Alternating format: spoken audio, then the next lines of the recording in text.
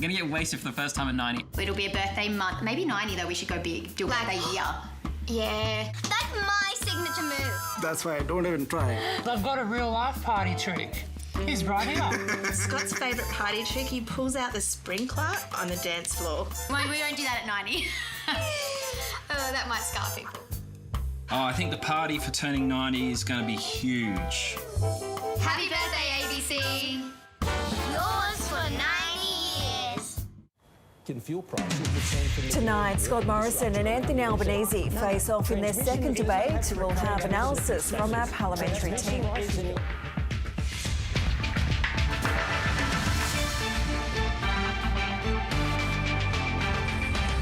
Ukraine accuses Russia of bombing a school where civilians were sheltering, killing several children. A blaze that tore through a derelict leagues club in Sydney, treated as suspicious. And the on-court blow-up before basketball star Liz Cambage's shock exit from the Opals revealed.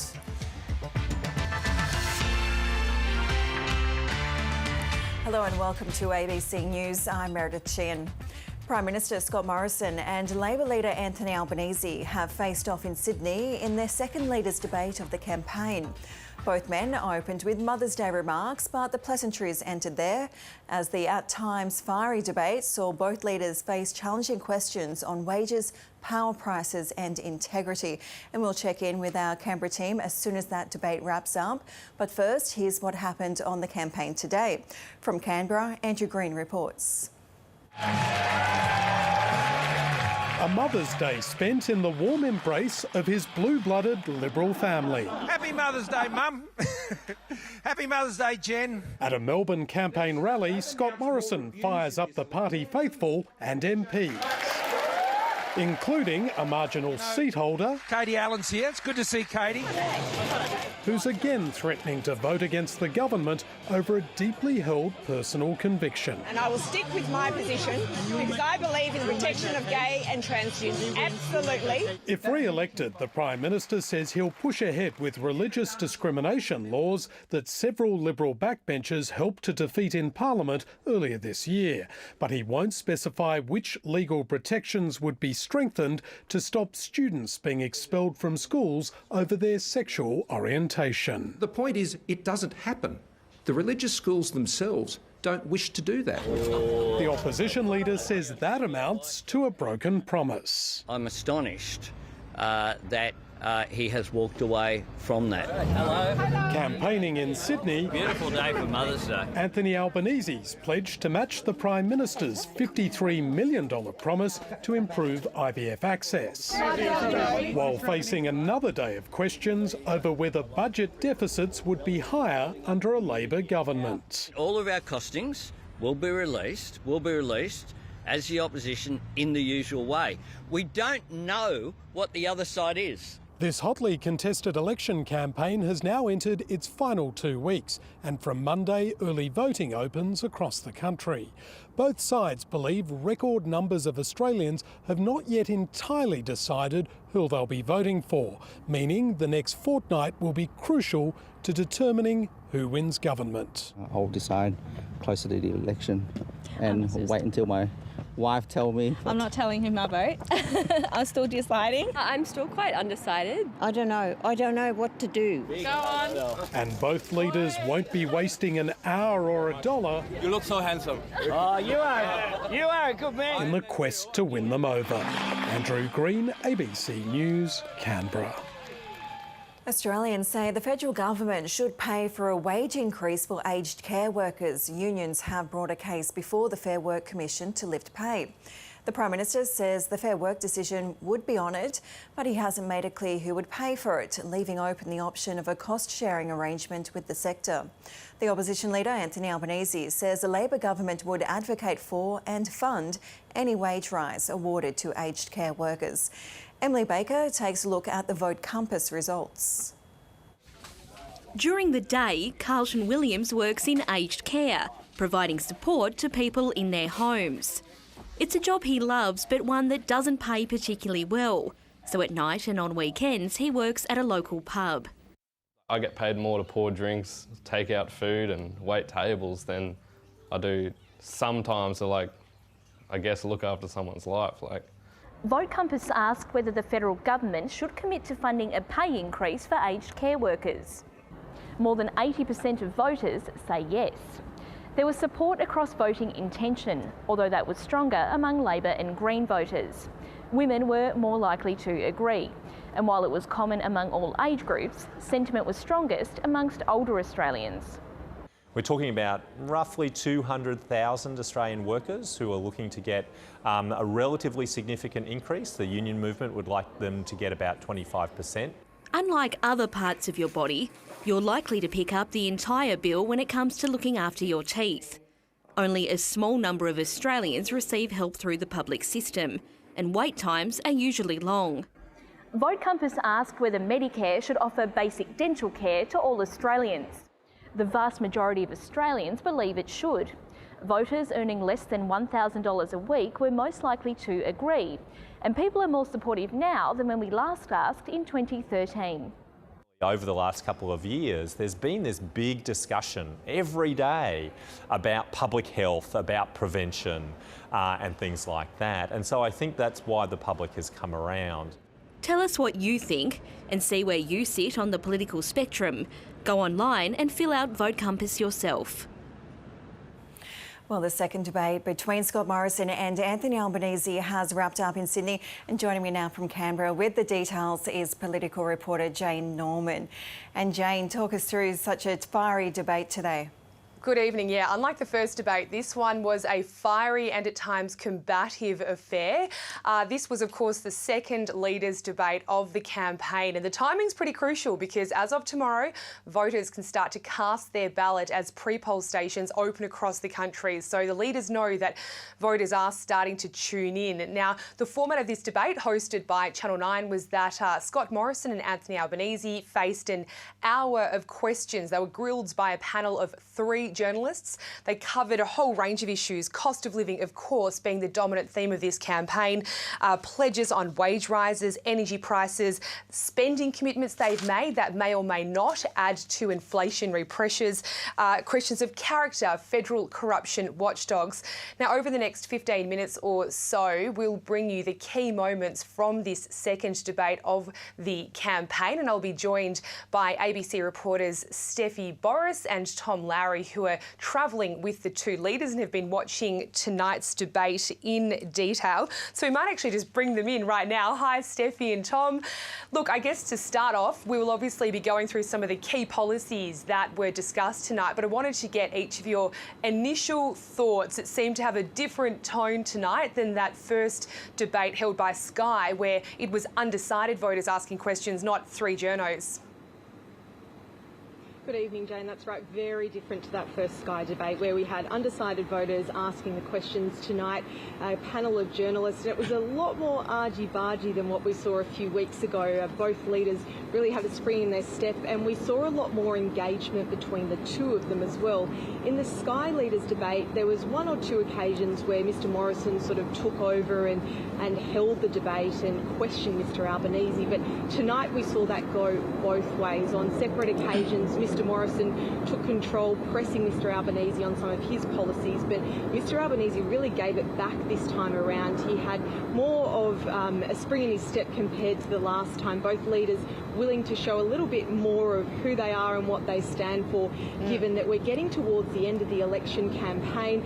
Pre-polling obviously opens tomorrow as well. They know that there is a lot at stake, and people are starting to tune in a little bit more as well. Now, Tom, you've been travelling with the opposition leader for some time. How did you rate his performance compared, of course, to the other debate as well? Yeah, I've always considered election debates to be perhaps more important for an opposition leader than for a Prime Minister. Voters already know Scott Morrison. They've seen, obviously, enormous amounts of him over the past 3 years, perhaps even more so because of the pandemic. So it's a real opportunity for an opposition leader to sort of lift their profile and give voters a much clearer idea of who they are. And in that sense, I think this was probably a pretty good night for Anthony Albanese. The key test in these debates is often, don't catastrophically stuff up, and you certainly wouldn't say that's the case. He put out a pretty polished performance. He really held his own against the Prime Minister and got some, great sort of shots across as well. The big test in these kinds of debates as well is, what are the people that didn't watch going to see over the next few days? What's going to cut through and, be the grabs that are run on breakfast television tomorrow morning and perhaps make it through to sort of the 6 or 7 p.m. news tomorrow night? And in that case, you'd probably think it might be Scott Morrison's not a race line that might be the one that cuts through. Yeah. So, that might be sort of the big takeaway from this election debate tonight. Yeah, well, let's get into it then. So on that very topic, Tom and Steffi, I thought was quite interesting tonight was that we're in a campaign right now. We've kind of at the other end of a pandemic, but COVID-19 has sort of barely rated a mention during this election campaign.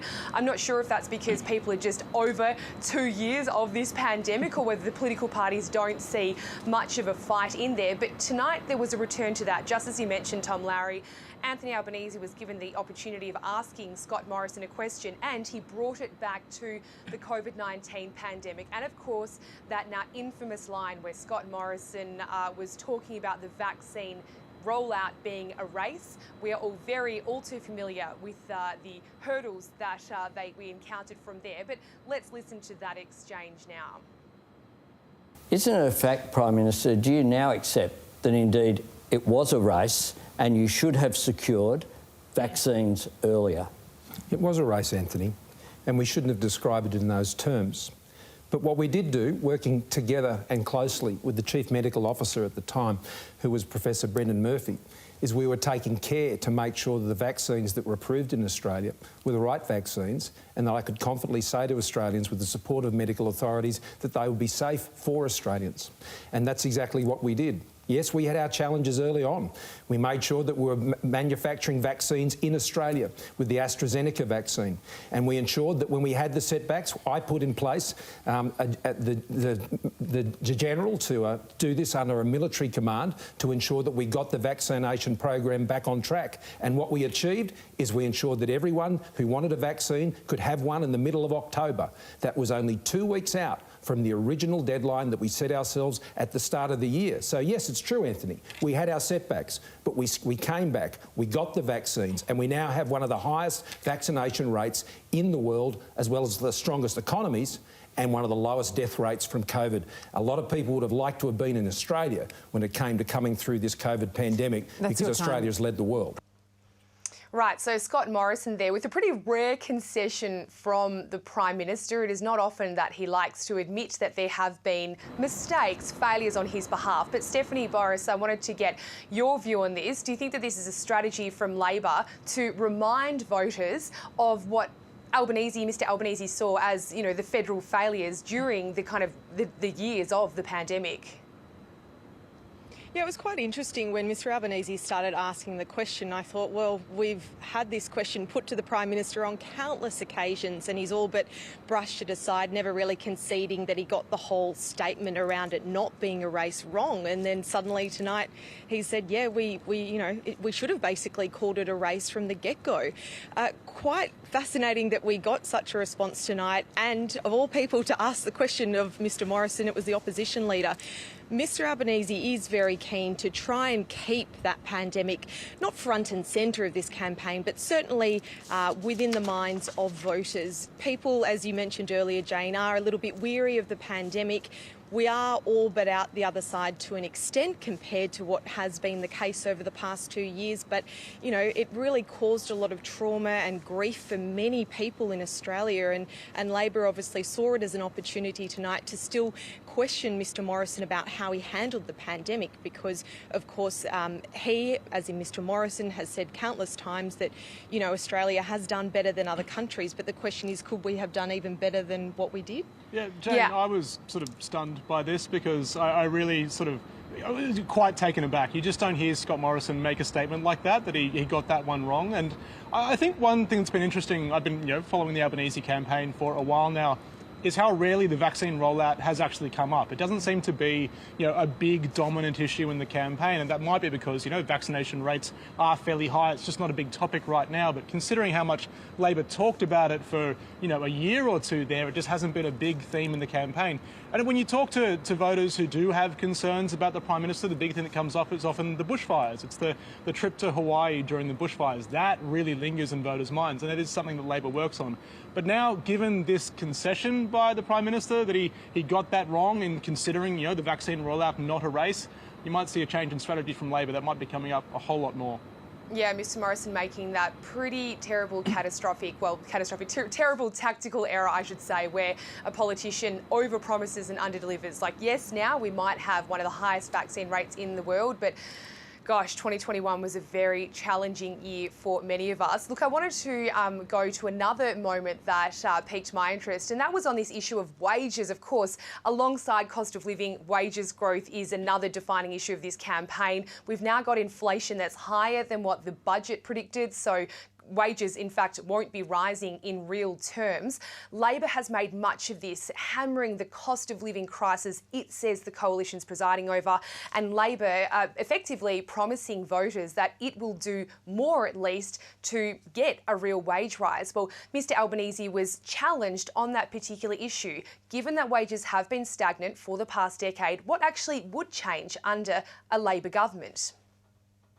Our objective is to have real wage increases, and we have practical plans to do that. Putting secure work as an objective of the Fair Work Act, addressing same job, same pay, so that people who are doing the same work get the same pay. Properly defining casualisation, dealing with the gig economy so that people in the gig economy are properly regulated and are paid at least the minimum wage. Addressing the gender pay gap through greater transparency as well. And the other thing that we will do, Chris, is address feminised industries such as aged care. We'll put in a submission to the Fair Work Commission that's dealing at the moment with aged care workers who are paid just $22 an hour. The Aged Care Royal Commission said unless we address that, people will leave the industry. But just to summarise, you can't guarantee that real wages will rise. The difference between myself and the current government and Scott Morrison is that we will try to do what we can in measures and structures to improve real wages. We will support, for example, minimum wage increases. At the moment, this government won't even do that. Right, well, that was Anthony Albanese there. And for viewers at home, when we talk about real wage rises, we're talking about wages growth outstripping inflation, which at the moment it's not, which means that people are basically going backwards. Well, let's bring in Tom Lowry and Steffi Boris. On this question, Anthony Albanese there saying it's Labor's objective to see real wage rises and that Labor will try. I'm wondering, do you think this has the potential, or does this risk undercutting Labor's whole argument that, it is the party that will oversee wage rises for the first time in more than a decade? Yeah, Jane, I was really interested in this because we put this question to Anthony Albanese many times over the past few weeks during this election campaign. Can he guarantee, or will he guarantee that wages will go up? And if so, what's his measure of success? How far should wages rise in real terms for him to consider that policy to have been a success? And we've never really got a clear answer out of him. To hear one tonight to say that he can't guarantee that necessarily was a pretty significant thing. Now, there's two things here. One, to make that promise, to say he would guarantee real wages would go up, would be an enormously powerful thing in this election campaign. You would be able to go to the voters and say, I guarantee that wages are going to go up. That's a really strong line to run on. So it certainly must be a temptation, but you can also understand why he'd be so reluctant to do it. We've heard so much about forecasts of pretty solid inflation in the years ahead. It's been very hard for any government really to drive wages up for quite some time. We've seen plenty of forecasts and not a lot of wages growth delivered over recent years. So it would be an enormously risky move for Anthony Albanese to make that guarantee as well, because there's just so much chance it's not going to pan out, you know, because of factors both within and outside of his control too. So, look, it's a really interesting moment in this campaign. I think, yeah, it's a chance. It would have been tempting to go and say, yes, we can guarantee wages are going to go up, but it would have been a difficult decision to make. And while we're on wages, that was a question. Go ahead, sorry. I was just going to say, while we are on wages, you're right. That was a general question about wages for everyone that's got a job. Aged care, though, Tom's been spoken about quite a bit on the Albanese side. And I think it's interesting that we still hear Mr Albanese pushing that Labor is backing that increased pay for aged care workers, not putting a figure on it, but saying, yes, they'll support it. Mr Morrison obviously not as clear with saying that he'll do that. And yes, I know that's only a small sector of the community, but it is a sector that's really helped a lot of people during the campaign and during COVID, and they've gone through quite a bit too. So he's sort of promising wage growth in some areas, but obviously can't make that promise overall. This is a slightly bit of a sidetrack, but just on... Go ahead. I was just going to say, just on aged care nurses, it was one thing that Anthony Albanese did guarantee tonight was that policy of 24/7 nurses in aged care homes by the middle of next year. He was asked that question, will the nurses be there? And he said yes. I did think that was interesting because there's been so many questions asked about aged care nurses and where they're going to come from, since Labor announced that policy. For me, that was a chance to perhaps sort of soften that a little bit, but he really doubled down on that, which I thought was a really interesting moment in this debate as well.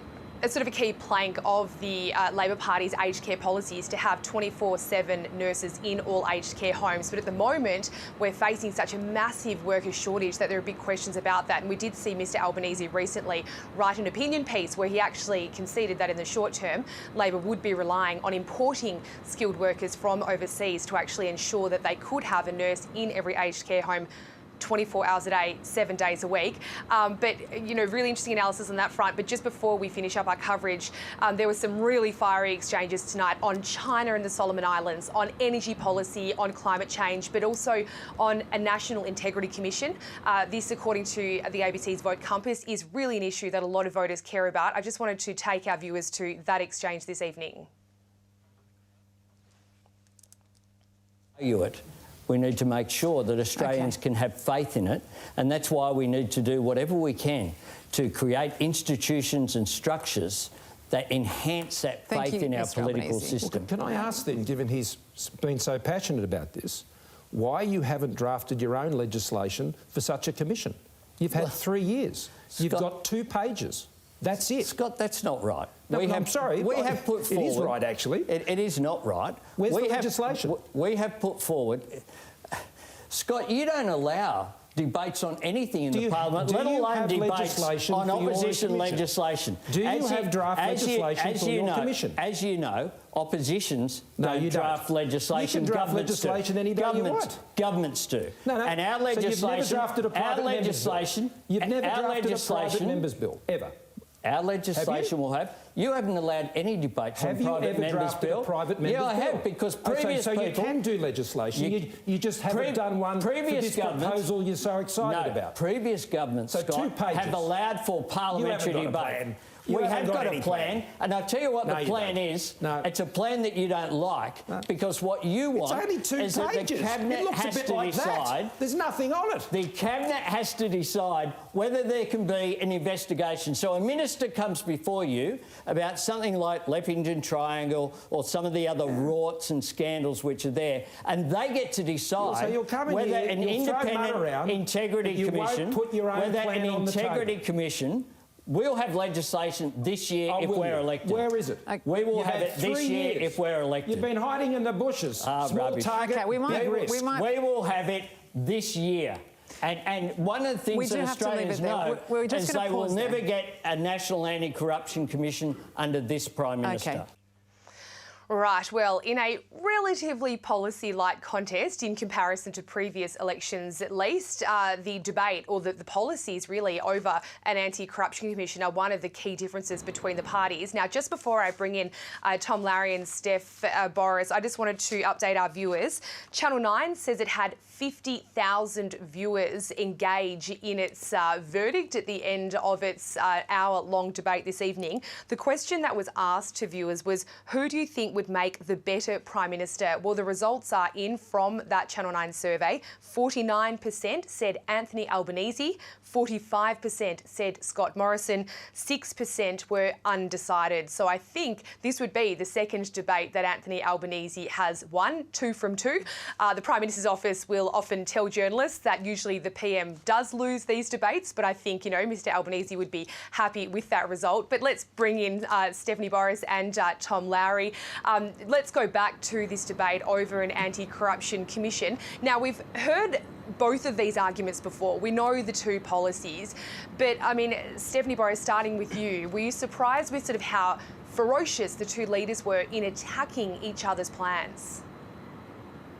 Well, I think Scott Morrison sort of had to attack Anthony Albanese, given he, as in Mr Morrison, has faced so much criticism over exactly what he will do in terms of creating that integrity commission. Now, the establishment of that national anti-corruption watchdog was listed as one of Mr Morrison's priorities ahead of the 2019 election. It didn't happen in the parliament that's just concluded ahead of this election. And this time around, we've pressed him on a number of occasions at press conferences, and he's conceded no, it's no longer a priority, and he only wants to go ahead with what his proposal is. He's not open to negotiating with, for example, the crossbench or Labor, which is an interesting decision to make, given that there are many pieces of legislation, Jane, as you well know, that do get changed, that are negotiated between the government and, say, the crossbench to get them through Parliament. So Mr Morrison standing firm on not wanting to change anything that he's put in his plan forward, and he somehow has to defend that. So I think that's what we've seen tonight, with Mr Morrison really trying to criticise Mr Albanese's approach. Further bring into this as well the fact that this is hurting Liberals in moderate seats, especially here where we are in Sydney. We're actually in the electorate of North Sydney, which is currently held by Trent Zimmerman, a Liberal moderate MP. Nearby, we've of course got Wentworth with Dave Sharma. Allegra Spender is up against him, the independent. And tonight, Mr Morrison was asked, you know, are you going to go and campaign in those seats? Because those MPs are worried about whether they'll be able to keep their seats. Mr Morrison not giving a clear answer, Jane. So when we don't get a clear answer, I would say the actual answer is no. He won't be going to those seats. I think we'd all be very surprised if we did actually see Scott Morrison campaigning alongside Trent Zimmerman in North Sydney, alongside Jason Falinski in McKellar and Dave Sharma in Wentworth, all where teal independents are mounting some serious challenges. But on this wave of teal independents, Tom Lowry, part of their platform is very national. They're not traditional independents promising, you know, more resources for their seats necessarily. They're on a platform of stronger action on climate change and a stronger action on integrity commission. And yet we still have Scott Morrison, who's very resistant to even negotiating a change to his own policy. Yeah, look, this was a really interesting question interesting discussion. I thought it was actually a good question that Scott Morrison asked Anthony Albanese as to why you don't have a bill, considering a lot of those teal independents do have a bill. They have the bill that's been put forward by the independent MP Helen Haynes. Now, it is interesting that Labor hasn't put out more detail about what their integrity commission would look like. They've said it'll be essentially a standing royal commission. It will have retrospective powers, but this was an interesting question. That being said, for Scott Morrison, it draws attention back to the bill that the coalition does have, they have Which put is out, friendless. that is basically entirely friendless. Yes, no one likes it. No one likes it at all. So it's not necessarily a very strong argument for the Prime Minister either. All right, well, Tom Lowry and Steph Boris, very much appreciate your analysis and staying up late with me on this Sunday evening to tease out the details of this second Leaders debate. We'll let you go and get some sleep before you join the Leaders campaigns early tomorrow morning. So that's where we'll leave it here on News Channel. Tomorrow morning on News Breakfast, of course, we'll have further analysis on really the wash-up from this debate. And just to clarify, Channel 9 says it's had 50,000 votes from viewers so far, and the results, 49% said Mr Albanese, would make a better Prime Minister, 45% Scott Morrison. And that is where we'll leave it here this evening. Go back to News Channel now for an update on the rest of the day's news. Tuesday. I gotta run, or else he's gonna kill me. How did an abusive husband get away with murder for 30 years? The Family Court Murders, Tuesday 8:30 on ABC TV and on ABC iView. Report the facts. The following program is audio described on television for people with impaired vision.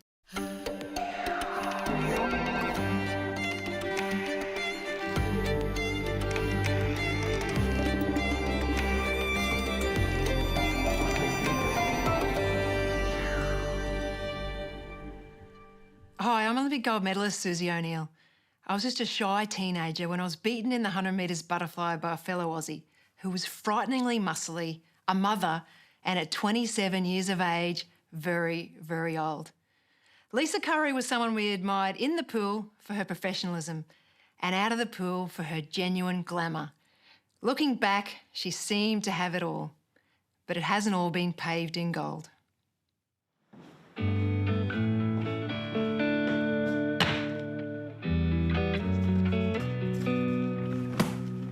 Why I left Grant? Well, as if you people would know. Just make it up as usual. Well, being thrown into the spotlight was, I don't know, it felt easy for me because I genuinely like people. You know, it was only when the spotlight became intrusive that it becomes a bit uncomfortable. Lordy Lord. Not on the cover. In the heyday, in the 80s and 90s when magazines were big, she would have moved tens of thousands of copies. Oh, I've got the worst hair ever. Look at that hairstyle.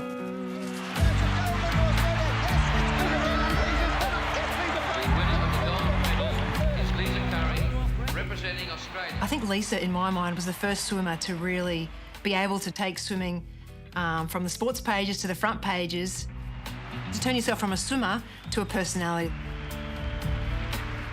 Their whole family became so well known. I think everyone just grew up with each child that was born. You know, everybody felt that they knew them.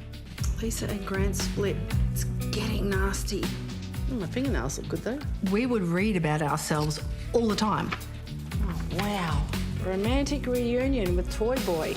New photos. Some of the public are sick to death of seeing our family. They're sick to death of reading about me, seeing me, you know, like, stop hogging the media, all this sort of thing. Oh, cougar crisis. Oh, I'm not even going to read that one. Many people looking from the outside in will think, oh, but Lisa Curry has, you know, the gifted life. She's had a silver spoon, and it's so not true. Nobody knows what happens behind closed doors to any family. You know, it's not all rosy and sunshine all the time. You put on a strong front to everyone else when you go out in public. No one knew the struggles that we had as family.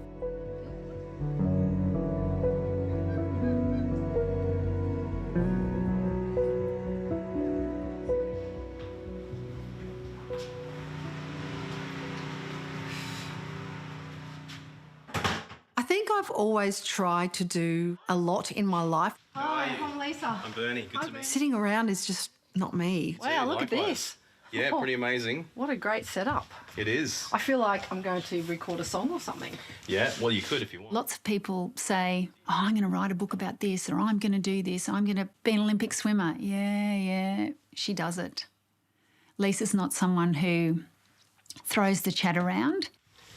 Well, I've done many things in my life, but nothing like this. Yeah. First time for everything. Yep. My whole life has been goal-driven, and yet I don't have that at the moment. I have to be like this distance. Memoir. 60 years of life, love and loss, written and read by Lisa Curry. Oh, it's funny, I don't read things out loud. There's something that changes in you when you lose someone. It's like your soul has changed. It's like you realise what's important. All right, you ready? Mm-hmm. Go for it.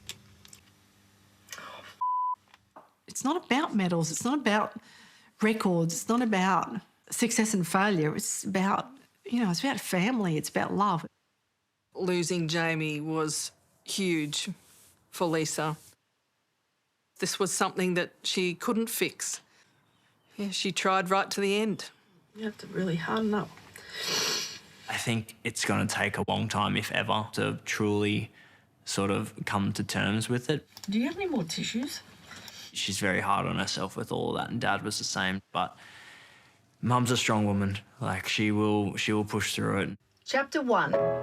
A good start.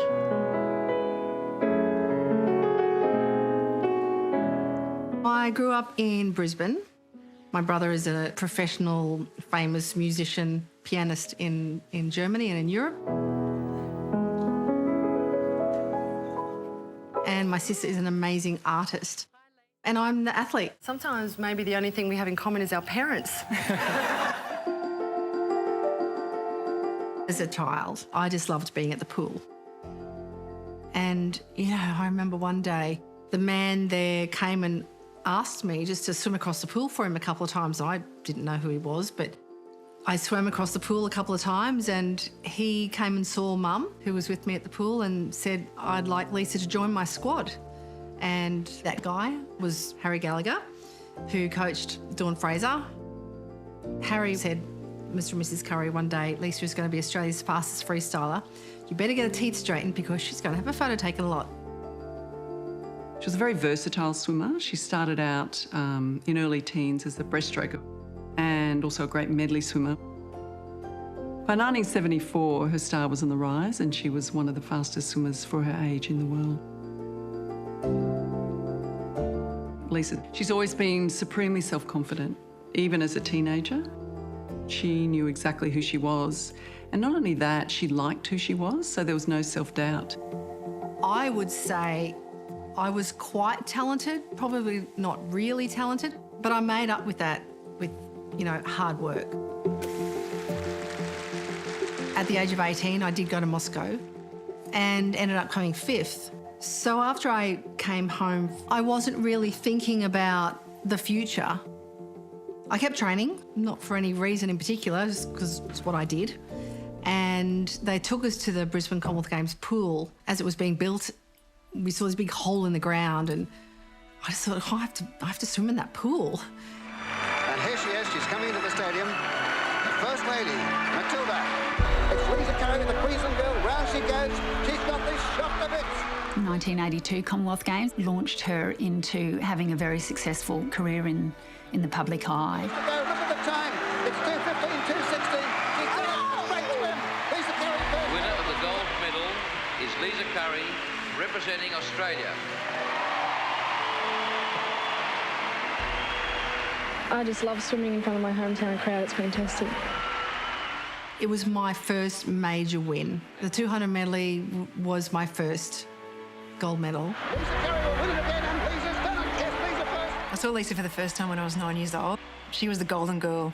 It looked amazing to be winning races and people cheering for you, and it looked like something that I wanted to be part of.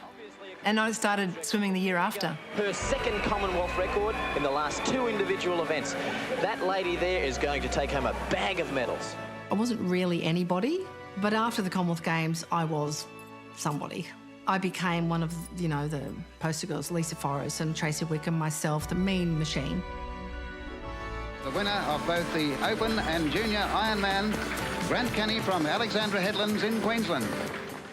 On the last night of the swimming, Grant was being taken by an official to meet the Queen, and we crossed paths, and I went, oh, that's, you know, Grant Kenny, that's an Ironman. I used to eat Nutrigrain at school. It's Ironman food. And how do you feel after that this morning? Oh, not too bad. And then we accidentally bumped into each other at 5 o'clock the next morning at the Sunnybank pub. We were talking and he left to go home to go training.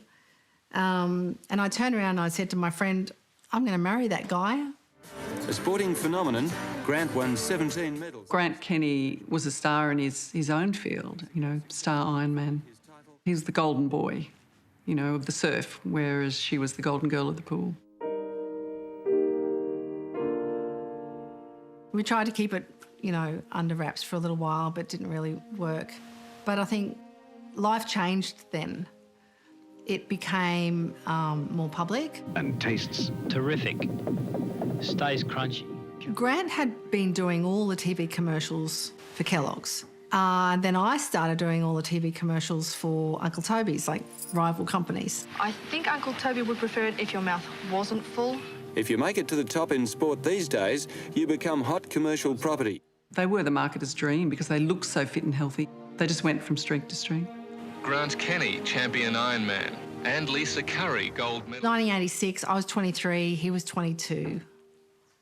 We thought we were mature. And we decided we'd get married. It was Queensland's sports wedding of the year. The state's favourite couple were finally being wed. Your eyes. And then, you know, the next year had a baby, and it was just, the start of our new life. Here's Jamie, 1 day and 2 hours old. I thought if I ever have a little girl, I'm going to call her Jamie Lee, which is what I did. Wave to mummy. She looks like she smiled. Wave to mummy. She was a beautiful baby. Lisa just loved every moment of it. Jamie had very many traits of her mother. She was strong-willed.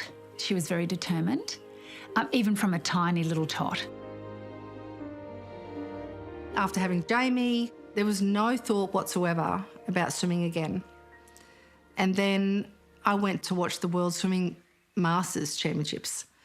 And there was a girl there that swam, an American girl, and she was 33. And she swam faster than any Australian had ever swum in a 50 and 100 freestyle, my events. And I thought, oh my God, you're so fast, you're so amazing, and you're old. And I said to Grant, I know I can swim fast again. Titled Australia's Supermum, the song marks her comeback to competitive swimming. At the song's launch in Brisbane, an emotional Lisa played down her achievements. And as far as the writing about me being a supermum, I think every mum is a supermum. And 17 days to go, I won't let you down. Lisa says she's right on target to win gold at Auckland.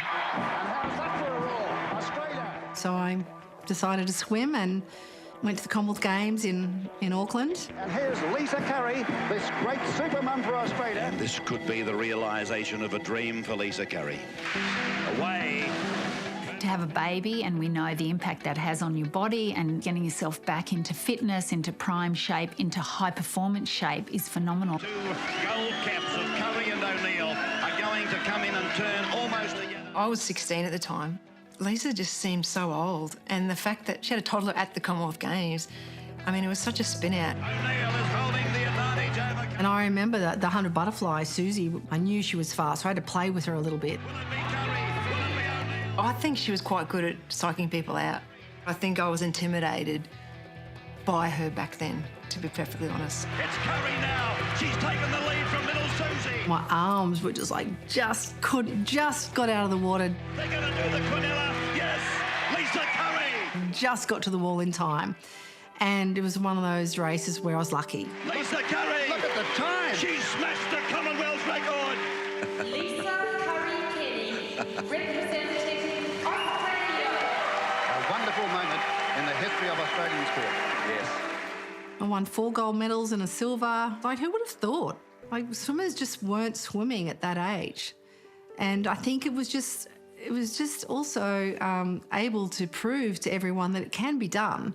You just got to do the work. When I actually got second to Lisa in the 100 fly, Jamie Lee was on Lisa's shoulders. It wouldn't happen these days, to be honest, but she was like with the team, sitting on the pool deck, and she was always sort of running around and was in the water. She was around the pool all the time. All the swimmers, they all loved Jamie. Last day of the Commonwealth Games, I just threw my pill packet in the bin because I did what I set out to do. I retired again, and then I fell pregnant with Morgan, and I had 2 little girls.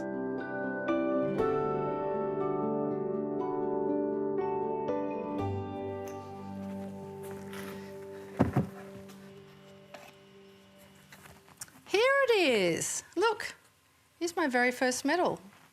I won this when I was 10 for the 50 freestyle, Wellers Hill. Lisa hadn't unbelievable swimming career. She competed at 3 Olympic Games. My first overseas trip when I was 14. Her career was 14 years long. That's such a long time for a swimmer. I wonder if my kids will just throw them out. Better not. There was just that one thing that I never got, which is what I wanted, which is just that one Olympic medal. It was so close on so many occasions, but, you know.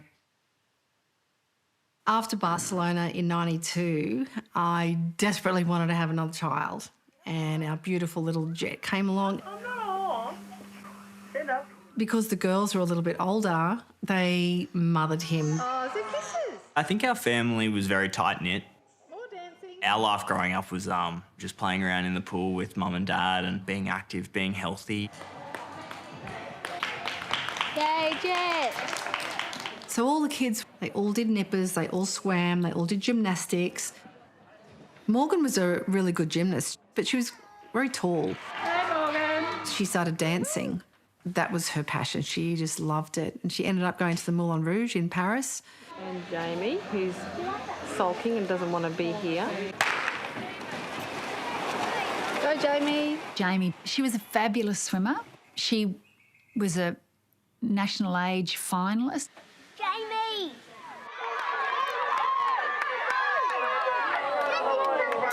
I had to make a decision between soccer and surf life saving and went the way of surf, and I've been doing it ever since.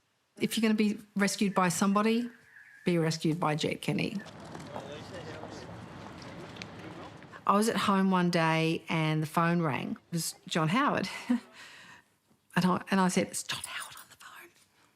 And Mr. Howard asked me if I would like an opportunity to work with the National Stray Day Council and if I would be interested in being chairman. I thought she was ideal for that job.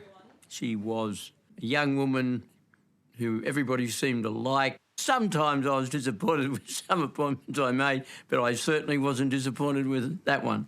The chairman of the National Australia Day Council, Lisa Curry-Kenny. I was in important meetings and I felt grown up. And but at the same time, I was just Lisa. Miss Maureen Plavsic. I've been practising that all week. I got it wrong. I'm sorry, Maureen, where are you? I'll come and see you afterwards. I have been practising all week.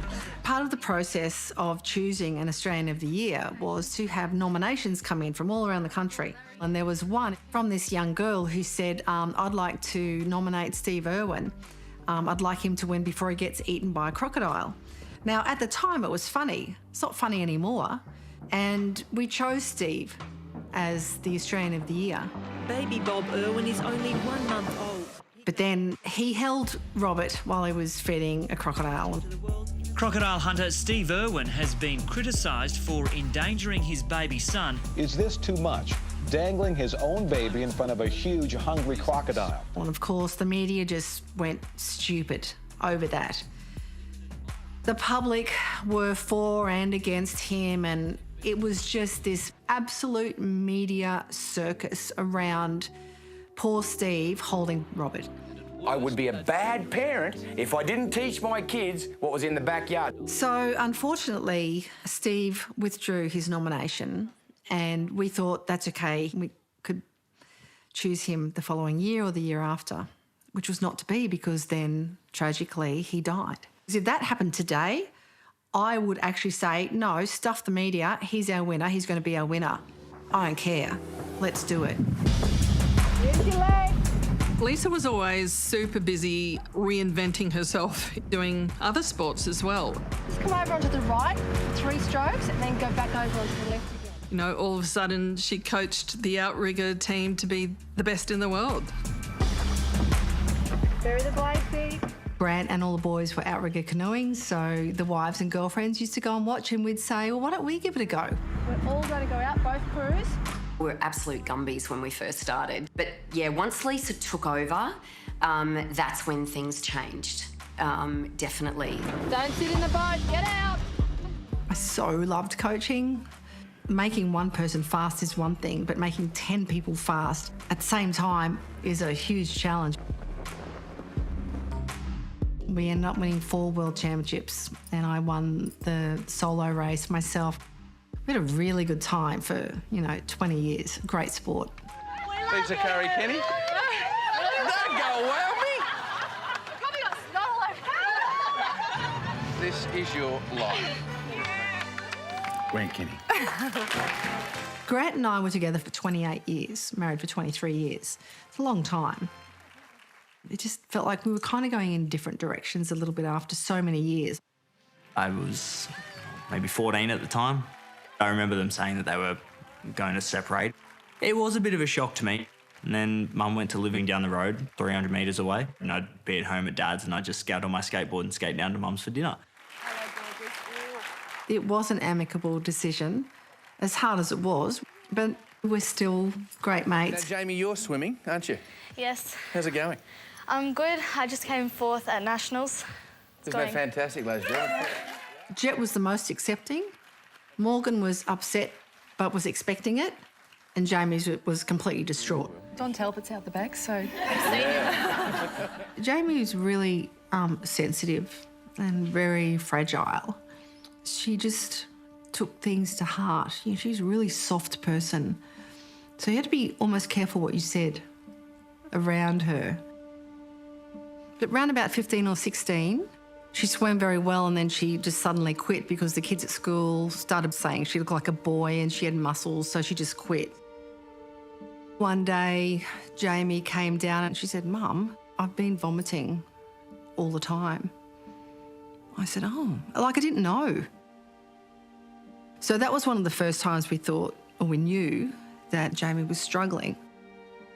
So when Jamie was in her early 20s, she told us that she had an eating disorder. We saw doctors and the doctors would say, "Don't talk about the food because it's not about the food." And we'd think, well what is it about? How do we fix this? I knew Mark and Gay had 2 daughters similar to Jamie, and there were times when I had no idea what to do. I was at my wit's end. If somebody has an eating disorder for any great length of time, they're trapped and they don't know how to escape this thing, this beast that's got them. So they turn to another addiction to soften what's going on.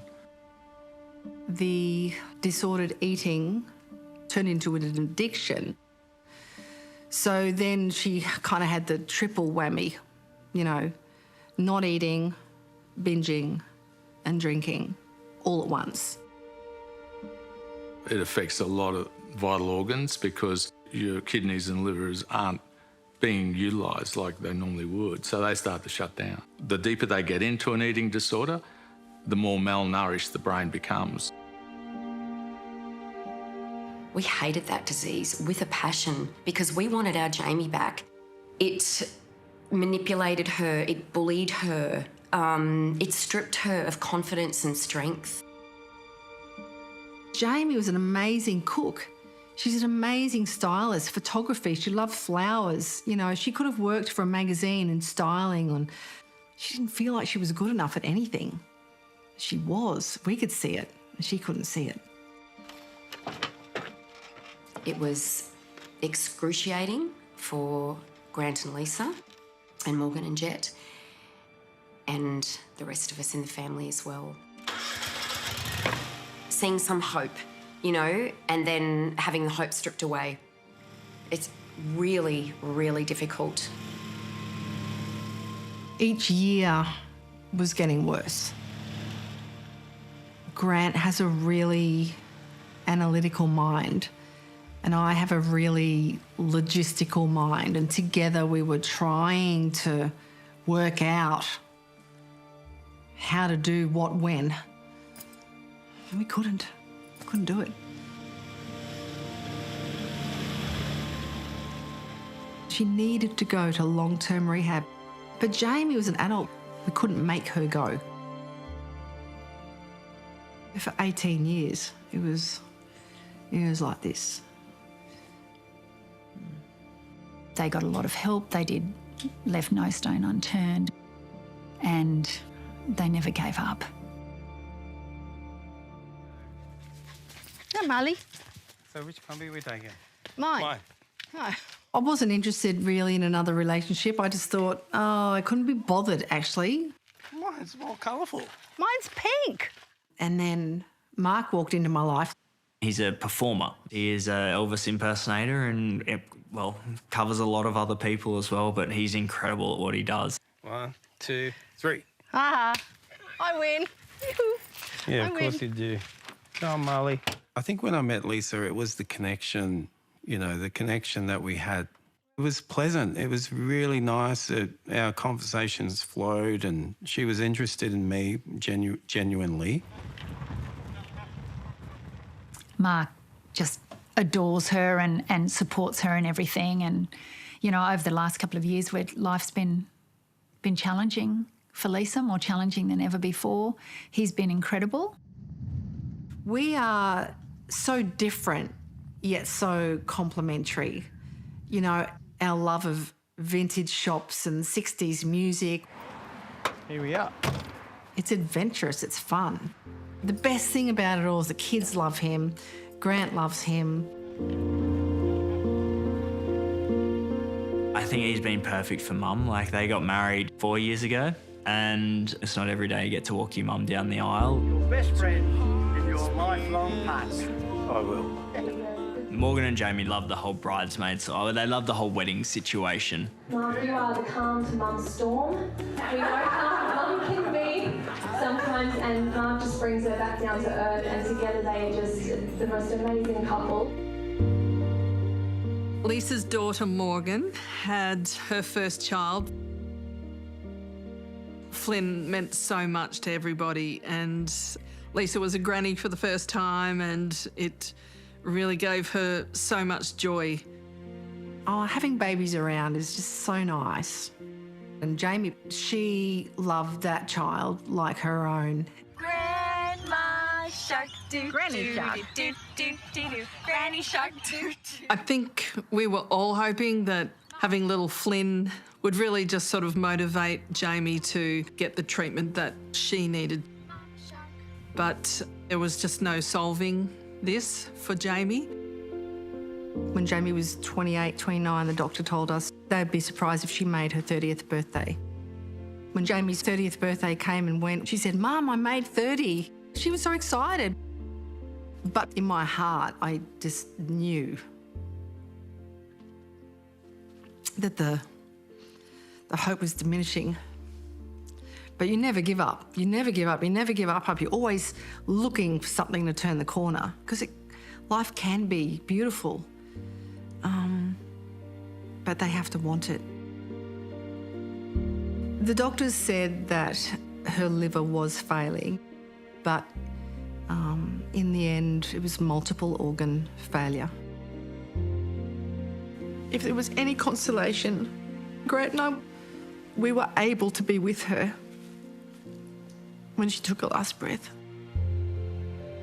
We were there when she took her first breath, and we were there when she took her last.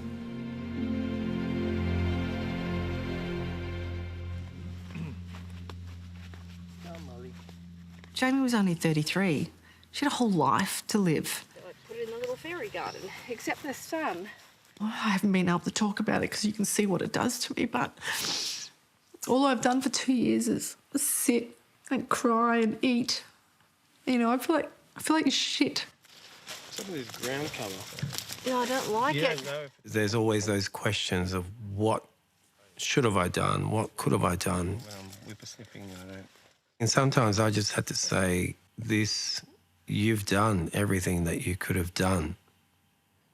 So you cannot carry this anymore. I'm still in a state where I'm still trying to work it out. Because if I can help someone else, if I can say, you know what, here's something that I've learned, it might help another family's kid. But I can't seem to do it. It's annoying. If I knew the answers, I'd be shouting it to the world. Hello. Hi. People ask me what's the best thing that I've ever done in my life, and clearly it's having 3 children. And now having grandchildren. Is your little baby getting bigger? Yeah? I've had a great life, I really have. Hey, Taj. Hi. It's 60 years of life and love and loss. Been cuddles. The worst losses you can have. Do you say yum yum? Just lost mum last month as well, so it's, you know, it's just hard. Of course it's changed her. But see, I see Lisa as this person who's very resilient, and I just think that has helped her keep putting one foot in front of the other. We all have to get up and continue on with life. We have to keep doing what we're doing, even when we don't feel like it. Look at Granny's white and pop in. I've got, you know, to think about my next 30 years now and what do I want to do with them. Up, down. I have every intention of being, you know, the fittest granny around when I'm 90. So I want to be here for my grandkids. I want to see them get married. I want to be a great granny. Yeah. And, you know, that's where I am.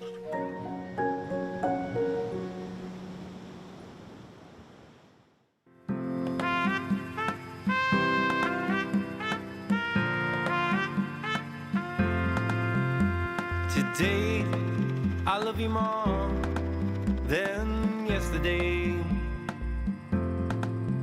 And yesterday, I loved you more than the day before. Whose is that? That's yours. And tomorrow, I will love you more than today. Oh, God, I'm so spoiled. I love you more than yesterday.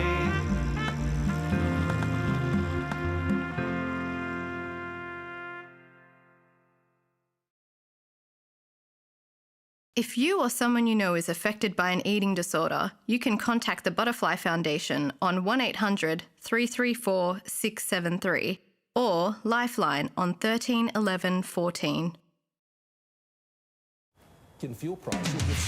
Tonight, Scott Morrison and Anthony Albanese butt heads in a fiery second leaders debate in Sydney.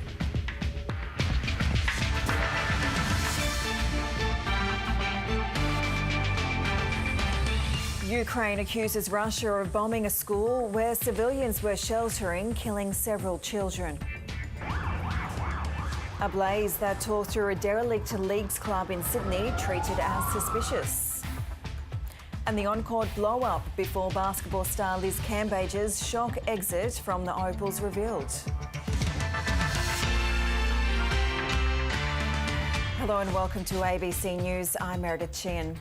Scott Morrison and Anthony Albanese have gone head-to-head in a combative second leaders debate, with both leaders challenged on wages, cost of living and integrity.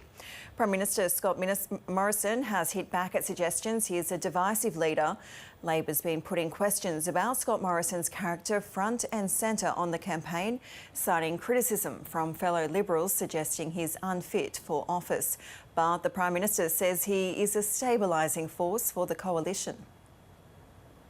I'm the first Prime Minister to face an election after having been elected for the first time 3 years ago. And when I became Prime Minister, our party needed to be united, and that's what I've done.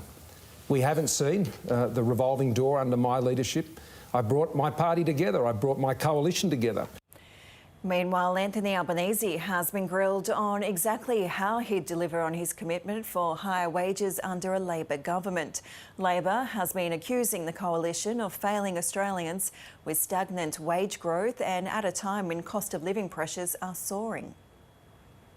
The difference between myself and the current government and Scott Morrison is that we will try to do what we can in measures and structures to improve real wages. We will support, for example, minimum wage increases. At the moment, this government won't even do that.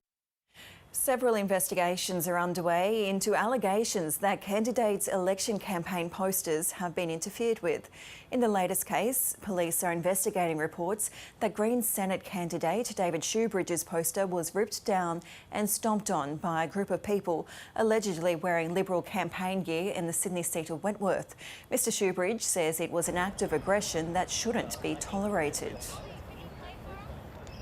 I found this quite genuinely offensive, and the thought that it was done in full daylight, in this sort of brazen way, really added to it, and that's why I took it to the police.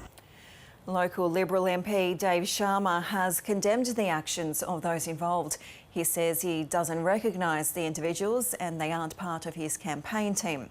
Police and the Australian Electoral Commission are also investigating other accusations of tampering.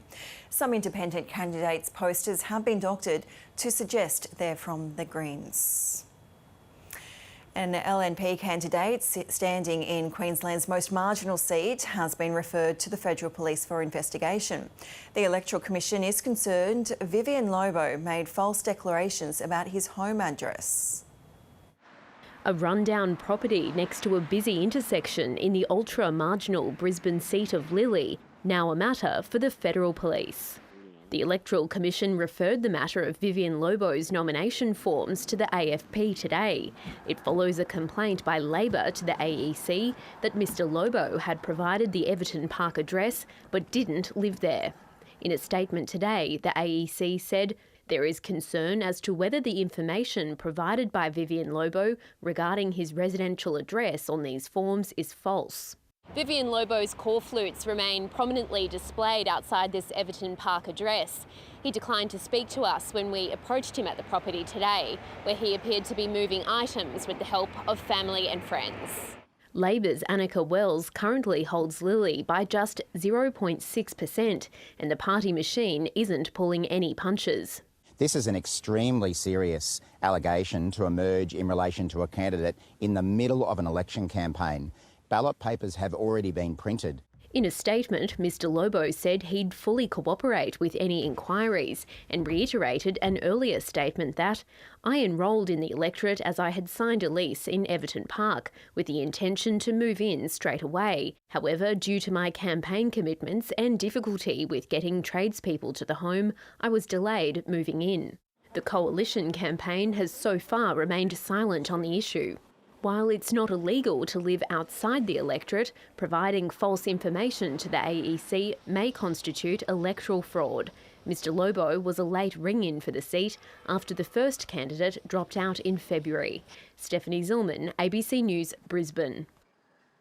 Despite being the Deputy Prime Minister, Barnaby Joyce has been used sparingly in the first 4 weeks of the campaign.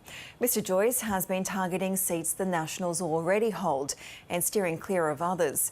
As analyst Casey Briggs explains, his movements highlight a distinct divide in Australian politics. Get set. It's a big country and the Nationals leader Barnaby Joyce is clocking up a lot of kilometres traversing it. Take a look at everywhere he's going and look at all the checks he's been carrying around with him. He's visited a lot of Queensland seats, including a fair few visits to the seat of Flynn. Here's where he offered $2.5 million for some new soccer club rooms. Here, $250,000 for the Gladstone Bowls Club. Further south, Barnaby Joyce has been visiting seats like Cowper. While he was there, he offered $5 million for a new veteran centre. And even further south to the seat of Patterson on the outskirts of Newcastle, where $55 million were on offer for airport upgrades. Here's all of the media events we're aware of that Barnaby Joyce has had since the campaign began right up to yesterday. And almost all of these events have been accompanied by a dollar figure. It's always difficult to add up just how much cash has been promised because politicians often re-announce the same money over and over again. But being conservative, we've counted up more than $150 million worth of promises that don't seem to have been announced before. And you'll see he's spending most of his campaign north of this line. To be fair, most of the Nationals' lower house seats are in Queensland and northern New South Wales. That's also where Barnaby Joyce's personal support is thought to be strongest. But this line, 33rd parallel south, might turn out to be quite an important line in this election. The coalition's been facing difficulties campaigning on net zero north of the line, particularly in Queensland, with candidates saying things like net zero is dead. Inversely, south of the line, you've got voters who think climate action isn't strong enough, and that's helping fuel the rise of teal independence. Labor had similar problems last election, particularly when it came to climate policy. And the independent running in the Victorian seat of Nichols, on paper a safe Nationals seat, he thinks Barnaby Joyce is a net negative for the party in the south. You could call this the Barnaby line. Perhaps we should also be regarding it as one of the key geographical fault lines in Australian politics. To the war in Ukraine, and all women, children and now the elderly have been evacuated from the besieged Azovstal steelworks in Mariupol. The plant has become a fortress for Ukrainian resistance fighters making a final stand in the crucial port city of Donbass. Negotiations will now shift to getting wounded soldiers and medics out. Further north, 60 people are believed to have been killed in a Russian bombing of a school. 90 people were sheltering in the building in the village in Luhansk, which caught fire. 30 were rescued and at least 7 were injured. Ukraine's farmers have found themselves on the front line of Russia's invasions. Their fields are being mined, their silos are being destroyed and their exports cut off. But Ukraine's farmers are fighting back. Europe correspondent Nick Dole reports from Dnipro in central Ukraine. In farming and in life, it's said you reap what you sow. So when Russian soldiers took Ukrainian farmers' land, they got on their tractors and took their tanks. They're images that fill Alexander Shobina with pride. We're all Ukrainian. We didn't go to them. They came to us. And this is typical of Ukrainian farmers. Farmers have found themselves in the firing line during this war. Their grain storage facilities have been attacked. Shelling has left their green fields covered in craters, and some have even been mined. Everything we're doing now is related to the war. We go to bed and we don't know if we'll wake up tomorrow. Vitaly Kostricha grows corn, wheat and barley, but he can't even sell his grain at cost price, let alone make a profit, because Russia has all but destroyed Ukraine's export market. Its blockade of Black Sea ports is starving farmers of income and Ukraine of a big source of national wealth. The attacks on infrastructure and the blockade on exports don't just hurt Ukraine, they hurt the world. About half the wheat bought by the World Food Programme comes from Ukraine, so Russia's war could have devastating consequences for those who can least afford them. Anatoly Hosenko's son is on the front line while he's working on the farm. It's been hard to get enough workers, with people fleeing or fighting, and the curfew means time in the fields is limited anyway. He says it's a shame this fertile land isn't reaching its full potential. It's such rich black soil, he says. This land is his life, and it shows. Do you think that people understand how important Ukraine is for feeding the world? Now they do understand, he says. They may not have before, but now they get it. But farmers here aren't standing still. Vitaly, like many others, is donating his excess wheat to feed soldiers and refugees. It's milled nearby and taken to this old bakery, revived after 35 years just for the war effort. Its wood-fire oven turns out more than 250 loaves a day. Livestock is also being sacrificed. These pigs have been donated, and Alexander's team turns them into stew to send to hungry troops on the front line. This is a struggle for all Ukrainian people against the invasion, and farmers can play a special role. They know their land better than anyone, and if Russian troops try to take it, their tractors will be ready. Nick Dole, ABC News, Dnipro. Protesters in Sydney have condemned Russia's actions in Ukraine on the eve of Victory Day, which celebrates the Soviet Union's triumph over Nazi Germany in 1945. About 150 people gathered near the Opera House to sing and chant as the word Ukraine was written in the sky. The event also marked Remembrance Day for Ukrainians, acknowledging those who died in World War II. It's about remembering everyone who defended their country rather than making a big show out of it. It's important for us to commemorate not only people fallen into the Second World War, but how many people have already fallen in the war, which Russia has started. Organisers thanked Australia for its ongoing support as the war enters its 11th week. North Korea has fired a submarine-launched ballistic missile, according to South Korea and Japan. It comes just days before the inauguration of South Korea's new president, who has vowed to take a tougher stance to the north. The US has warned that North Korea could be preparing for a nuclear weapons test for the first time in 5 years. In one of the harshest controls imposed on women since the Taliban seized power, Afghan women have now been ordered to wear the all-covering burqa in public. Under the new decree, women have also been ordered to stay at home unless they have an approved reason to leave. Women's rights advocates have reacted with fury and dismay, with the edict also condemned by the United Nations. In cities like the capital Kabul, many women don't cover themselves head to toe. But for these women, that's about to change. Humans are born free. No one has the right to talk about women's clothes. First it was the closure of schools and universities, and now the decree of mandatory cover-up. Women who fail to comply could see their husband, male relative or guardian jailed for 3 days. In Afghanistan, 99% of women follow the correct code. The other 1%, we request they implement this decree. This is not our order on women, but an order from the Quran. This latest edict comes on the back of hardline new restrictions on women travelling and working. And teenage girls are still waiting for their promised return to the classroom. The schools need to be open. There is famine all over this country. There are suicide bombings. There are so many other problems, oh dear God. Instead of looking after that, they're always after women.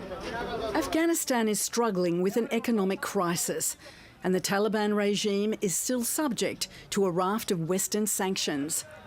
The UN says the burqa decree creates new strains in the Taliban's efforts to gain international recognition as the country's legitimate government.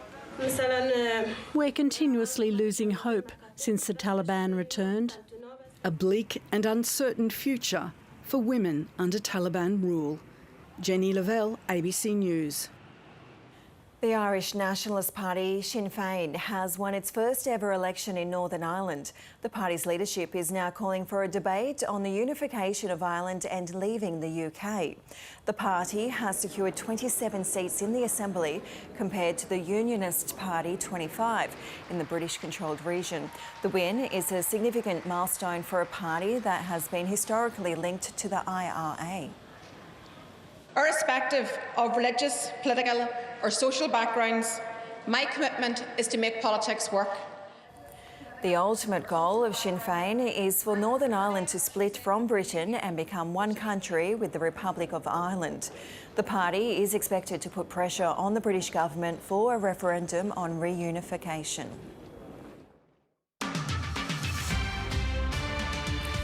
A blaze that tore through the old Balmain Leagues Club in Sydney's Inner West is being treated as suspicious. The derelict building has sat abandoned for more than a decade, and yesterday's fire has raised more questions about its future. A blaze in Balmain on a contentious block of land.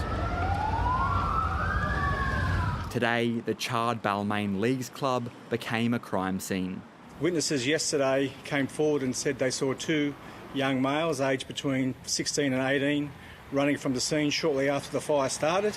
A $135 million master plan for the site, including a new club, apartments and town square, was approved in 2020. But a year later, before a sod was turned, the state government acquired it to help construct the new Western Harbour Tunnel. Attempts to lock in the future of the site have crumbled. Well, we've known for 2 years that this is a serious fire safety hazard. We've made it clear to the government publicly and privately that this building does need to be demolished, and it's time for the Premier and the Transport Minister to act. There are challenges with that site, not just at a state level but at a local government level, and I think it's a sign that we need to do more to ensure that these incidents don't occur again, but we get the right development in Balmain. While this site remains in limbo, locals say it's become a haven for arsonists, squatters and vandals. All of this right beside a busy inner west thoroughfare. I have a bit of sentimental value to a lot of people that live around here. That looks terrible. I reckon that someone should get off their bums and do something. A future waiting to be realised. Jake Lapham, ABC News, Sydney. The daughter of a Queensland woman missing in Mexico has been reunited with her family. 2-year-old Adeline was found alone outside a church in Cancun on Sunday. Her mother, Tani Shanks, is still missing. The toddler's uncle and grandmother recognised the child in a post circulating on social media and immediately flew to Mexico. The family has released a statement saying it remains deeply concerned for the safety of Tani, but their first goal is to bring Adeline home to Australia. Queensland Police say they're liaising with the Mexican authorities over Mrs Shank's disappearance. Former Australian basketball captain Jenna O'Hea believes star player Liz Cambage won't represent the Opals again. Cambage last week told the ABC she didn't feel supported when she was playing for the Opals. That's been refuted by O'Hea. Her former captain also confirmed allegations about what Cambage said to the Nigerian team during an Olympic warm-up game last year. Liz Cambage had her feathers ruffled and she turned to them and said, "Go back to your third world country." And of course, Ezi Magbor is originally Nigerian, a Nigerian who's now living in Australia and playing for your team. And as a result, there was a brawl that erupted. And since then, you haven't spoken to her. That is all 100% correct. Will she ever play for Australia again, do you think? No. Cambage was reprimanded by Basketball Australia for the incident involving Nigeria. She withdrew from the team shortly before the Olympics, citing mental health reasons.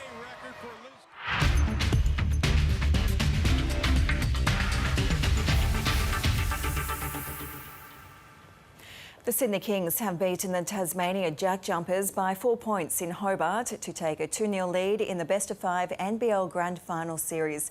Josh Adams finished with 36 points for the Jack Jumpers, but it wasn't enough as the Kings won 90 points to 86. In Hobart, all roads led to the Jack Jumpers' home court for the latest chapter in Tasmania's fairy tale first season. And now the steal. Look out! Oh, they're up and about. Tasmania got the jump on Sydney to lead by 10 points at quarter time. Into the 3-ball. I mean, that's a big hit. The Kings were without injured MVP Jalen Adams, but had other scoring options. It's all happening for the Kings. That's 14 unanswered points. The answers did come from the home team, which edged ahead at half-time. Weeks is feeling good. He's feeling really good. Some of the officiating didn't sit too well with Kings coach Chase Buford, who put his foot in it. Chase Buford is headless. Coach Buford lost the plot. Oh, my goodness. They must be steel caps. Josh Adams was single-handedly taking the Jack Jumpers towards victory. Oh, he's calling for the crowd to get involved. The Kings lifted in the final quarter. Adams kept his team within striking distance in the dying seconds. That is extraordinary. The crowd wanted a feel-good finish, but the Kings weren't feeling sentimental. DJ Vasiljevic, a dagger. The visitors won by 4 points to take a 2-0 lead in the series. The coaches trusted me. X told me before the game that you're the one who has to step up this game, and I mean, I don't shy away from moments like this. I thought it was a fantastic game, exciting, one that I think the players, cherish to play in. Sydney hosts Game 3 on Wednesday. Duncan Huntsdale, ABC News. Melbourne has continued its unbeaten run to the start of the AFL season by beating St Kilda by 38 points at the MCG. A dominant first half from the reigning premiers set up the win against the much improved Saints, who showed some resistance but were not good enough. It looked a little too easy from the start. Oh, what a catch in the gully, not paid by the umpire. The reigning premiers only needed one hand and moments later one step on the opposite leg to stamp their authority over the Saints. Keziah Pickett was everywhere early. The danger was imminent and there's another strike. Nothing was going the Saints' way. Or has he? Touch. With even the straight forward made difficult. The Demons dominated the middle and destroyed the Saints from stoppages. The Saints only kicked their second midway through the second term. And despite a 35-point deficit at the main break, Max King helped his side gain some momentum in the third. And 47 has become 22 on the back of 4 consecutive goals. But the damage had well and truly been done. The Demons were spoiled for goal scorers, while their midfield brigade was classy as always. Melbourne is now a game clear at the top of the ladder. Tom McDonald kicked 2 goals in his 200th game. We're still improving and we're prepared for the team's best every week, and we're loving it. We're embracing the challenge, and it's a great thing to be a part of at the moment. After showing much improvement, the loss is St Kilda's second in a row and leaves them outside the top 4. Tom Maddox, ABC News. The Storm has broken an 87-year NRL record and leapfrogged the Panthers into top spot on the ladder after their 42-6 win over the Dragons this afternoon. Meanwhile, the Sharks have produced a gritty 19-point victory over the Warriors, despite playing with 11 men at one stage. Up an early try, the Sharks would soon be down a man when William Kennedy came charging. Oh my goodness! Yep. Kennedy with a coat hanger. Will, you're off, mate. Immediately, the Warriors would capitalise not once but twice after some brilliance from Reece Walsh. Here's a chance for Violea! Cronulla rallied, scoring 2 tries against the Tide until this hit also came under scrutiny. Oh boy. It's on report and you're in the bin.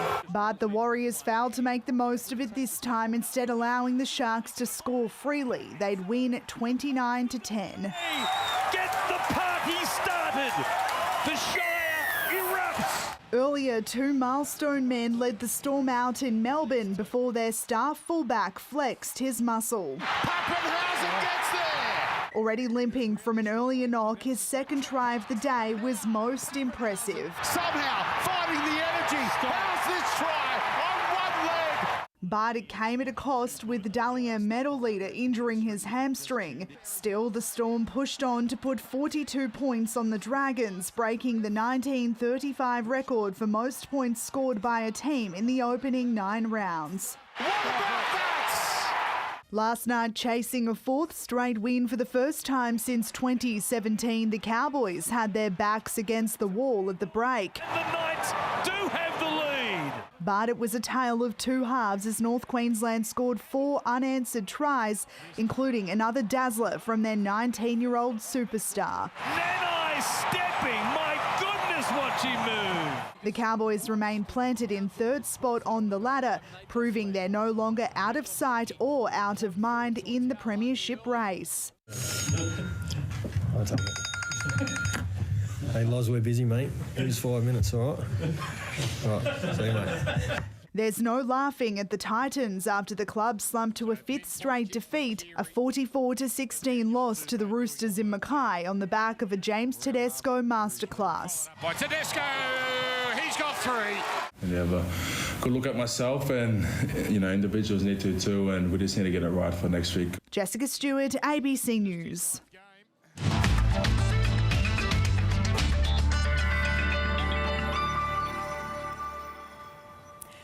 Troughs over eastern Queensland and northeast New South Wales are generating showers and storms. A trough and onshore winds are causing the odd shower in Victoria. Meanwhile, a cold front is bringing showers and storms over southwestern WA, mostly dry elsewhere under a high. Isolated showers in Queensland's east. There'll be late thunder and cool to mild in the northwest.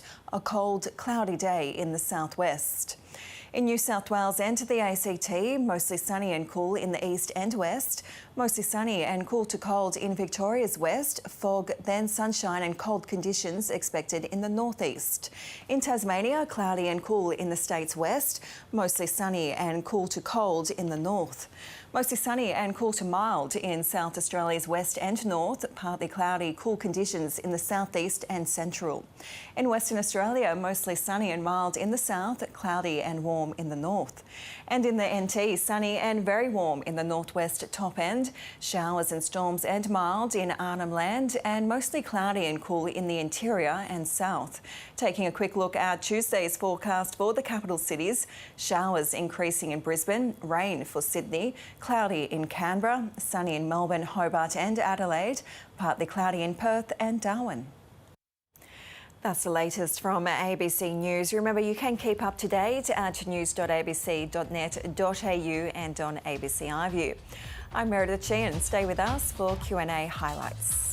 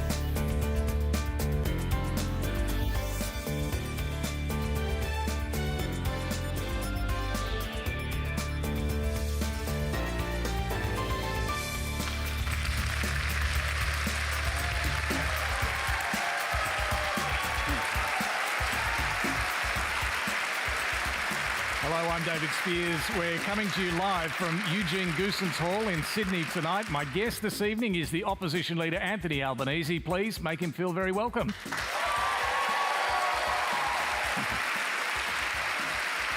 This election, I, like many other young Australians, are desperate for a leader with a bold, daring vision for our country. Someone who has the guts to tackle the very real, very big challenges that our nation is facing. Instead, you've offered a meek smattering of small target policies which fall far short of the action needed for meaningful change. And I guess it seems like this election, the choice is between the Liberals, who you argue will make things worse, and Labor, who from their policy offerings aren't interested in making things better. So I guess I'm wondering what hope there is for those of us who feel as though we're on the Titanic and the two major political parties in this country are arguing over who gets to rearrange the deck chairs.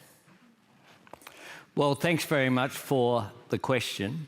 And with respect, I think we are putting forward a very serious offering at this election of a better future. We have a serious plan for climate change that will see by 2030, 82% of the national energy market be renewables. That will reduce emissions by 43%, will create 604,000 jobs, including, of course, new industries that will emerge while we're doing so. That will create $52 billion of private sector investment. We see that as a major driver of productivity and economic reform. And together with that, we have a National Reconstruction Fund to support new industries, to support existing industries to transform as well. And we want to train Australians to fill those jobs of the future. By creating Jobs and Skills Australia, we'll have 465,000 fee-free TAFE places, 20,000 additional university places. We have a plan for cheaper childcare, a plan for cheaper electricity. We have a plan to make more things here using that National Reconstruction Fund. And we have plans including recognising First Nations people through constitutional change and a constitutionally enshrined voice to Parliament. We have comprehensive plans to deal with the challenges that we have at the moment. The alternative is 3 more years of drift, 3 more years of a Prime Minister who says it's not my job to solve the big challenges that Australia is facing. You're right to identify them. They are big. We have practical plans that are implementable in our first term. To Brent's question, though, I mean, Labor is taking a more limited policy offering to this election than 3 years ago. Is it possible you've underestimated the appetite for reform coming out of the pandemic? What we've done is to identify two things, David. One is the pandemic showed us the strength of Australian society. There is that sense whereby people have made sacrifices. People have been magnificent over the last couple of years. But it's also shown the weaknesses in the economy. It's also shown circumstances whereby I think people want a clear path of change. They don't want everything upended, but they want to see that change and reform come. And if in 3 years' time I'm on this program asking to be re-elected, and we have cheaper childcare, we have greater women's participation in the workforce, we have a national reconstruction fund that's creating those new industries, we're addressing the challenge of climate change, we have more secure work, then I think that is an ambitious agenda, but it's one that is practical, one that's achievable, and I've been very cautious to not promise things that can't be delivered. So what's practical, what's achievable? I mean, is the reality that it has, in your view, become harder in modern politics to even propose serious reforms if it means one group of society is going to be worse off, even if it is for the national good? Is it just too hard to do that now? I believe it's still possible. I think, for example, on climate, people want to end the climate wars. People are sick of the debate. And you have a policy that's been announced by us that's supported not just by the trade union movement, but the Business Council of Australia, the Australian Chamber of Commerce and Industry that I addressed today, Australian Industry Group and the National Farmers Federation. People do want solutions. People but it's not as ambitious as last get away. And as well, I think people have conflict fatigue. People are sick of the arguments that have really dominated politics for a considerable period of time. We had prime ministers changing. We had a government elected last time essentially campaigning on not being us, campaigning against Labor. And this time again, you've had a government that struggles with the present but has no plan for the future. Even their cost of living measures, they all end once people have cast their vote. Now, we have a plan for the future beyond that, to grow productivity, to grow the economy, to grow opportunity.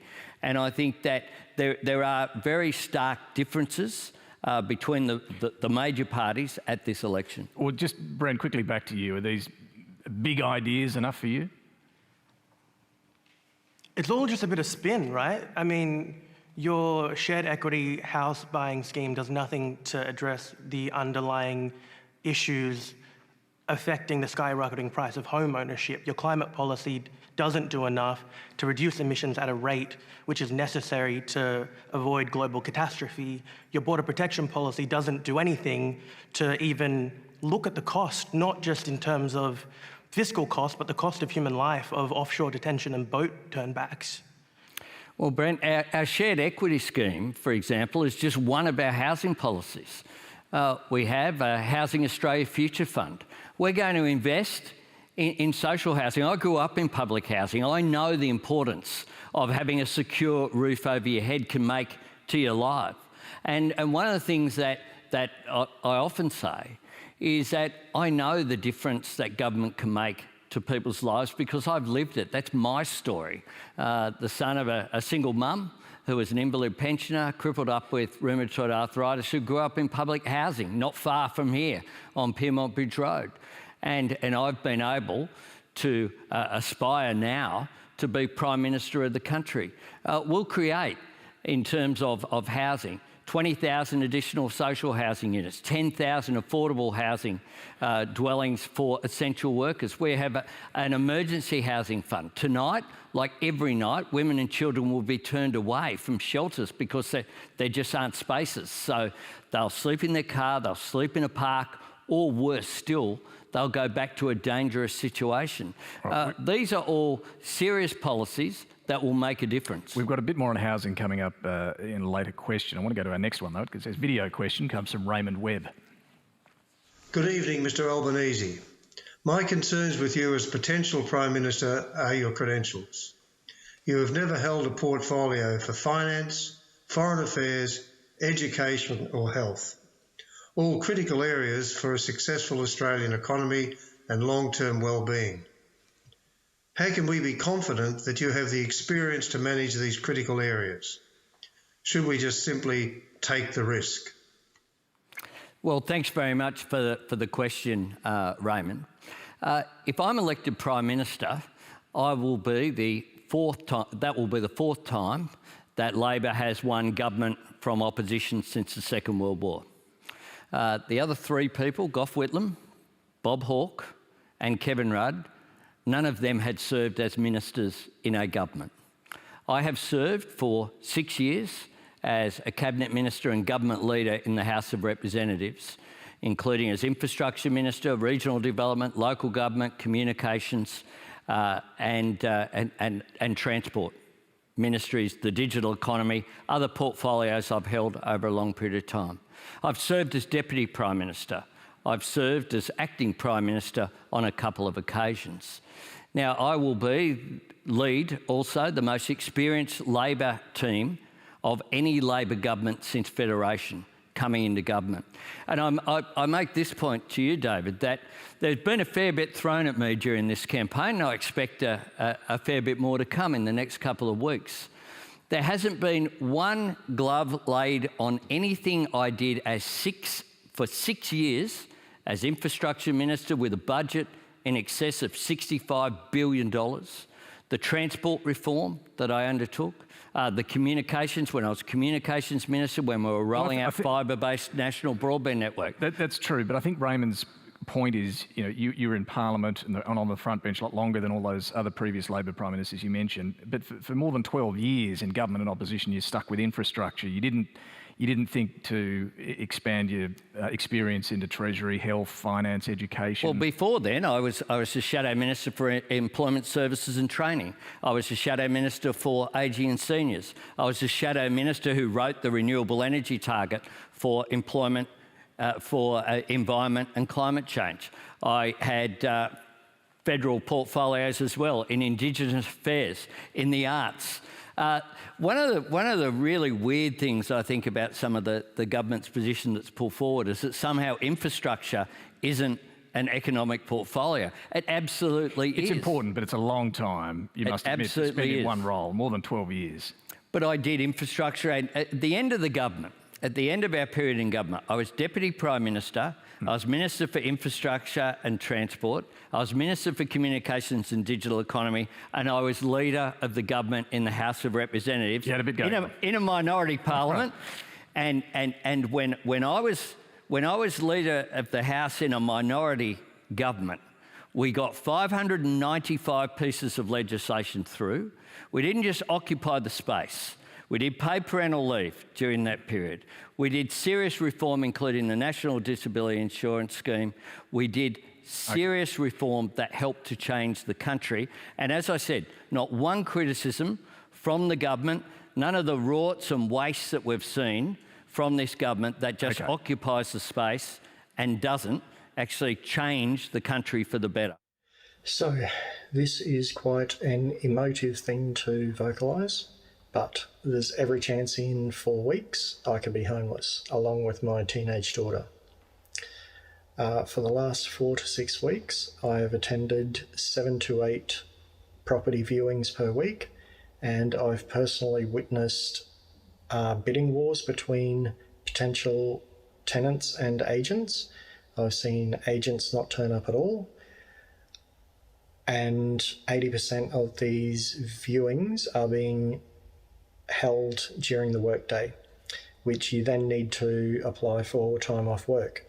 When you attend that many, you need a very understanding employer, which thankfully I have. And my question to you, Anthony, is what do you have in mind to help in particular renters, and what alternatives do you have once NRAS runs out? Now, Some support for that question. NRAS, I should explain, is the National Rental Affordability Scheme. It was introduced back in 2008, basically to give developers an incentive to offer some units at below market rent, below 20% below market rates for low-income earners. But it was for 10 years and it's gradually phasing out, which means people like Andrew are on the hunt for somewhere they can afford to live. Now, at the last election, Labor promised to reintroduce something similar. What are you offering this time? Yeah. What we're offering is our Housing Australia Future Fund that's about building additional social housing, but it's also about affordable housing for essential workers. That is not social housing, working with community housing groups, working potentially with superannuation funds. I think there's a great deal of potential for that to be expanded. So if you're not an essential worker, you might expand it to someone like Andrew? Absolutely. So there are, for example, some of the super funds are doing this now for essential workers, and there's examples in local government in some areas as well, working with developers so that you get better outcomes, so that you get a portion of any new development. For example, you might be a 3-storey development, you add an extra storey on top if it's then made available for affordable housing, so that people can get into housing. Are you going to do that? Housing. We're going to examine all of that, absolutely. Okay. We have a range of policies that we've announced already out there for social housing, emergency housing, affordable housing, and for our plan in terms of shared equity.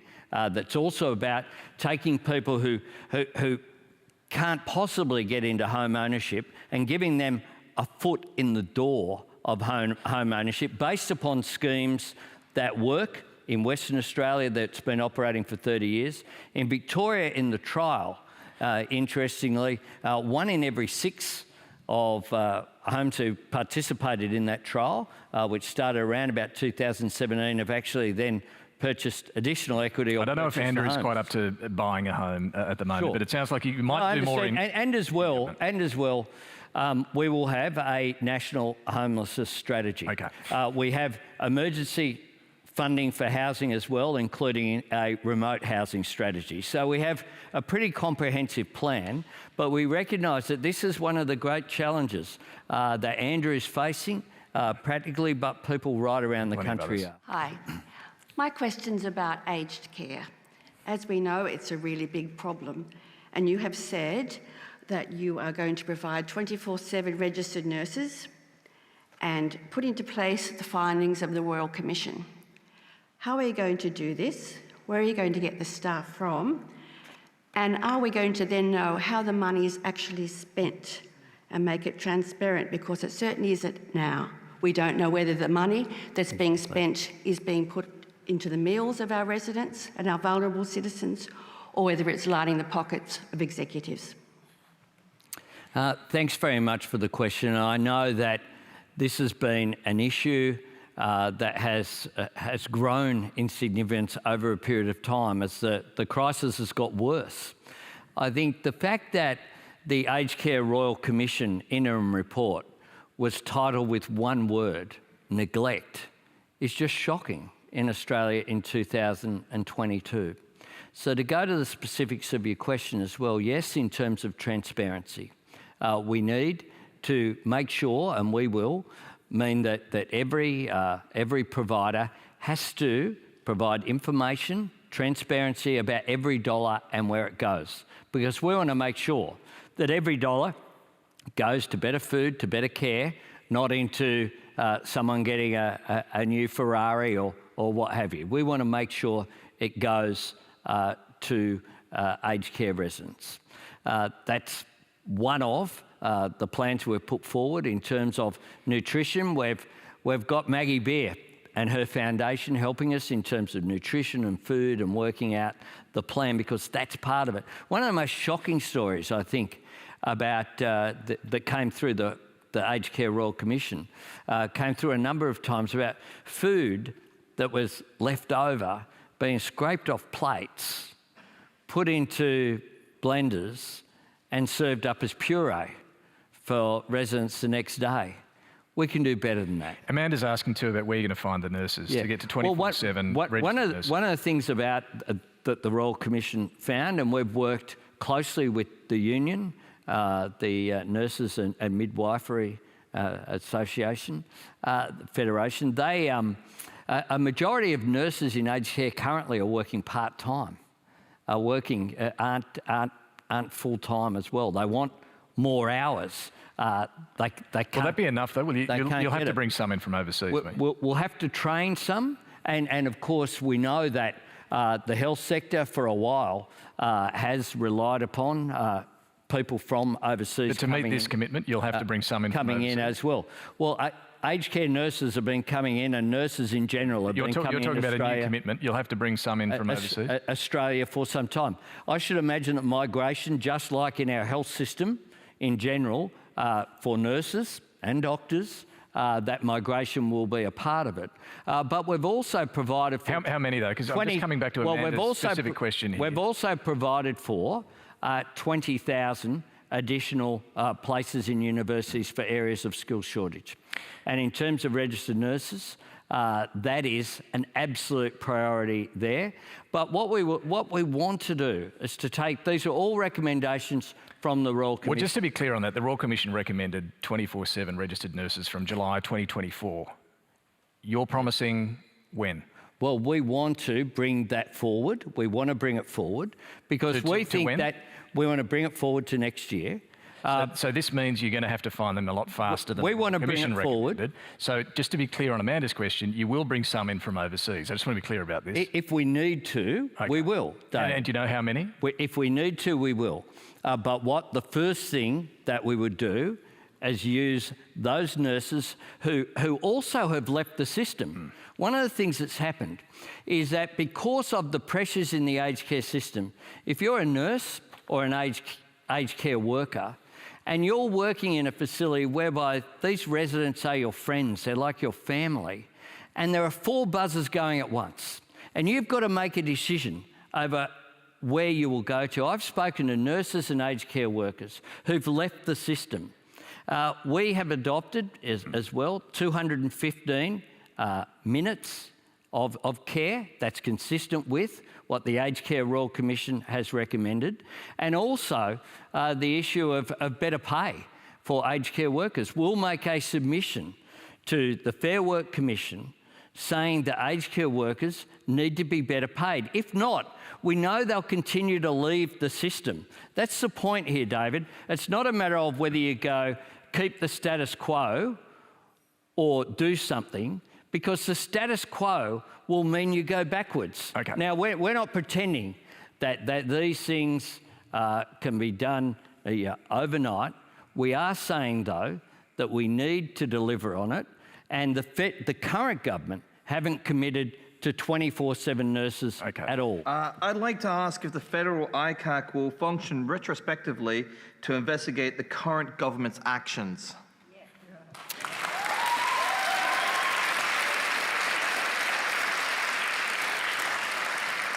Well, thanks, Sean. I do think the reasons why we don't have a National Anti-Corruption Commission now are sitting behind Scott Morrison and his front bench.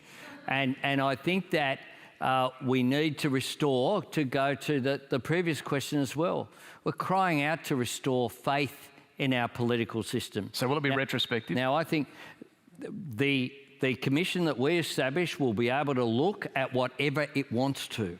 Part of the problem at the moment with the government's so-called model was that Cabinet would have to approve what's looked at.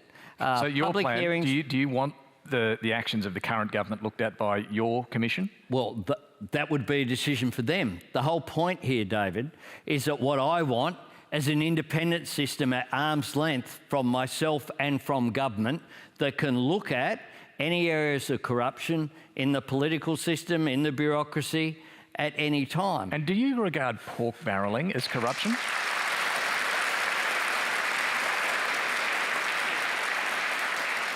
Is pork barrelling corruption? I think that some of the schemes that we have seen, when you have $30 million paid for a block of land that's worth $3 million, where you have programs where only government members or candidates can apply or even know these projects exist, and then they're announced, there's something wrong there. Okay, but is pork barrelling corruption? Is pork barrelling corruption? Because both sides do it.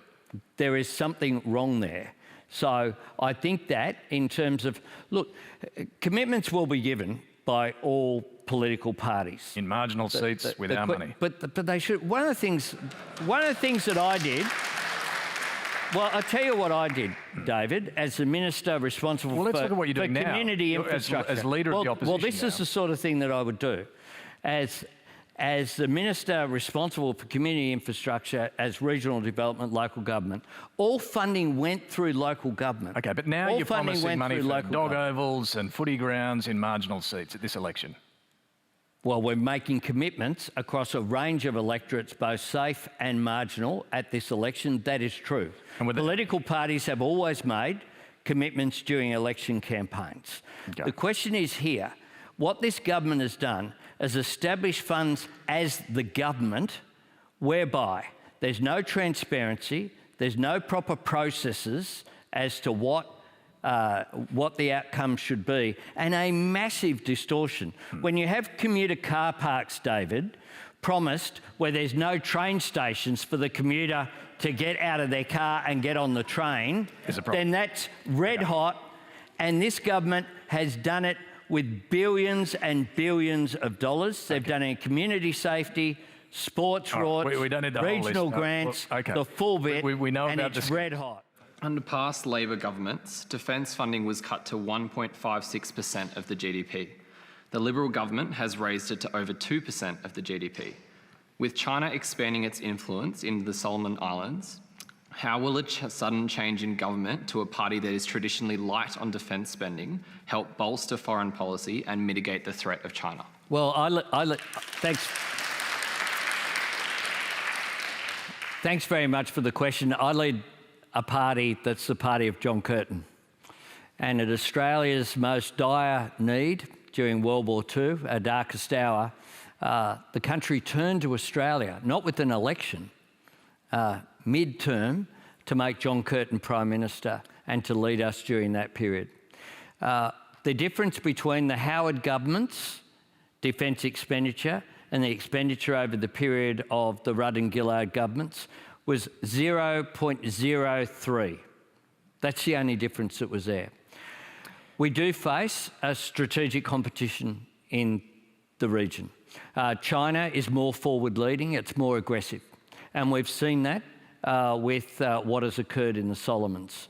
The Solomons is the greatest foreign policy failure that Australia has had in recent times. They just dropped the ball. We know that China is more aggressive and forward-leaning.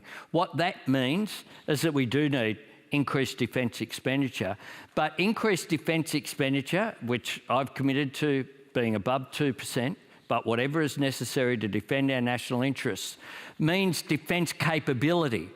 The problem with this government is that there's been expenditure that hasn't produced anything. $5.5 billion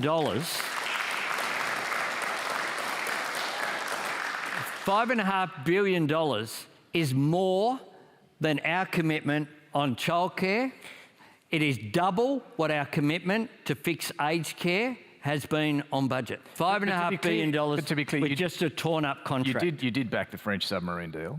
You did back the nuclear submarine deal. We do support the nuclear submarine deal. So what were they meant to do? This government had, be clear, this government had a deal that they were going to do with the Japanese first. Then they were going to do a deal with the French. Then, having cost $5.5 billion, they then... So they should have stuck with it? They then changed. No, David, we supported the arrangements that were made. But across a whole range of whether it's helicopters, whether it be other areas of the Navy, Air Force, etc., we've seen a whole lot of waste, failure to produce increased capability. As Greg Sheridan from The Australian said just this week, if defence announcements made us more secure, we would be the most secure nation on earth. This question's come up a bit during the campaign. Let me just see if we can clear it up tonight. Who will be your Defence Minister? Our Defence Shadow Minister, Brendan O'Connor, is doing a fantastic job. And my expectation... You know that doesn't answer the question. Well, my expectation, David, everyone hasn't been elected yet, and the caucus elect our front bench, as you're aware. Sure, but you can tell us who the Treasurer is. You can tell us... My starting point is that those people who have their existing portfolios will continue in those roles. And just coming back to Chris's question, how to mitigate the threat of China. How do you mitigate the threat of China? Well, the truth is that this is going to be a challenge whoever's in government. That's the truth. We live in an era of strategic competition between the United States and China, including in our region. And we have the same position as the government on Hong Kong, on Taiwan, on the Uyghurs, on the South China Sea, on those issues. I take the view that my friend Kurt Campbell, the US leading representative in the Indo-Pacific, speaks about competition without catastrophe. That has to be the objective here. The consequences of military conflict, we're seeing what's happening in Russia and Ukraine. No one wants that. But we need to recognise the competition is there, which is why we can't afford to, on the Solomons, the advice was there from at least last August. The foreign minister didn't go. Well, that's contested, to be clear. But would a Chinese military base be a red line? The government have said they have known for months. The government has said that. Yeah, not since August last year. Would it be a red line for you for the Chinese to build a military base there? Certainly, that would be unacceptable, and we need to make sure... How would you stop it? Well, we need to make sure that we engage with the Solomons. We've announced a considerable and detailed Pacific policy that goes to a range of measures. Do you think it's going to stop this base that you say is unacceptable? I think if we build... Australia has been, since the Second World War, the preferred security partner in the Pacific. That has been the case for all of those decades since the Second World War. What happened here is that we've had a dropping of the ball. We had cuts to foreign aid. We had a failure to take seriously the issue but what happens of now? climate change. If it looks like a base is going to be built there, what do you do as Prime Minister? Well, the objective will be, David, to stop that happening. How? To stop that happening through the programs and policies that we've put forward by engaging. How is it that the current Prime Minister still hasn't picked up the phone to the Prime Minister of the Solomons? Okay. That is all we have time for tonight. Please thank our guest, Anthony Albanese. Thank you.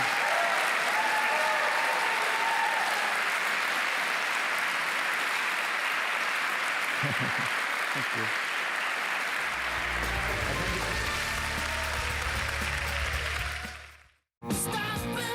AC/DC icon. He's just one of those people that had that presence. The best rock and roll song I've ever seen. Bon Scott. As time has gone by, his legend has become bigger. I wish he was here to know that, but he made it. He really did make it. For the first time, family and friends reveal the man behind the myth. There was no future, there was only now. I think he was lonely. He used to always say to me, I'm not here for a long time, I'm here for a good time. Australian Story, tomorrow at 8 on ABC TV and ABC iView.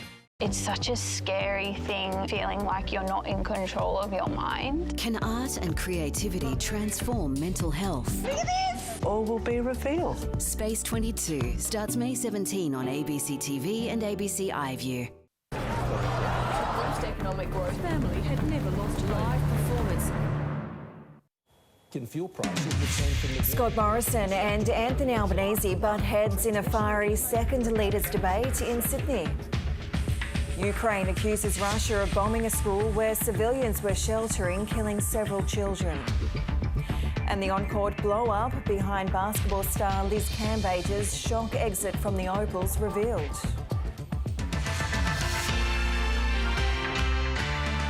Hello and welcome to ABC News. I'm Meredith Sheehan. Scott Morrison and Anthony Albanese have gone head-to-head in a combative second leaders debate, with both leaders challenged on wages and cost of living and integrity. Prime Minister Scott Morrison hit back at suggestions he is a divisive leader. Labor's been putting questions about Scott Morrison's character front and centre on the campaign, citing criticism from fellow Liberals suggesting he's unfit for office. But the Prime Minister says he is a stabilising force for the coalition. I'm the first Prime Minister to face an election after having been elected for the first time 3 years ago. And when I became Prime Minister, our party needed to be united, and that's what I've done. We haven't seen the revolving door under my leadership. I brought my party together. I brought my coalition together. The difference between myself and the current government and Scott Morrison is that we will try to do what we can in measures and structures to improve real wages. We will support, for example, minimum wage increases. At the moment, this government won't even do that. Meanwhile, Anthony Albanese has been grilled on exactly how he'd deliver on his commitment to higher wages under a Labor government. Labor has been accusing the coalition of failing Australians with stagnant wage growth at a time when cost of living pressures are soaring. Several investigations are underway into allegations that candidates' election campaign posters have been interfered with. In the latest case, police are investigating reports that Greens Senate candidate David Shoebridge's poster was ripped down and stomped on by a group of people allegedly wearing Liberal campaign gear in the Sydney seat of Wentworth. Mr Shoebridge says it was an act of aggression that shouldn't be tolerated. I found this quite genuinely offensive, and the thought that it was done in full daylight, in this sort of brazen way, really added to it, and that's why I took it to the police. Local Liberal MP Dave Sharma has condemned the actions of those involved. He says he didn't recognise the individuals and they aren't part of his campaign team. Police and the Australian Electoral Commission are also investigating other accusations of tampering. Some independent candidates' posters have been doctored to suggest they're from the Greens. An LNP candidate standing in Queensland's most marginal seat has been referred to the Federal Police for investigation. The Electoral Commission is concerned Vivian Lobo made false declarations about his home address. A rundown property next to a busy intersection in the ultra-marginal Brisbane seat of Lilly, now a matter for the Federal Police. The Electoral Commission referred the matter of Vivian Lobo's nomination forms to the AFP today. It follows a complaint by Labor to the AEC that Mr Lobo had provided the Everton Park address but didn't live there. In a statement today, the AEC said there is concern as to whether the information provided by Vivian Lobo regarding his residential address on these forms is false. Vivian Lobo's core flutes remain prominently displayed outside this Everton Park address. He declined to speak to us when we approached him at the property today, where he appeared to be moving items with the help of family and friends. Labor's Annika Wells currently holds Lilly by just 0.6%, and the party machine isn't pulling any punches.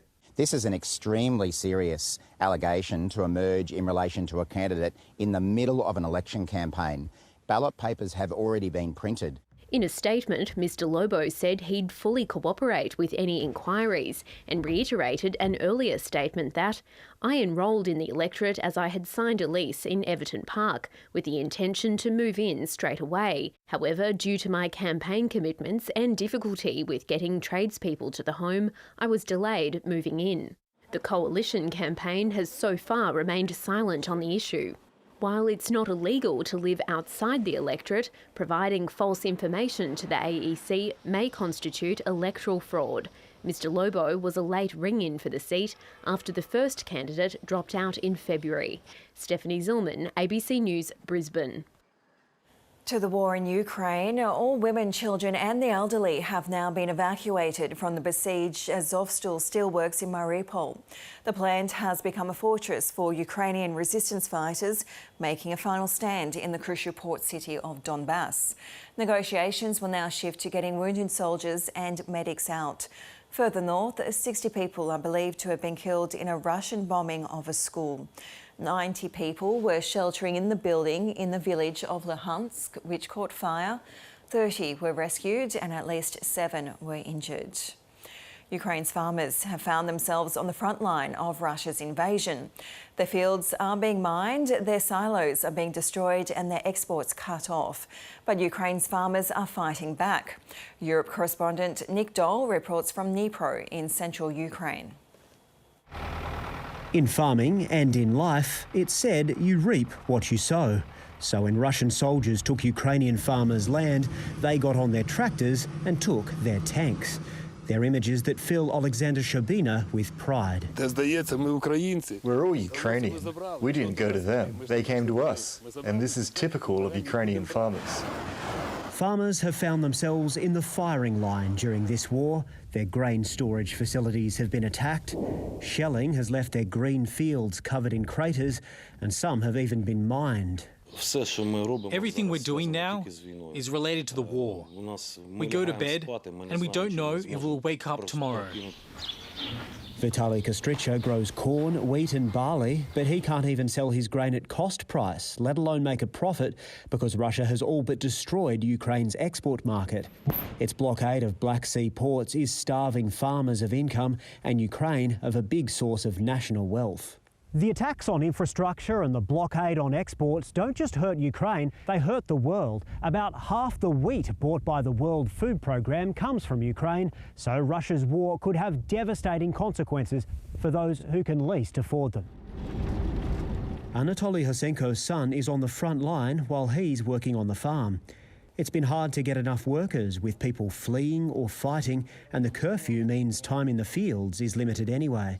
He says it's a shame this fertile land isn't reaching its full potential. It's such rich black soil, he says. This land is his life, and it shows. Do you think that people understand how important Ukraine is for feeding the world? Now they do understand, he says. They may not have before, but now they get it. But farmers here aren't standing still. Vitaly, like many others, is donating his excess wheat to feed soldiers and refugees. It's milled nearby and taken to this old bakery, revived after 35 years just for the war effort. Its wood-fire oven turns out more than 250 loaves a day. Livestock is also being sacrificed. These pigs have been donated, and Alexander's team turns them into stew to send to hungry troops on the front line. This is a struggle for all Ukrainian people against the invasion, and farmers can play a special role.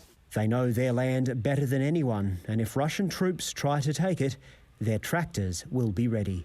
Nick Dole, ABC News, Dnipro.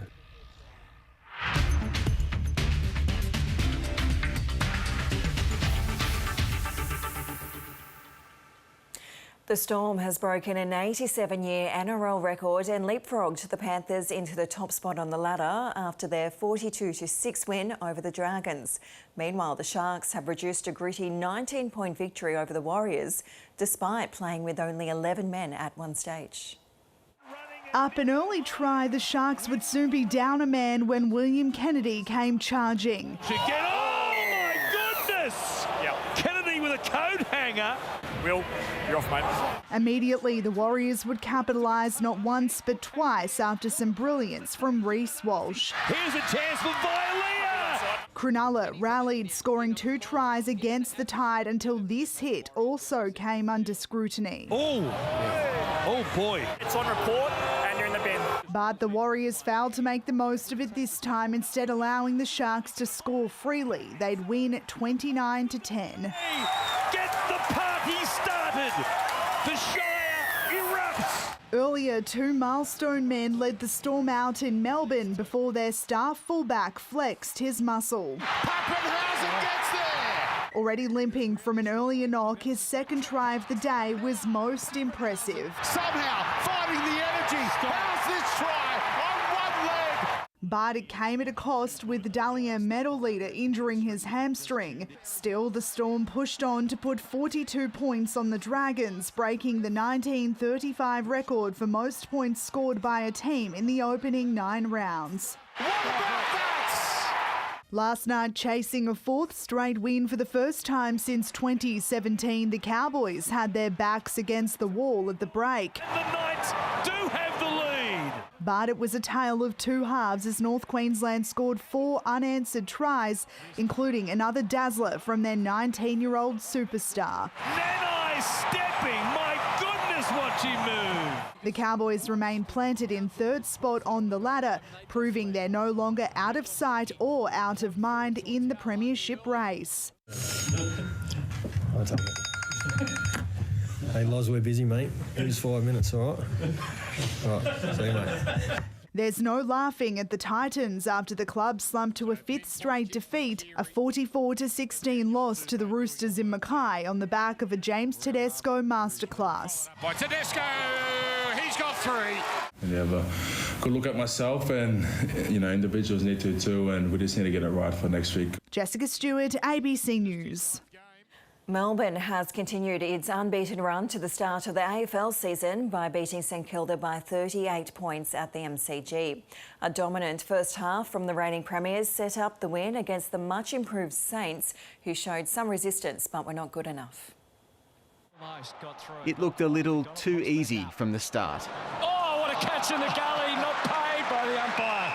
The reigning premiers only needed one hand, and moments later, one step on the opposite leg to stamp their authority over the Saints. Keziah Pickett was everywhere early. The danger was imminent, and there's another strike. Nothing was going the Saints' way. Or has he? Touch. With even the straight forward made difficult. The Demons dominated the middle and destroyed the Saints from stoppages. The Saints only kicked their second midway through the second term. And despite a 35-point deficit at the main break, Max King helped his side gain some momentum in the third. And 47 has become 22 on the back of 4 consecutive goals. But the damage had well and truly been done. The Demons were spoiled for goal scorers, while their midfield brigade was classy as always. Melbourne is now a game clear at the top of the ladder. Tom McDonald kicked 2 goals in his 200th game. We're still improving, and we're prepared for the team's best every week, and we're loving it. We're embracing the challenge, and it's a great thing to be a part of at the moment. After showing much improvement, the loss is St Kilda's 2nd in a row and leaves them outside the top 4. Tom Maddox, ABC News. Former Australian basketball captain Jenna O'Hea believes star player Liz Cambage won't represent the Opals again. Cambage last week told the ABC she didn't feel supported when she was playing for the Opals. That's been refuted by O'Hea. Her former captain also confirmed allegations about what Cambage said to the Nigerian team during an Olympic warm-up game last year. Liz Cambage had her feathers ruffled and she turned to them and said, "Go back to your third world country." And of course, Ezi Magbor is originally Nigerian, a Nigerian who's now living in Australia and playing for your team. And as a result, there was a brawl that erupted. And since then, you haven't spoken to her. That is all 100% correct. Will she ever play for Australia again, do you think? No. Cambage was reprimanded by Basketball Australia for the incident involving Nigeria. She withdrew from the team shortly before the Olympics, citing mental health reasons. Taking a quick look at the weather around the capital cities for Monday. Showers in Brisbane and Sydney. Frost, then sunshine for Canberra. Mostly sunny in Melbourne, Hobart, Adelaide and Perth. And sunny in Darwin with a top there of 34 degrees. That's the latest from ABC News. Remember, you can keep up to date at news.abc.net.au and on ABC iView. I'm Meredith Sheehan. Thanks for watching.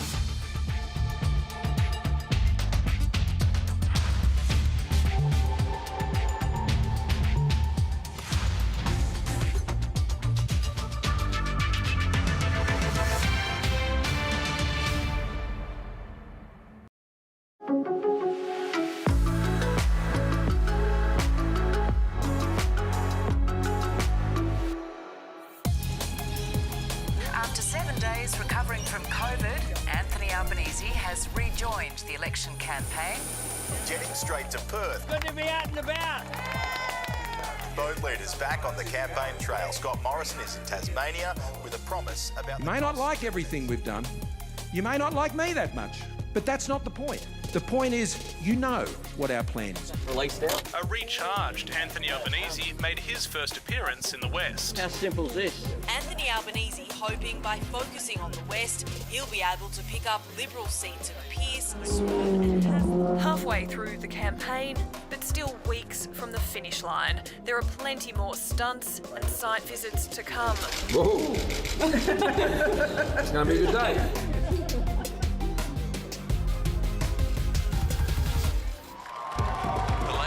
Officially launched his campaign today, rallying the troops for his big pitch to become Prime Minister. Vowing his government will cut the cost of housing, medicine and childcare. I know Labor can do better, and I know Australians deserve better.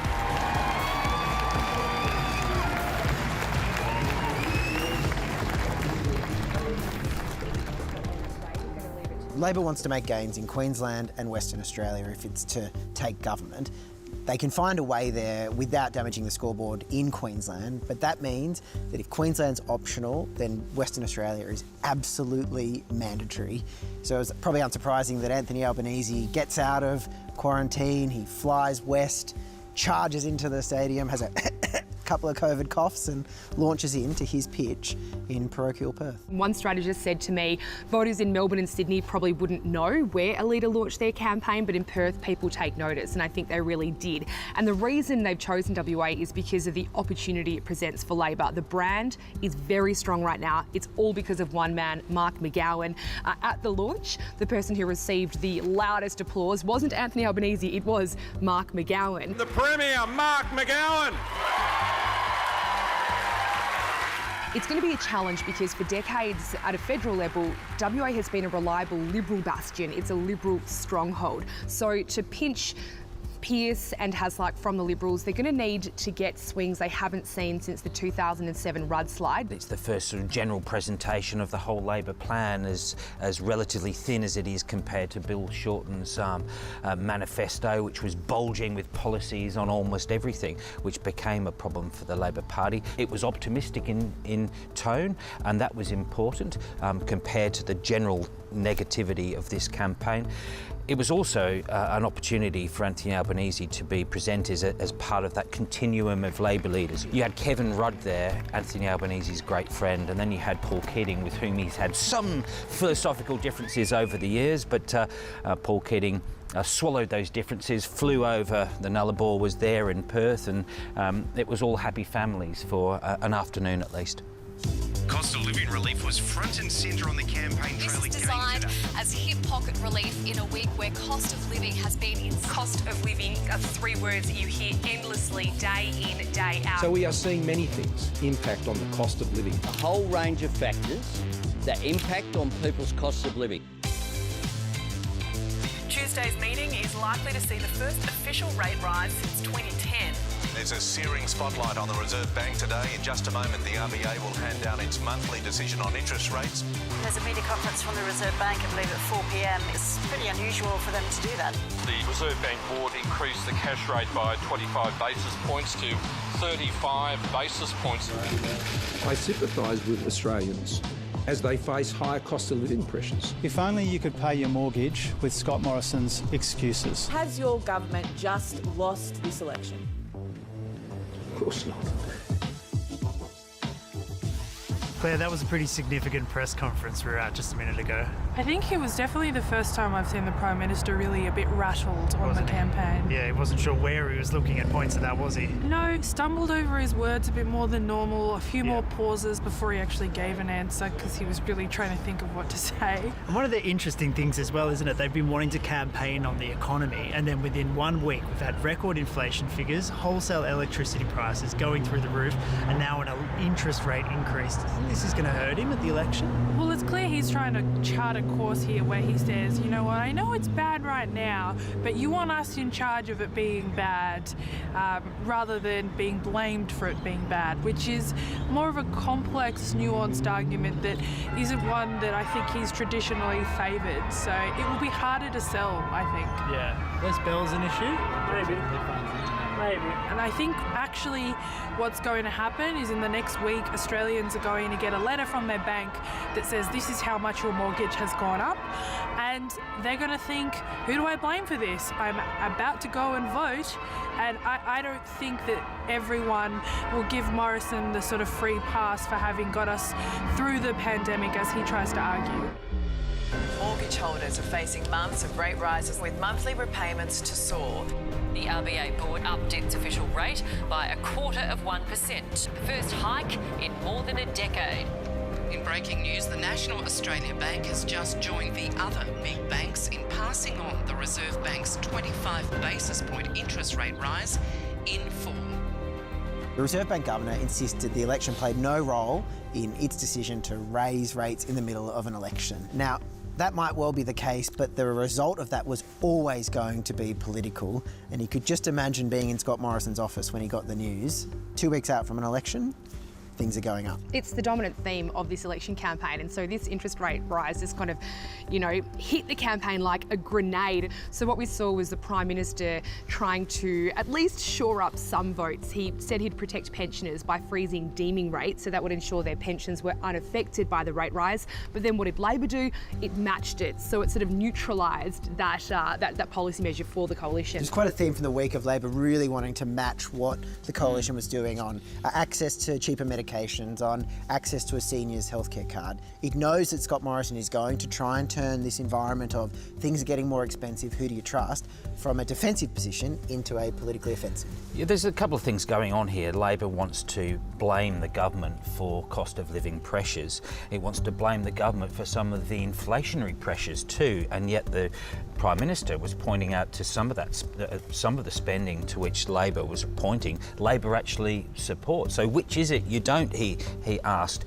But this does point to another really concerning element of the Philip Lowe statement, and that was that he was saying that inflation was going to get to 6%, which is double wage growth. And what does that mean? People are going backwards. People will go backwards well after the May 21 election. Look out. There we go. One of Labor's most high-profile women finally appeared alongside the Labor leader. Dispelling suggestions that Tanya Plibersek has been sidelined in this campaign. I've been travelling around the country, working very hard.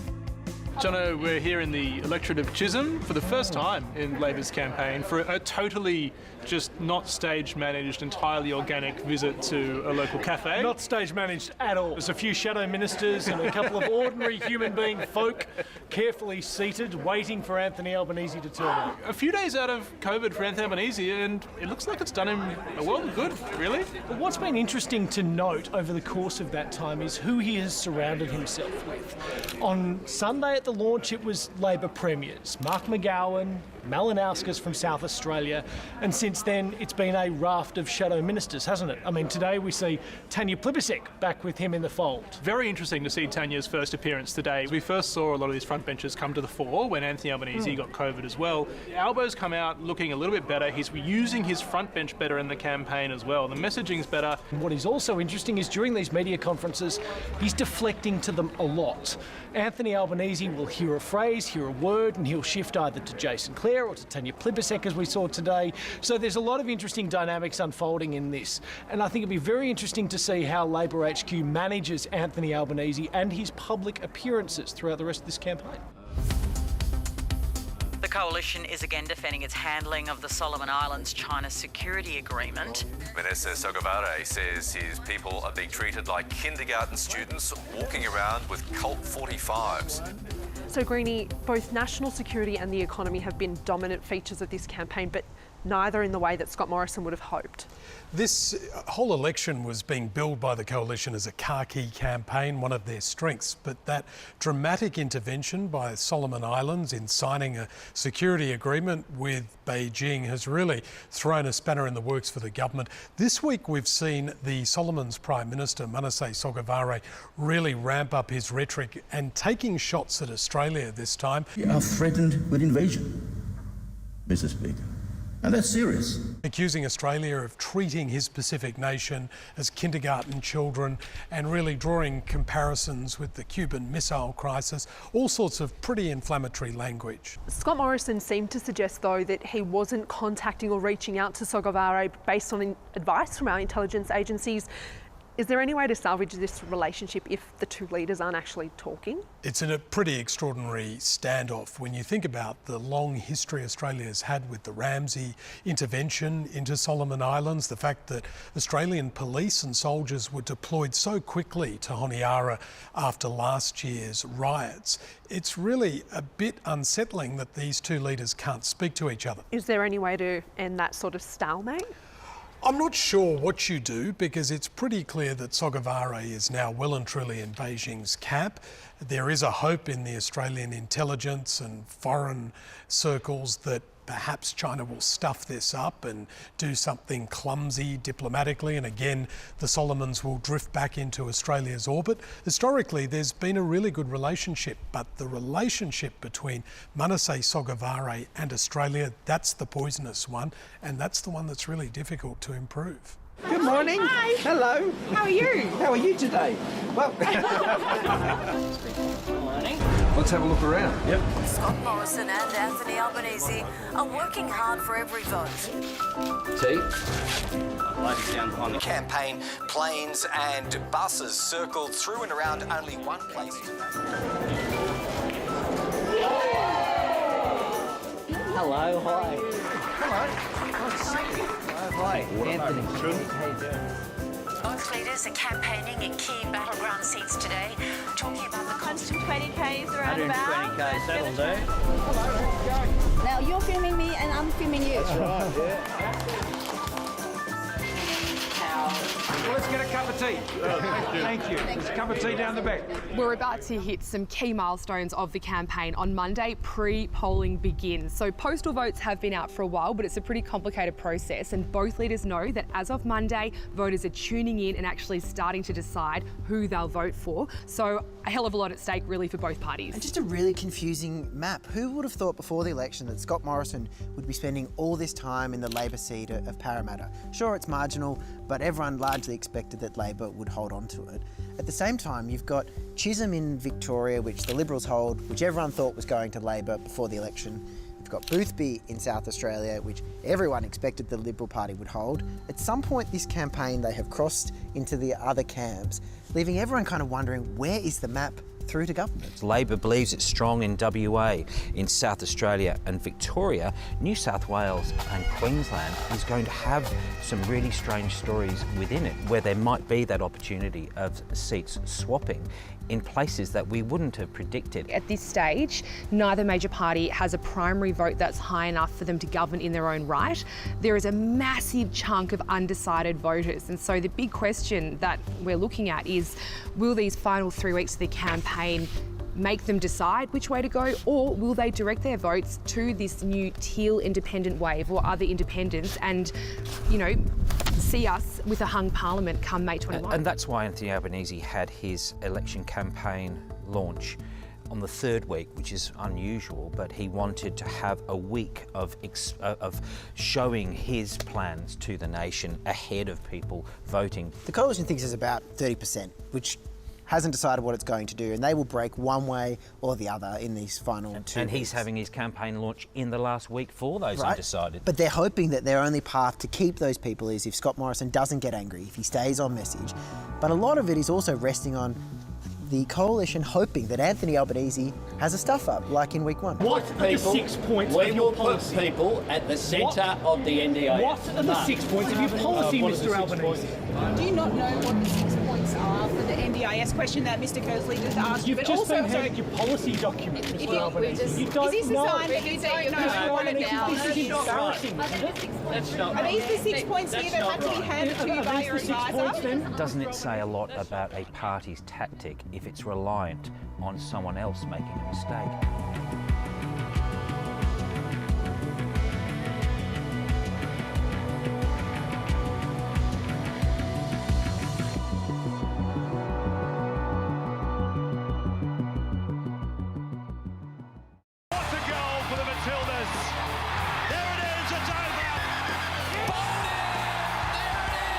Does the streak continue? It does! That is unbelievable. That is flying.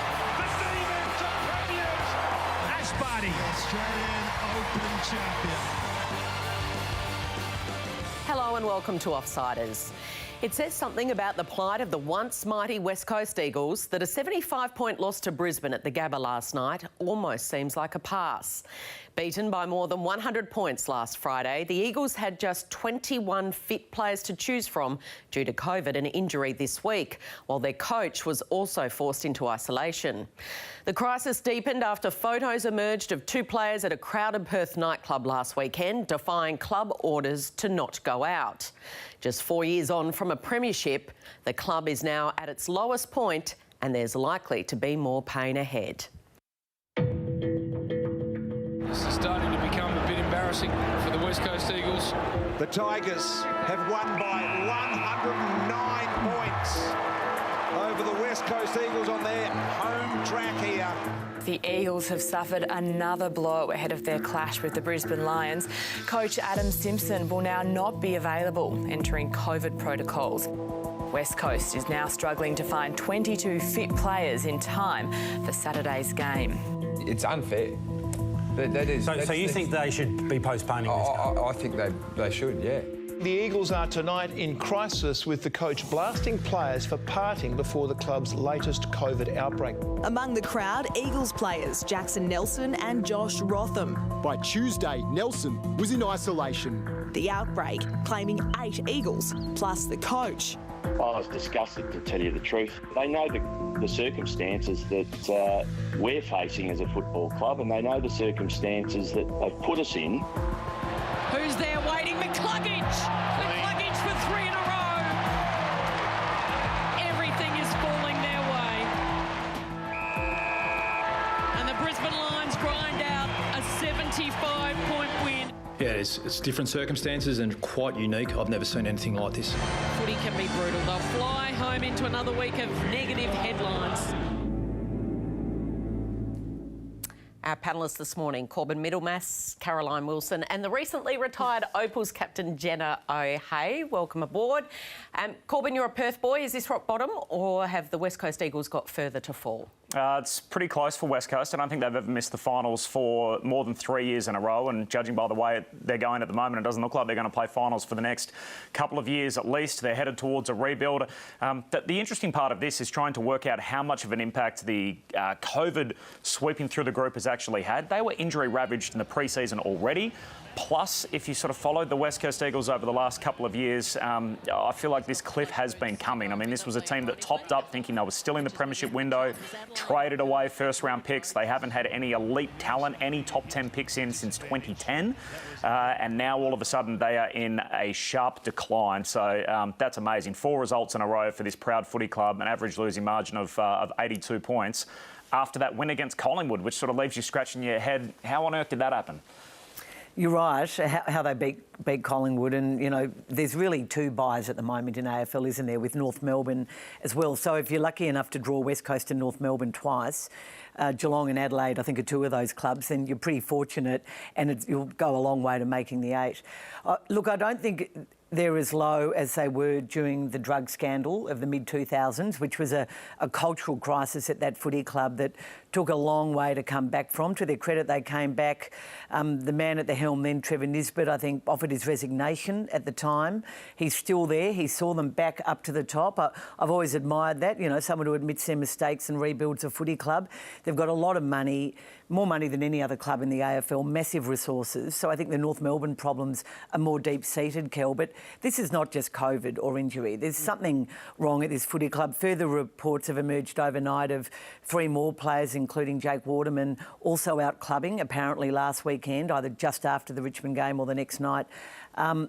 There is an issue at that footy club, and I feel a massive correction is on the way, whether it's the coach or whether it's a complete, revamp of their list management system, but something's going to change. You're right. It's not just COVID. It reeks of unprofessionalism when you link up the series of Trevor Nisbet incidents. said on ABC Radio yesterday that those 2 first players have put their careers at risk. So what about if there were a further 3 when they were told, don't go out, we need you? And they had to play Josh Rotham last night because they were scampering for players. They were literally ringing around late on Wednesday night, ringing waffle players saying, will you sacrifice a game just to come and maybe be an emergency? So they arrived in Perth at 6 a.m.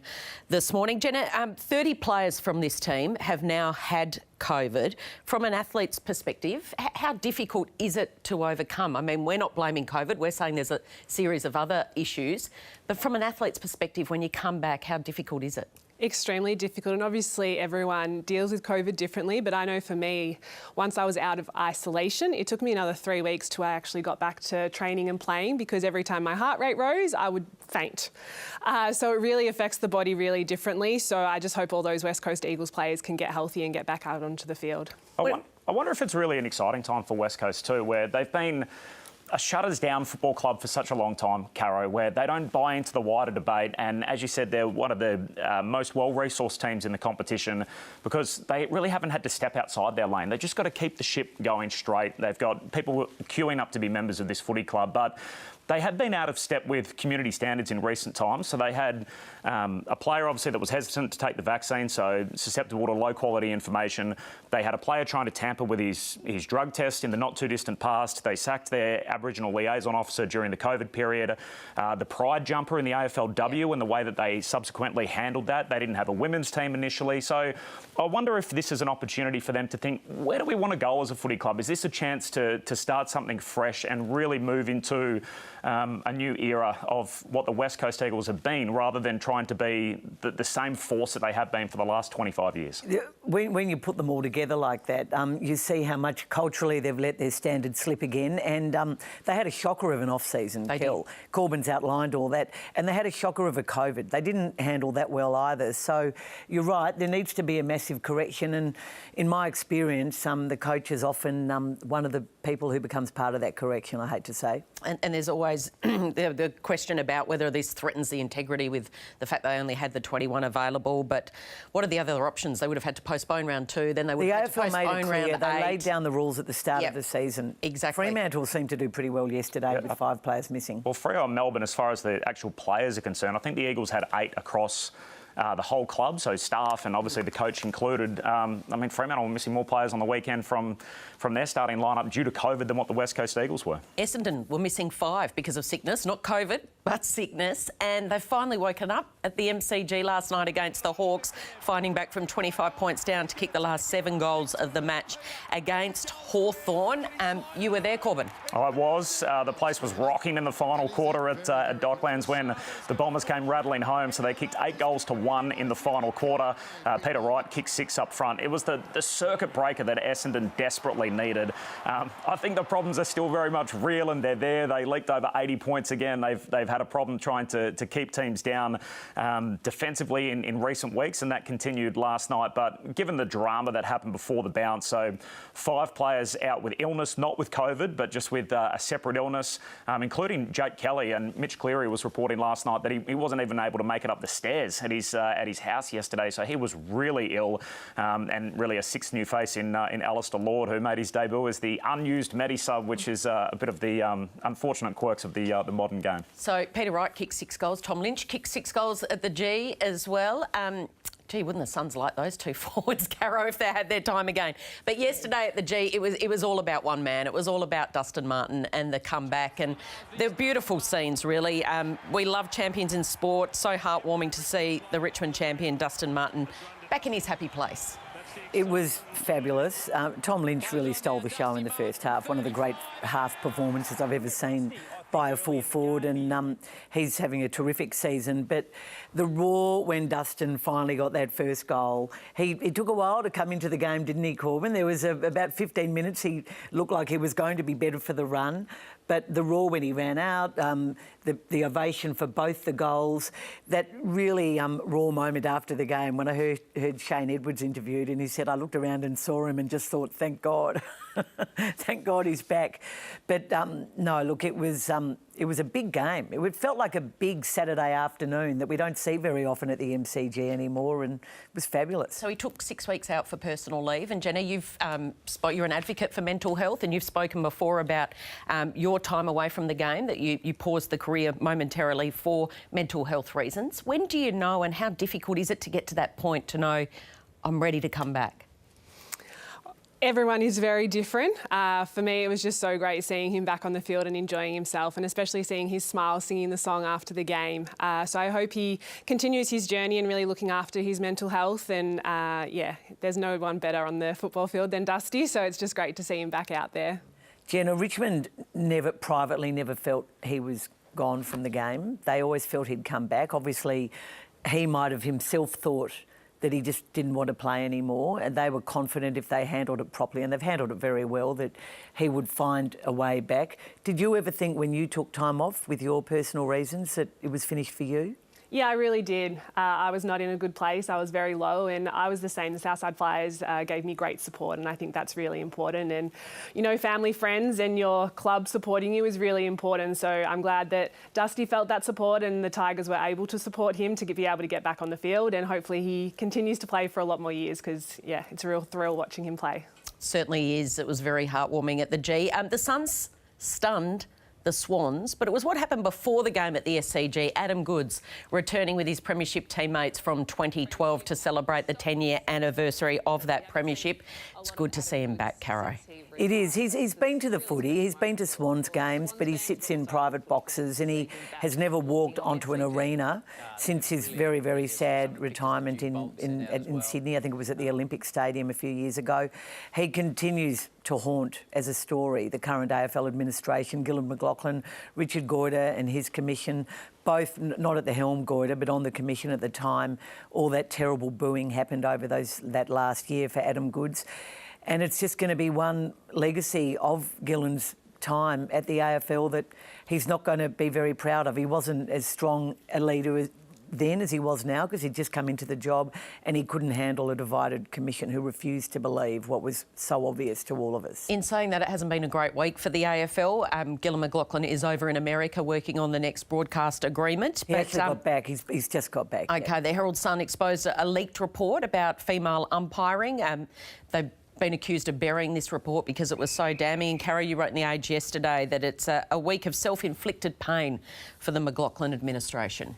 Yeah, look, I don't think they did bury it in the sense that they tried to hide it. I honestly don't think enough people of importance and influence actually read it, which just tells me, Corbin, that umpiring, again, an afterthought. Women umpires, an even bigger afterthought. Game development at the AFL, really, they had a really strong leader in Dave Matthews some years ago before he was moved to New South Wales to plug a hole there. And I'm not sure that game development has been strongly led ever since. Another change at the top now with Rob Auld taking over. Big report going to the Commission on Tuesday week, a gender action plan. But, gee, it looks like it's not too little too late, but it's pretty shameful, some of those anecdotes that we read from women umpires. No doubt. And I wish I was more surprised, to be honest, reading it. It feels like the AFL in general as an industry has had a problem with respect for women the whole way through. So whether that was players, clubland, AFL head office, and at the elite level, they've worked really hard to try and change that culture really over, the past 5 or 10 years or so. But it's going to take longer than that to change as it filters down the grades. And we've obviously seen that at grassroots level where a lot of those anecdotes have come from.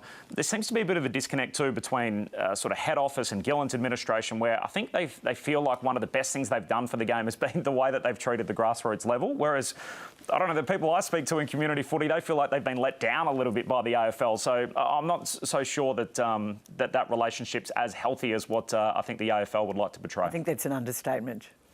Melbourne plays the Saints today, trying to remain undefeated, the reigning premier. In the NRL, the reigning premier was beaten for the first time this weekend. So the Penrith Panthers were upstaged by the Parramatta Eels. So it's the first time they've lost a game this season, Corbin. You mentioned the Demons in the AFL, Kel. I feel like it's the same in the NRL, that the competitions are too competitive to think that we're going to have teams go on these long undefeated runs. And I think it says more about the Parramatta Eels than what it says about Penrith. I mean, we know Penrith are the defending premiers. They're going to be thereabouts. Parramatta have this in them. I think there's that great Michelangelo quote where sort of in every slab of stone there's a sculpture waiting to be discovered. And I feel like that when you watch Parramatta play, that Parramatta, there's a title-winning team in there somewhere if they can just piece it all together. Their best is clearly good enough, as we saw against Penrith. But they also chuck in a loss on Easter Monday to the West Tigers. They were heavily beaten by the Cowboys. So if their best comes a little more closer to their consistent performance, I think they can really contend. They've got a great halfback in Mitch Moses, who's a star. Gutherson at fullback. We talk all the time about the spine, and Reid Marnie obviously is their hooker, is an above average in his position. So I like what Parramatta are doing. And when you think of Manly, you think of the Trebojevic brothers. And their star is obviously Tommy Turbo and then the brother Jake. But no, it was the youngest in Ben who produced not only his first try here, first try of the game, but he produced 2 tries yesterday, Manly, with the win over the West Tigers. Yeah, started in the centres. He played a pivotal role yesterday. It was the first time that all 3 of them have lined up together in the starting lineup. Manly led 18-0 over West, and really that was the game from there. I think the Tigers drew back within a converted try at one point before Manly put their foot on the gas again. So I don't know how to rate Manly at this stage of the season. They're sort of a fringe top 8 team. I'm not sure I have them in premiership contention just yet, but nice story with the Trebojevic boys all playing together nevertheless. Absolutely. Happy Mother's Day, obviously, for them. There's a defining moment in Tasmanian sport later this afternoon, Jenna. The Apple Isle will host the Game 2 of a grand final series in the National Basketball League in the NBL, because the Tassie Jack Jumpers, well, they came into this competition. It's their first ever season. Not only did they scrape into the finals, which had them wild celebrations in Tasmania, but they took out the defending champs Melbourne United during the week in the semis, and they dropped Game 1 to the Kings on Friday night. Game 2 of the grand final series is later this afternoon in Tasmania. What have you made of this? It's just such a feel-good story and an absolute fairy tale for a new team in the league to make the grand final, and I think no one saw this coming, myself included. They just never give up. The way they play, the way Scott Roth has them all playing, they play a terrific role. They all know exactly what they're doing on the court. They have beautiful ball movement on the offensive end. Defensively, they're just on a string and all working together, and it's just a joy to watch. So really looking forward to watching them this afternoon. Jalen Adams, the NBL MVP, got injured in Game 1. So it's just a completely new series now. We don't know how long he's going to be out for. So I think the Jack Jumpers will definitely, well, not definitely, I think they have a really good chance of winning this afternoon, and then they go back to Sydney and see what they can do. You know all too well what it's like when you're trying to get a new team up off the ground. You're part of Bendigo's first season in the competition. I was back in 07-08, and there was a lot of teething issues that year, and it was quite difficult. You know, they'd never had a professional team before, and so they were learning on the go, and it's just so impressive what the Jack Jumpers in the NBL have been able to do this season, and it's just a really exciting time for Tasmania. I feel like, Jenna, I mean, you're the basketball person, the Josh Adams appointment. So you have to get, obviously, your imports right, and it feels like tremendous roster construction that they picked him, of all people, to be their floor leader, to go and get an experienced point guard, someone who knows his game. He's not looking for another job over in Europe or whatever it may be, to come in and run the show for Tasmania in year 1. Yeah, and he has some confidence about him as well. Some of those shots he hit against United were just huge. They just completely silenced John Cain Arena that night, and I expect him to put a better showing on this afternoon. And, you know, with Jalen Adams out, it's the Josh Adams show this afternoon. What have you made of this cartoon on the back page of the Mercury during the week? I thought this might have caught your eye. Gillon McLachlan with the umbrella as the basketballs fall down around him. Is the AFL watching this closely? Oh, they'd have to be. I mean, this is the biggest sort of Tasmanian victory since that, you know, the Big V was beaten back in the 60s by the Tasmanian team. And that was a bigger story, I reckon. 1990 it was, that year. Well, yes, but there was a famous game in the 1960s when it was a serious Victorian team. No offence to that team that lost. Look, now that Jeremy Rockcliffe is in power, he needs to sit down with Gillan McLachlan. You know, I don't think this has happened yet. I fear that there is a cash grab going on from AFL Commission level, administration level towards Tasmania, and that the change of Premier will influence that even more. And I really hope it doesn't come down to that, although obviously there has to be a lot of money put in by the Tasmanian government. How did we ever scoff at the name Jack Jumpers? Isn't it fantastic? Sorry, just to change the subject. It's brilliant. It works so well. Gillan McLachlan has a lot on his plate, but this is a play that he needs to make a priority, and he needs to catch up with the Premier in the next few weeks. Yes or no, with the outgoing Premier obviously Gutwin leaving and Gillan outgoing now as well, will there still be a team in Tasmania? Yes. Okay. Opening weekend of the WNBA season in America, and plenty of Aussies in action as well. Of course, the biggest name is the walking human headline, Liz Cambage, who's been dubbed Liz Angeles after she made the move to Los Angeles Sparks in the off-season. This is her 6th WNBA season, 12 points in 24 minutes as her team beat the defending champs Chicago in their season opener. What have you made of Liz's form, I guess, in the opening game, and how do you think she'll go in LA? Yeah, I think it's she's always wanted to be in LA, so I think she's happy that she's there, and when she's happy, she plays really good basketball. I think the news story for me out of that game was, though, Annalie Maley, a rookie for Chicago. She was the WNBL MVP this year, and she went over to training camp for the Chicago Sky, and, you know, she played really big minutes yesterday. The coach put her in the third quarter, and she barely came off again, really trusting her, putting her on in overtime, and just doing really well. So super proud of her, and I would love the story to be around the wonderful Opals who have the World Cup on home soil later this year. But it's not, of course, because it's about the walking human headline in Liz Cambage. Dumped by the Opals. She spoke to the ABC in Los Angeles in the last couple of days. In fact, the New York Times did a double-page spread on her. Can you believe this, Caro? They love her in America, and they didn't read anything about Australia. There was no mention of Australia. There was no mention of the falling out with the Opals. Of course, Jenna was her captain for a long time as the Opals player. This was her talking to the ABC when she was asked about the split from the Opals. I'm living my best life. I'm supported. I'm protected on a level that the Opals or the Australian team never gave to me. My heart lies with those who want to protect me and those who want me to be the best I can be. And I never felt that in the Opals at all. So she says she never felt supported in the team that you led. How do you respond to that? I can hold my head up high and say that I always loved her, always cared for her, always supported her, always had her back. I think that is her reality, and I think the listeners and watchers out there can believe who they want to believe. But yeah, I can hold my head up high. And this all started in that training game, or the pre-Olympics game when you played Nigeria, and it's never really emerged what happened, but I've had it confirmed from a few sources. Is it correct that they were playing Nigeria and Liz Cambage had her feathers ruffled and she turned to them and said, "Go back to your third world country"? And of course, Ezi Magbor is originally Nigerian, a Nigerian who's now living in Australia and playing for your team, and as a result there was a brawl that erupted, and since then you haven't spoken to her. That is all 100% correct. Will she ever play for Australia again, do you think? No.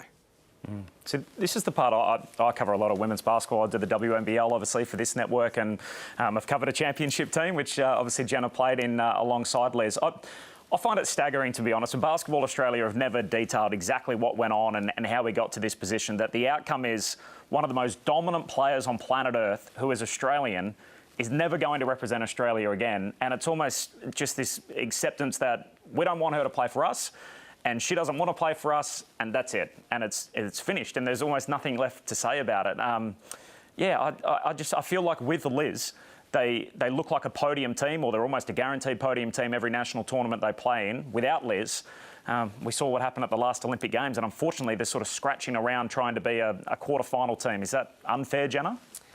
In all due respect, she pulled out 7 days before our first game at the Olympics, so we didn't have a lot of time to prepare without her. I think that there is just so many wonderfully talented basketballers in Australia. We've got so many playing over in the WNBA at the moment. There's plenty here in Australia as well, and so with the right preparation, I think we can do really well on home soil at the World Cup this year. And I just, you know, there's so many great role models who play basketball that young boys and girls can look up to. So I really want the, media to focus on those players who want to be Opals and who want to represent Australia Australia and who are really dedicated to Australia, and I think that's really important. There is Ezzy Magbagor, as we can see, playing yesterday for Seattle. Sandy Brondello's up there with Ange Postecoglou as probably our two most outstanding coaches on the world stage. Has Sandy done enough to try and keep Liz in the Opals team, do you think? Everyone's done more than enough. We have sacrificed a lot to try and keep her in the program, and, you know, she doesn't want to be here anymore, and that's her choice, and we need to move on without her. So I think, you know, Sandy is going to put the best team forward for the World Cup this year, and I'm really looking forward to watching them play, and yeah, I think that needs to be the headline story. Looking forward to that World Cup in September as well. Can't wait. Mention Ange Postecoglou. He may be on the verge of producing Australia's greatest footballing achievement next weekend.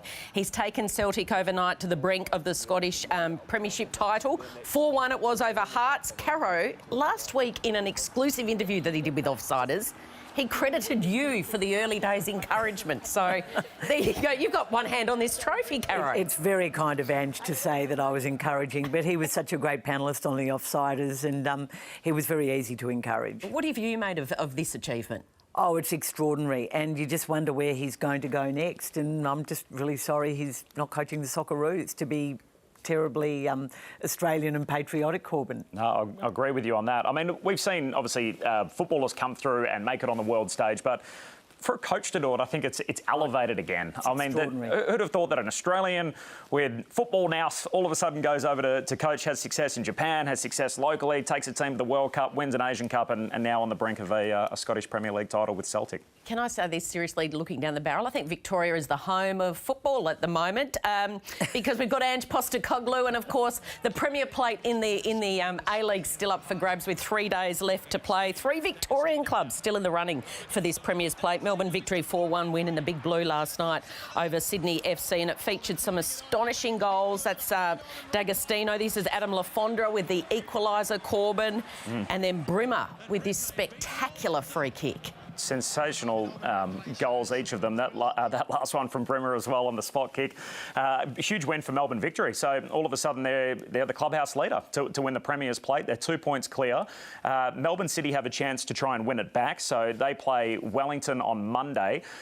City really shouldn't be in this position. They dropped the game they weren't expected to against Perth Glory midweek. The other team that is mathematically possible is Western United. They play a fellow finals contending team in Adelaide. That's today, in fact. They would need to win that and make up goal difference. So I think it's unlikely Western United will finish on top. It really comes down to that game between City and Wellington Phoenix on Monday. And the never-ending A-League regular season is nearly at an end. And then we can finally talk about finals. OK, final tip or observation, Corbin? Just before we do, happy Mother's Day to you, Kelly, and to Caro, and to all the wonderful mums out there, including my mum, Helen, as well, who I'm sure is watching in WA. So happy Mother's Day, Mum. Daniel Ricciardo is my final tip or observation. So this is a guy that's gone from the face of Australian sport. He was at Red Bull. There was talk he could go to Ferrari, ended up going to Renault, and then makes his way to McLaren, and now he could be out of a seat. It's remarkable to think sort of how sharp the fall is in this game, and yeah, he's doing everything he can just to hang on to his spot at the moment in the F1s. Caro. And on the subject of Mother's Day, happy Mother's Day, Julia, my mother, and my daughter Rose over in Amsterdam. And why do the AFL continue to try and bury Mother's Day and not promote it? One of the games of the round is being played today at the MCG at lunchtime, and it should have become a heralded day and some sort of great tribute to mothers. Instead, it'll be a poor crowd, and the AFL will blame Mother's Day when they could have celebrated it. Top 4 clash as well. Much anticipated clash. Yeah, good point. Jenna. Firstly, a special happy Mother's Day to my beautiful mother, Mari. And obviously I'm on here to talk basketball. So it's round 2 of the NBA playoffs at the moment. And I think the Phoenix Suns will take out the championship. Ooh, OK. I like it. Thank you. It's great to have you as part of the panellists now that you are a former athlete. I just wanted to mention briefly as well, Sam Kerr just continues to get the awards. She won another award this week. This is Footballer of the Year award in England alongside Liverpool forward Mohamed Salah. 18 goals in the Women's Super League. Corbin, they play tonight. It's either going to be her Chelsea or Arsenal that'll win the championship. Tough matchups for both. So Chelsea play the 4th place Manchester United and West Ham play Arsenal. West Ham are currently 6th on the table. So all to play for Sam Kerr and her team tonight. Happy Mother's Day, Caro. You've all mentioned your mums. So happy Mother's Day to Maz and all the super mums out there. It's been a weekend of upsets, from the Suns beating the Swans to the Eels toppling the Panthers, but the biggest of them all might have come this morning in one of the world's most prestigious horse races. An 80-1 outsider named Rich Strike stormed home to win the 148th edition of the Kentucky Derby. No one saw it coming. Enjoy the rest of your Sunday. These two, Stripe for Thrive, simplification down the outside is next. They're coming down to the wire. That considers Sandon. Rich Stripe is coming up on the inside. Oh my goodness, the longest shot has won the Kentucky Derby. Rich Strike has done it in a stunning, unbelievable upset. Forget Rich Strike, Lightning Strike. That's one of the biggest upsets in the history of the Kentucky Derby. When I'm 90, I'm still going to laugh a lot. I'm going to try and break a world record. I would get people to do all my work. I'm Ellie. I'm Jazzy. And we're 9 years young.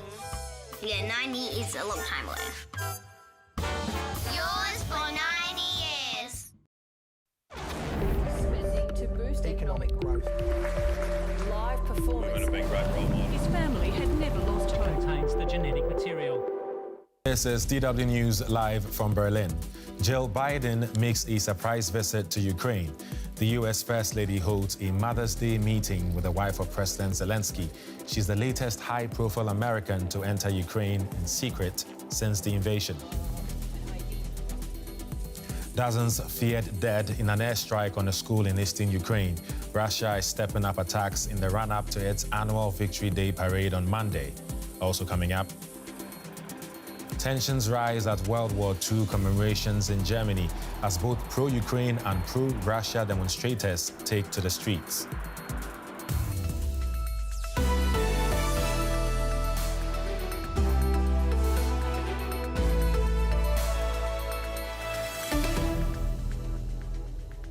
Eddie Micah Jr. is the name, and you're welcome to the program. The U.S. First Lady Jill Biden has made an unannounced visit to Ukraine. Now, during her 2-hour trip, Jill Biden met Ukraine's First Lady Olena Zelenska at a school in the town of Uzhhorod, near the border with Slovakia.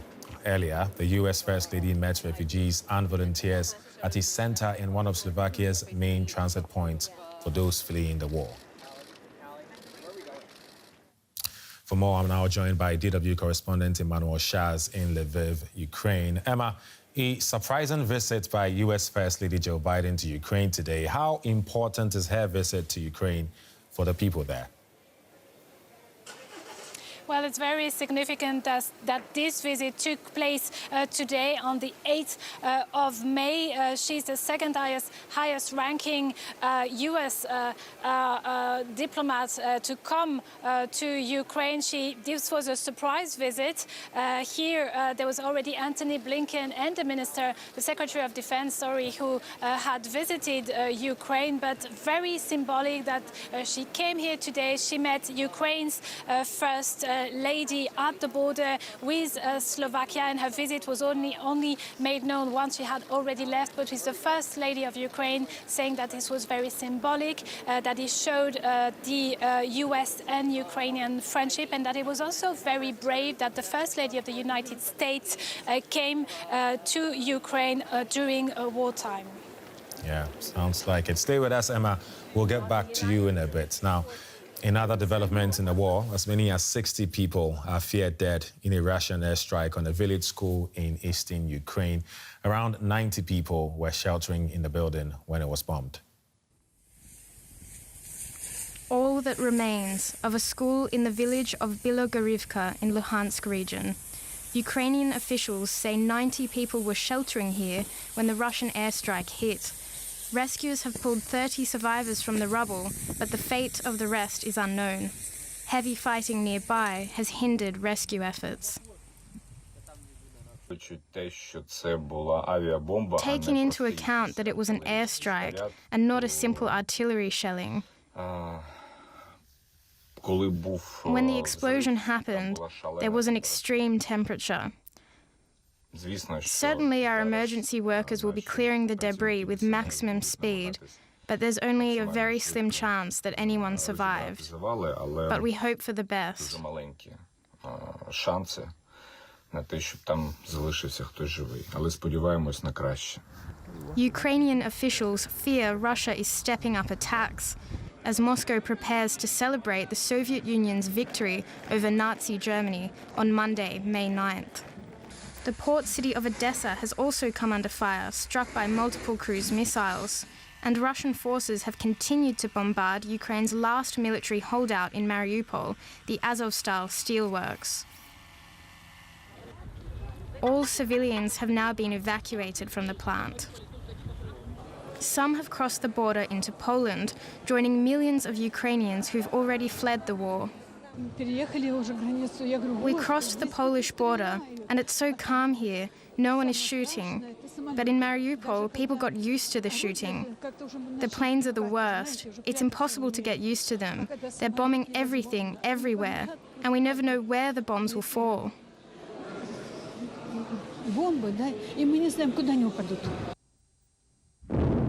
But Ukraine's forces have also made gains. They say this footage shows a strike against the Russian military on the Black Sea's Snake Island.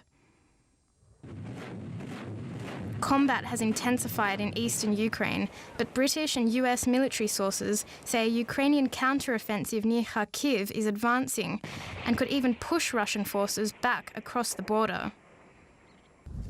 For the Ukrainians living in or under cities reduced to rubble, that can't happen soon enough. Emma, back to you. The fight in Ukraine continues. You are in Lviv currently. What's the situation there at the moment?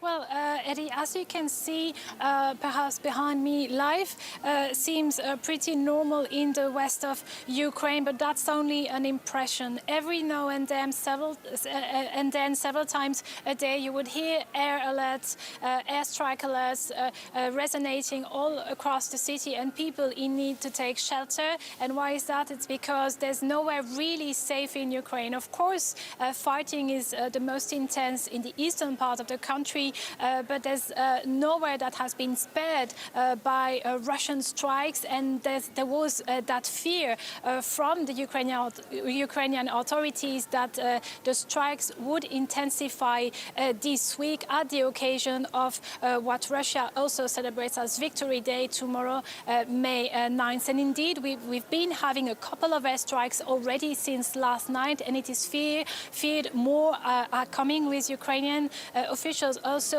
asking the population to not ignore the warnings and take shelter, because as we've just heard in the reports, strikes can fall pretty much everywhere, anywhere, even if Russia says that it's striking on strategic infrastructure only. Thanks for that. Now, we earlier talked about Joe Biden's high-ranking visit to Ukraine, but Bebel Bass, German Parliament's president, also met with Zelensky today in Kyiv. What was discussed there, you know? Well, first off, Eddie, that was highly symbolic that the president of the German Bundestag was here today on this, on the commemoration of, the victory against Nazism in Europe. She was there primarily for that, but also to discuss with Volodymyr Zelensky the EU candidacy of Ukraine, and she also visited the village of Bucha. She wasn't, however, the only high-profile visit today. Canadian Prime Minister Justin Trudeau also made an unannounced visit in Kiev. He later visited Irpin, also a place where a lot of atrocities took place at the beginning of the Russian aggression against Ukraine. That's right, Emmanuel. Thank you very much for that update. Now, events are taking place across Europe today to commemorate the end of the Second World War on the continent 77 years ago. The present-day Ukraine war is raising tensions here in Germany. Russia traditionally plays a big part in the German events. Anti-war protests and pro-Russia rallies are taking place alongside ceremonies involving both Russians and Ukrainians. Ukraine's ambassador Andriy Melnik laid a wreath at the Soviet War Memorial in Berlin. 6 million Ukrainians fought in the Soviet army against the Nazis.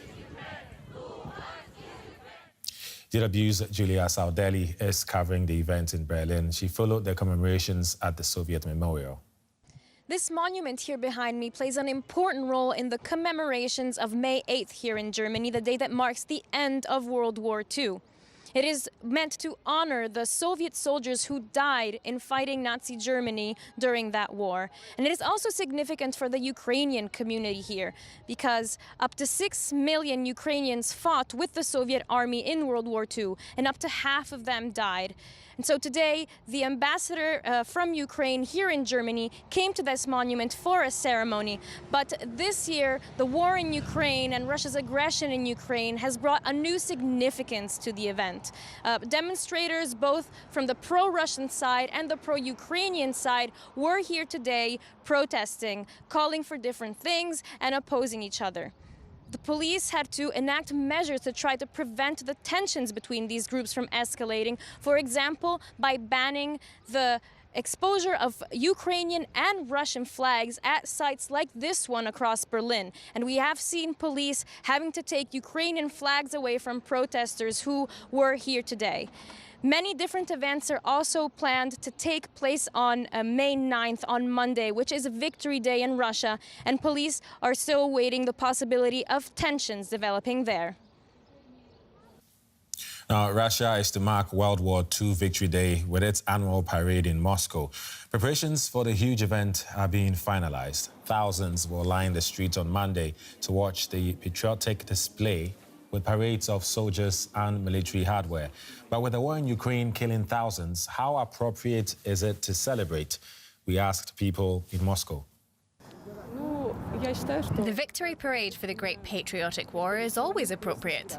It's our history. Nobody should forget our ancestors' triumph. Let's see what military hardware is on show. What we've got. What we still have. But we're not proud. We're not officers. It's tradition. Every year. Traditions are important for our generation. That's why we need the parade. The parade is always called for. It's about remembering. Should we kneel before Europe instead? Never. Why shouldn't it be appropriate? What does the 1945 victory have to do with today? The parade is appropriate. It's an occasion that deserves to be celebrated. The question is how. Of course, events in Ukraine are overshadowing everything. But remembering the past is important. Ukrainians were also part of the victory.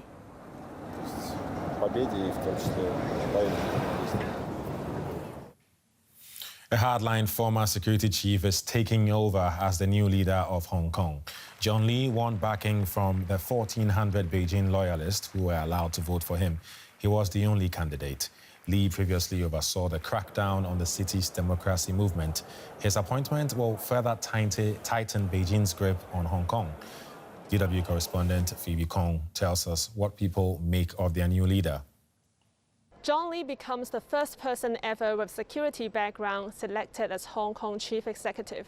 Although there was a sense of expected joy here in the vote counting center as he won over 99% of votes, on the other hand, it feels very different outside on the streets of Hong Kong, as the majority of the general public have little interest or expectation to this election or even the next leader, simply because they have no say on it. So John Lee is a highly controversial, if not unpopular, political figure in Hong Kong, as he was the key official overseeing the crackdown on 2019 anti-government protest and the implementation of the sweeping national security law with lots of dissidents arrested. He emphasized that he wants to put housing issues to his top priority, but observers also say Beijing's endorsement signals an intensifying strong-handed rule on Hong Kong. And that's why for some members of the public, especially the pro-democracy supporters, the next 5 years could be worrying. That was DW correspondent Phoebe Kong in Hong Kong. Now, in Saturday's Bundesliga matchup, Union Berlin guaranteed themselves a spot in the European tournament competition next season with a win at Freiburg. The visitors did most of the hard work in the first half. They were already ahead 1-0 when Christoph And there were no such scenes of jubilation for the team from the other side of the German capital. Hovering near the bottom of the league, Hertha Berlin had... Here's a reminder of the top story we're following for you. The U.S. First Lady Joe Biden has made a surprise visit to Ukraine. She met the wife of the Ukrainian president at a refugee center. Joe Biden is the latest high-profile American to enter Ukraine since the war started. As many as 60 people are missing and feared dead in a Russian airstrike on a village school in eastern Ukraine. Officials say around 90 people were sheltering in the building. Rescuers have pulled 30 survivors from the rubble. Up next, the documentary Abortion in Europe, Scorned, Concealed, Prohibited. There's more coming up at the top of the hour, so do stay tuned. Scott Morrison and Anthony Albanese butt heads in a fiery second leaders debate in Sydney. Ukraine accuses Russia of bombing a school where civilians were sheltering, killing several children. And the on-court blow-up behind basketball star Liz Cambage's shock exit from the Opals revealed.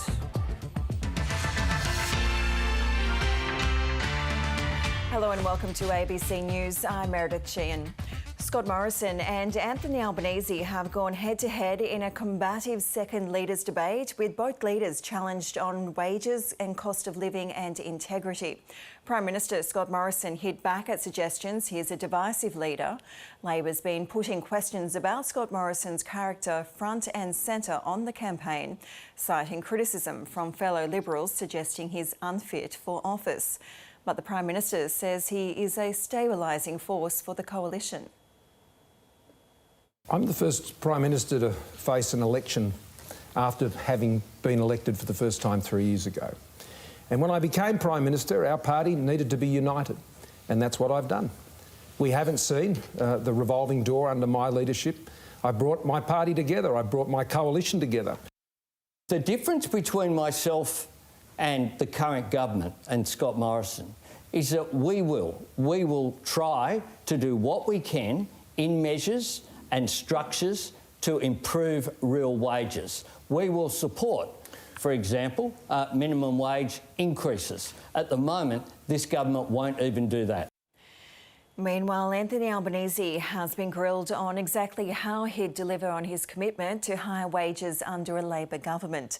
Labor has been accusing the coalition of failing Australians with stagnant wage growth at a time when cost of living pressures are soaring.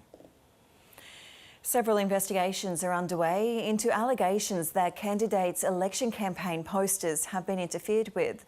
In the latest case, police are investigating reports that Greens Senate candidate David Shoebridge's poster was ripped down and stomped on by a group of people allegedly wearing Liberal campaign gear in the Sydney seat of Wentworth. Mr Shoebridge says it was an act of aggression that shouldn't be tolerated. I found this quite genuinely offensive, and the thought that it was done in full daylight, in this sort of brazen way, really added to it, and that's why I took it to the police. Local Liberal MP Dave Sharma has condemned the actions of those involved. He says he didn't recognise the individuals and they aren't part of his campaign team. Police and the Australian Electoral Commission are also investigating other accusations of tampering. Some independent candidates' posters have been doctored to suggest they're from the Greens. An LNP candidate standing in Queensland's most marginal seat has been referred to the Federal Police for investigation. The Electoral Commission is concerned Vivian Lobo made false declarations about his home address. A rundown property next to a busy intersection in the ultra-marginal Brisbane seat of Lilly, now a matter for the Federal Police. The Electoral Commission referred the matter of Vivian Lobo's nomination forms to the AFP today. It follows a complaint by Labor to the AEC that Mr Lobo had provided the Everton Park address but didn't live there. In a statement today, the AEC said there is concern as to whether the information provided by Vivian Lobo regarding his residential address on these forms is false. Vivian Lobo's corflutes remain prominently displayed outside this Everton Park address. He declined to speak to us when we approached him at the property today, where he appeared to be moving items with the help of family and friends. Labor's Annika Wells currently holds Lilly by just 0.6%, and the party machine isn't pulling any punches. This is an extremely serious allegation to emerge in relation to a candidate in the middle of an election campaign. Ballot papers have already been printed. In a statement, Mr Lobo said he'd fully cooperate with any inquiries and reiterated an earlier statement that I enrolled in the electorate as I had signed a lease in Everton Park with the intention to move in straight away. However, due to my campaign commitments and difficulty with getting tradespeople to the home, I was delayed moving in. The Coalition campaign has so far remained silent on the issue. While it's not illegal to live outside the electorate, providing false information to the AEC may constitute electoral fraud. Mr Lobo was a late ring-in for the seat after the first candidate dropped out in February. Stephanie Zillman, ABC News, Brisbane. To the war in Ukraine, all women, children and the elderly have now been evacuated from the besieged Azovstal steelworks in Mariupol. The plant has become a fortress for Ukrainian resistance fighters, making a final stand in the crucial port city of Donbass. Negotiations will now shift to getting wounded soldiers and medics out. Further north, 60 people are believed to have been killed in a Russian bombing of a school. 90 people were sheltering in the building in the village of Luhansk, which caught fire. 30 were rescued and at least 7 were injured. Ukraine's farmers have found themselves on the front line of Russia's invasion. Their fields are being mined, their silos are being destroyed and their exports cut off. But Ukraine's farmers are fighting back. Europe correspondent Nick Dole reports from Dnipro in central Ukraine. In farming and in life, it's said you reap what you sow. So when Russian soldiers took Ukrainian farmers' land, they got on their tractors and took their tanks. They're images that fill Alexander Shobina with pride. We're all Ukrainian. We didn't go to them. They came to us. And this is typical of Ukrainian farmers. Farmers have found themselves in the firing line during this war. Their grain storage facilities have been attacked. Shelling has left their green fields covered in craters, and some have even been mined. Everything we're doing now is related to the war. We go to bed and we don't know if we'll wake up tomorrow. Vitaly Kostricha grows corn, wheat and barley, but he can't even sell his grain at cost price, let alone make a profit, because Russia has all but destroyed Ukraine's export market. Its blockade of Black Sea ports is starving farmers of income and Ukraine of a big source of national wealth. The attacks on infrastructure and the blockade on exports don't just hurt Ukraine, they hurt the world. About half the wheat bought by the World Food Programme comes from Ukraine, so Russia's war could have devastating consequences for those who can least afford them. Anatoly Hosenko's son is on the front line while he's working on the farm. It's been hard to get enough workers, with people fleeing or fighting, and the curfew means time in the fields is limited anyway.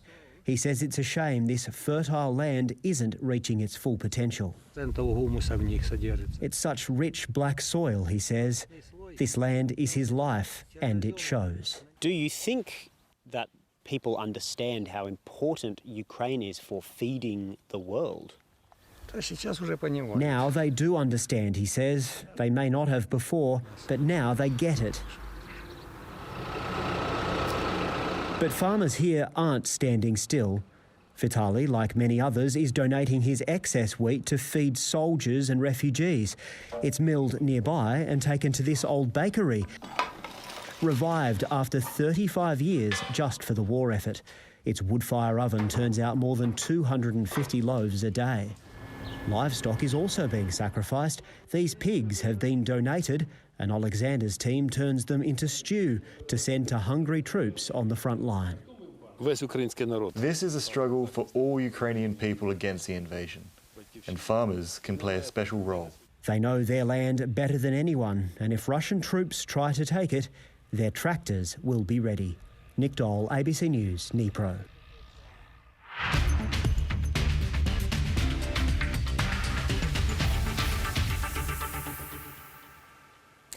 The Storm has broken an 87-year NRL record and leapfrogged the Panthers into the top spot on the ladder after their 42-6 win over the Dragons. Meanwhile, the Sharks have reduced a gritty 19-point victory over the Warriors, despite playing with only 11 men at one stage. Up an early try, the Sharks would soon be down a man when William Kennedy came charging. Oh my goodness! Yep. Kennedy with a coat hanger. Will, you're off, mate. Immediately, the Warriors would capitalise not once but twice after some brilliance from Reece Walsh. Here's a chance for Violea! Cronulla rallied, scoring 2 tries against the Tide until this hit also came under scrutiny. Oh boy. It's on report and you're in the bin. But the Warriors failed to make the most of it this time, instead allowing the Sharks to score freely. They'd win 29-10. Get the party started!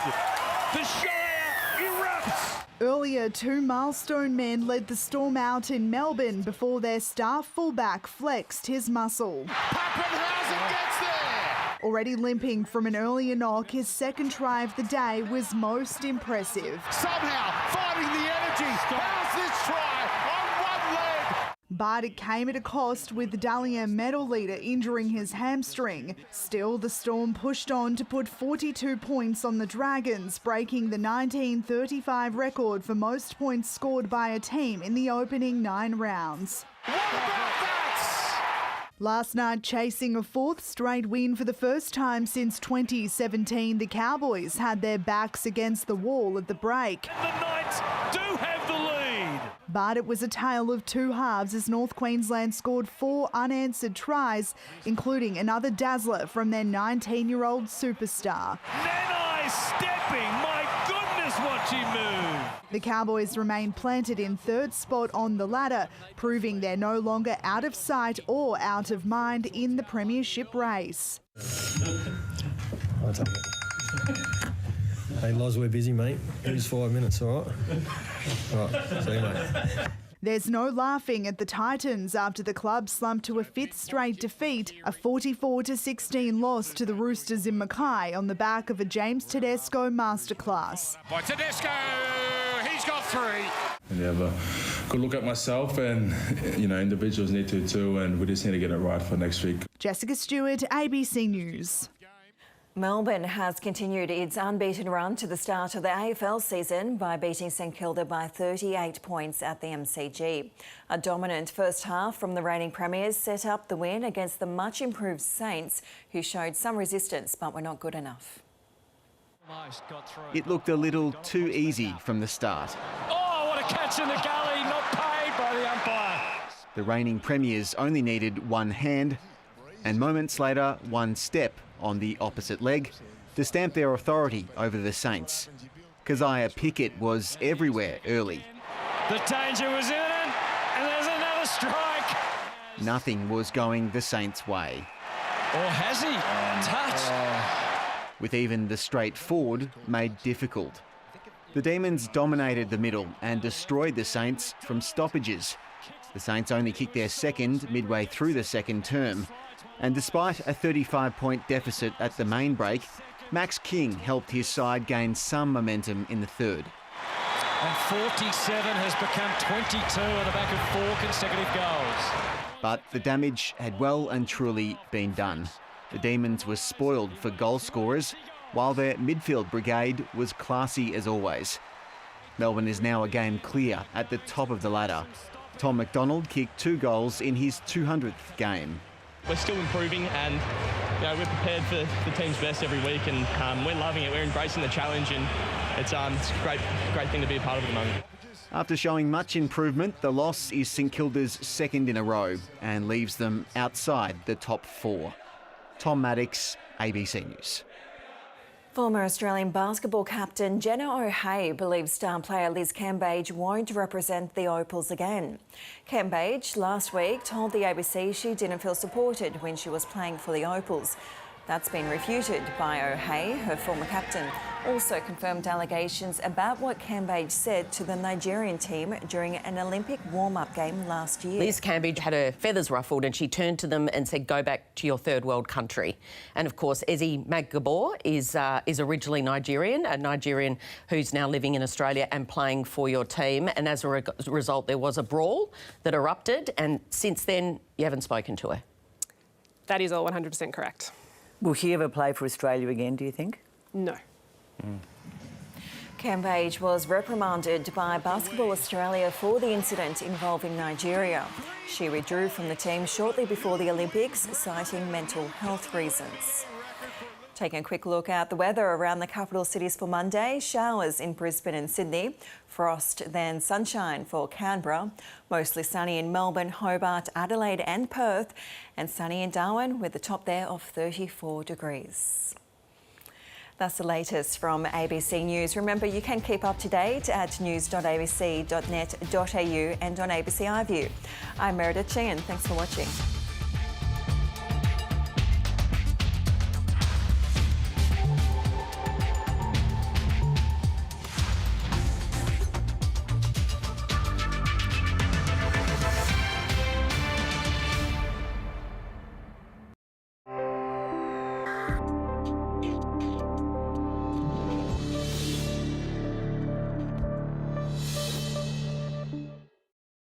Interest rates start rising, and the Reserve Bank's now warning we won't see a real wage rise until the end of next year. With 2 weeks to go in the election race, the debate over cost of living has sharpened.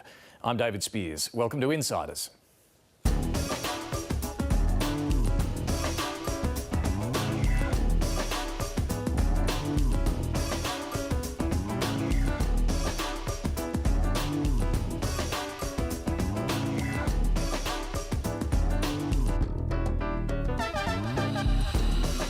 At the start of the campaign, we were told this was a temporary spike in inflation. The budget delivered some short-term relief. This week came a reality check. The inflation problem isn't looking so tame or temporary. Interest rates went up for the first time in more than a decade, and the Reserve Bank's warned of more rises to come. Now it's forecasting we won't see a real wage rise either until the end of next year. Amidst the spin, stunts and stumbles of the campaign, the two leaders have tried to sharpen their pitch on the economy. Now's not the time to risk change, says Scott Morrison, while Anthony Albanese is appealing to those who are feeling the pinch, saying it's time to turf out a failing government. Hello, how are you? Hey, mate. Anthony, how you doing? Nice to meet you. Oh, I'll do that again. Hello, how are you? How are you today? Well, Not real good on apple pie. there we go. Looks like a Vespa.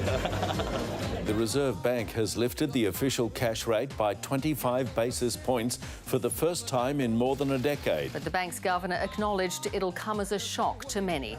We don't need these emergency settings anymore, and it's good news. Has your government just lost this election? Of course not. Just last year, he'd told us rates wouldn't rise for years. We do not expect it to be before 2024, and it's possible it'll be later than this. That's embarrassing. We should forecast this better. We didn't. I sympathise with Australians when they face higher repayments on their homes. Of course I do. But over time, it's not unreasonable to expect that the interest rates would get back to 2.5%. Okay. I'm not going to match. I can teach you. She likes all the lights. My wife is very Hello, hi. Anthony. Hi, how are you? Nice to meet you. What's your name? The battle to win the kitchen table economic war is on in earnest. Anyone else want a tea? Lucky we've got some fantastic staff. This is a full-blown cost of living crisis on Scott Morrison's watch. The good news yesterday was the Reserve Bank said that they are seeing evidence of wages rising. We have had no real serious wage increases for 10 years. Are either of you prepared to make discretionary spending cuts or tax rises? We know the Labor Party will always tax more, they'll always spend more, whereas our plans are set out very clearly in the budget. Well, the Treasurer's just lied to you. Only one side in this election is being upfront with people about the task ahead. You boys play AFL? Yeah. Pretty handy.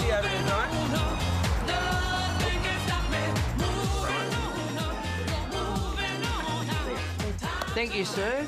Thank you. Goodness me.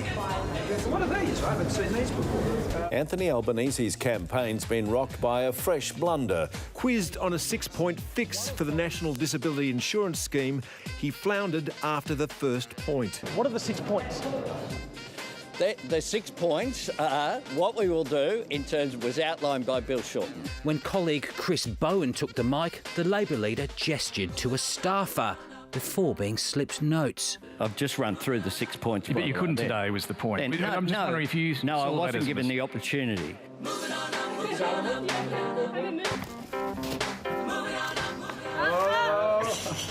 That's rubbish. The largest ever increase in pensions. Hello, what's your name? Sally. Hello, how you going? Good. Where's your mum or dad? I think Australians are really starting to ask the question, is Anthony Albanese really up to this? Well, I want the job and I want to do the job. If Anthony Albanese thinks the campaign is hard, I've got news for him. Government's a lot harder. Cheers.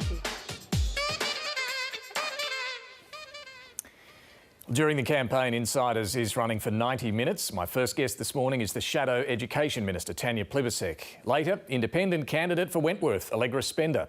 And Hugh Parkinson brings us the leaders' debate we've all been waiting for.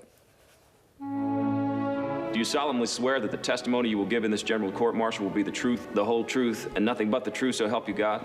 Yes, I do. And Anthony says he won't. Well, that's an outrageous slur from the Prime Minister. No, that is very, very true. Hugh Parkinson a little later. First, let's check what's making news. On the front of the 9 newspapers, ALP's fair pay pitch to target women. Anthony Albanese's next round of policies in the final 2 weeks of the campaign will apparently include new measures to achieve gender pay equity. We'll talk to Tanya Plibersek about that. And in the News Corp papers, Howard's Albo Salvo.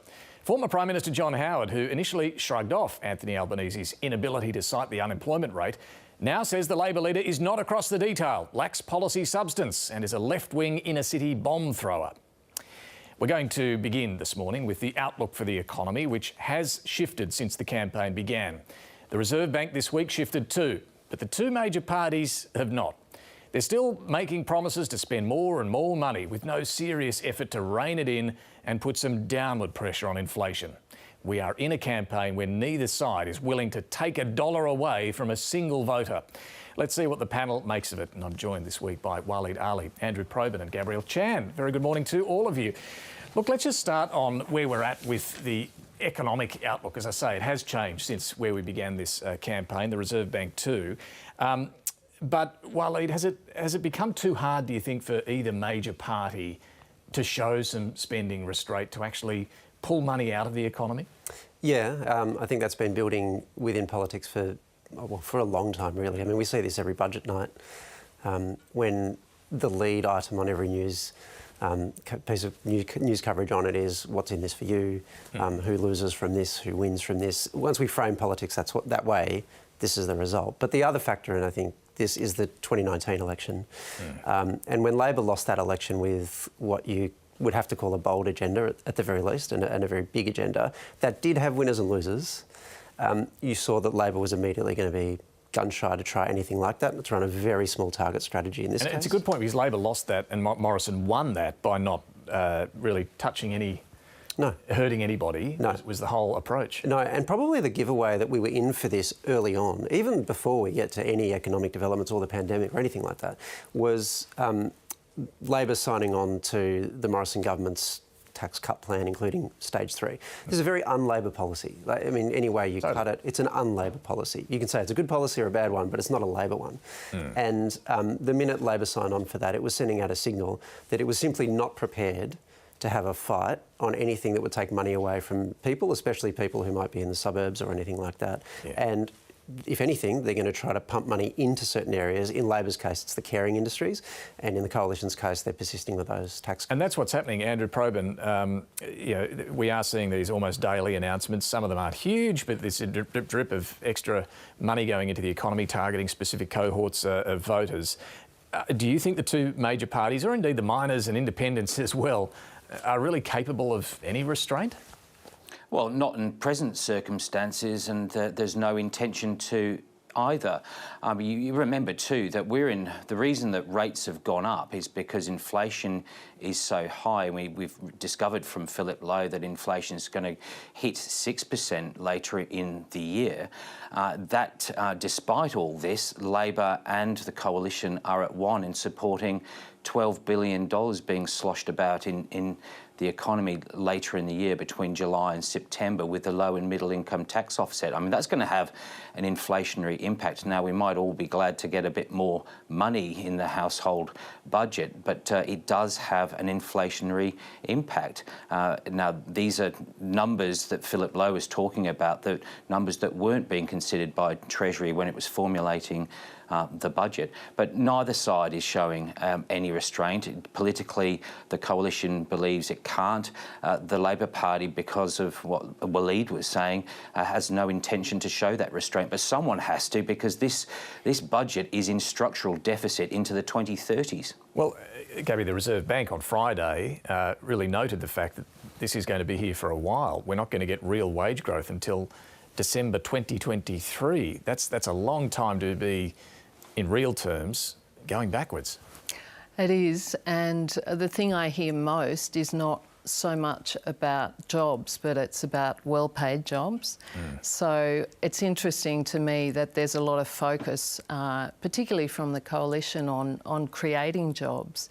Where I live in rural Australia, the workforce just isn't there, or the jobs are there, but the pay isn't there so those much. well-paying jobs. Yeah. So I think this is really going to be felt in the outer regions, in the mortgage belts, but also in very rural seats where we've seen massive hikes in land prices and regional housing. With people moving to the bush? Well, moving to the bush, but also expansions of farm businesses. Land prices for farms now have gone through the roof, and if people are very exposed to big loans, thinking that these low interest rates were going to stay, there's going to be some real pain coming. That's a really good point. So when it was clear this interest rate was going to happen on Tuesday, it was fascinating to hear the two sides positioning. Like, don't forget the Prime Minister had some months ago, when rates were still at their record lows, said that it was the coalition that would keep the downward pressure on petrol prices and interest rates.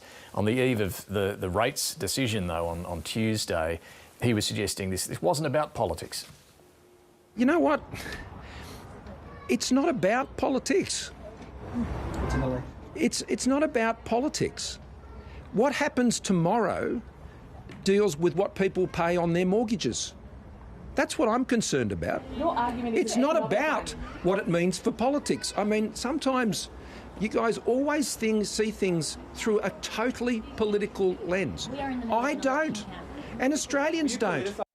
Yeah, Andrew, you guys always see things through a totally political lens. Shockingly so. Of course it's about politics. I mean, he was standing in the marginal seat of Corangamite, as he said. Well, of course. But there's a damn good reason why the Reserve Bank board, especially its boss, would be very anxious about interfering in politics.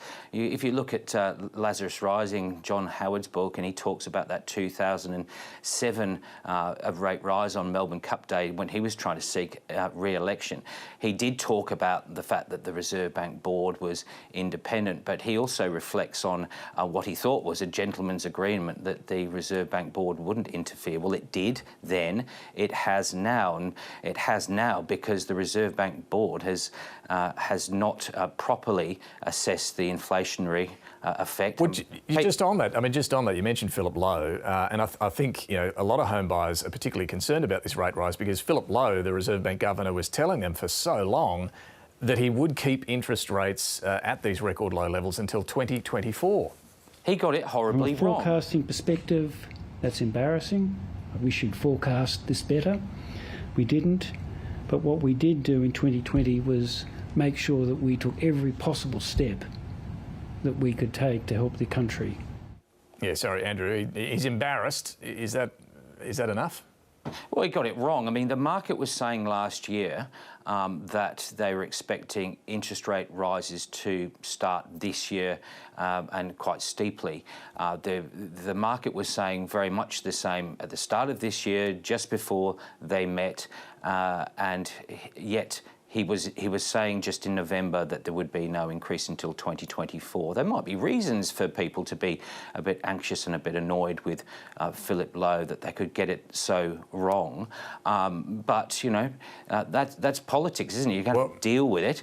And it's going to hurt Scott Morrison to some degree, and he's got to try and make the best of it. Well, the voters aren't deciding on whether Philip Lowe stays in his job, Waleed. They are looking at Scott Morrison and Anthony Albanese. How does this interest rate rise impact then on the campaign? Are people going to stick with what they know in troubled times, or say enough's enough? I've often thought it's a really great argument that a government can put forward. If it's going well, stick with us, we've done well. If it's going badly, don't risk change. Stick with us, I mean, there is never any case for a change of government. It's wonderful. I think in the end, the problems...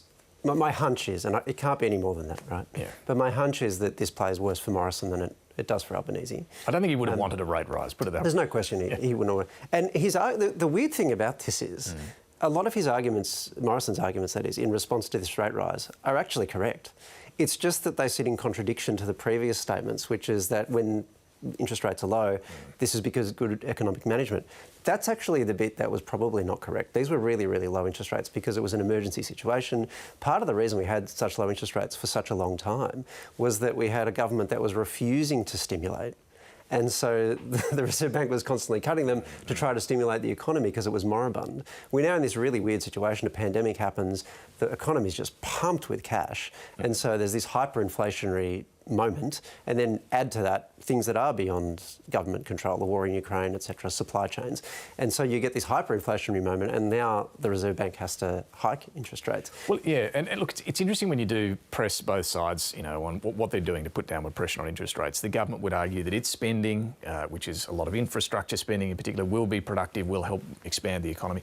Labor points to their childcare spending and their skills plan as well. But how's that not inflationary? Well, this is the question. It has to be inflation. It doesn't mean it's puts about money policy. in people's pockets. Now, it might expand the workforce, more women in the workforce, gives us a larger workforce and so on. But is it possible to say, Gabby, that either side does have a more credible approach to keeping the downward pressure now on interest rates? I think we're in such uncharted territory now. It's impossible to say. You know, the argument with childcare is that it increases productivity, and so productivity will grow the economy. But a lot of these constraints are supply-side constraints.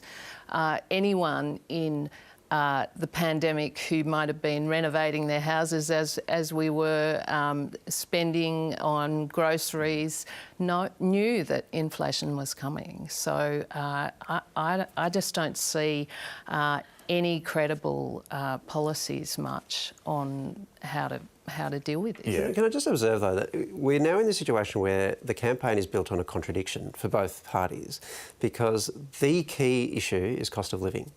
The polling says that's the number one issue for voters. Understandably. Right.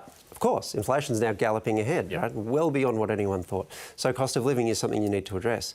It's very hard to think of a single measure that deals with cost of living that doesn't make the problem of inflation worse. The reason inflation is tricky is that the medicine for it is really, really bitter, right? The fact that we have wage stagnation, for example, so that wages are declining in real terms, is actually the thing that might help keep inflation under check. It's just that no one wants that, right? No one. Everyone wants to pump up wages. Right. So we want the government to keep a lid on inflation somehow, but when you ask us what we want from government, none of it amounts to keeping a lid on inflation. It actually amounts to making inflation worse, right? Everything we want from government is that. And I don't see any party, and this isn't even to blame them, I don't see that they can square that circle. So you think you're not running for the election, Waleed, because to argue that putting wages down or keeping them flat is the answer here ain't going to fly. No, imagine that. Imagine if someone said, well, this is, you know, a good thing, wages aren't increasing. No one's going to say. Surely the most palatable answer is improving productivity, right? Getting more out of our economy, more out of what we've got. And that's where they need to really be pushed, I think, in terms of what they're going to do on that front. Yeah, but even that, to the extent that puts more money in people's pockets, that's going to be inflationary.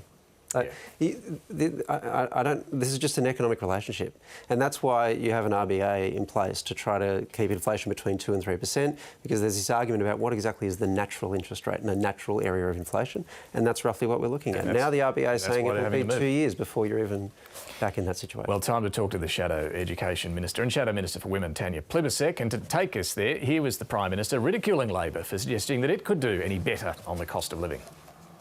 I don't believe I have a magic pen that makes wages go up or makes prices go down. Anthony Albanese is walking around in this election pretending that he has some special magical powers to make wages go up and costs go down, and you don't. As a Prime Minister, you don't have that. I know, I've been in the job.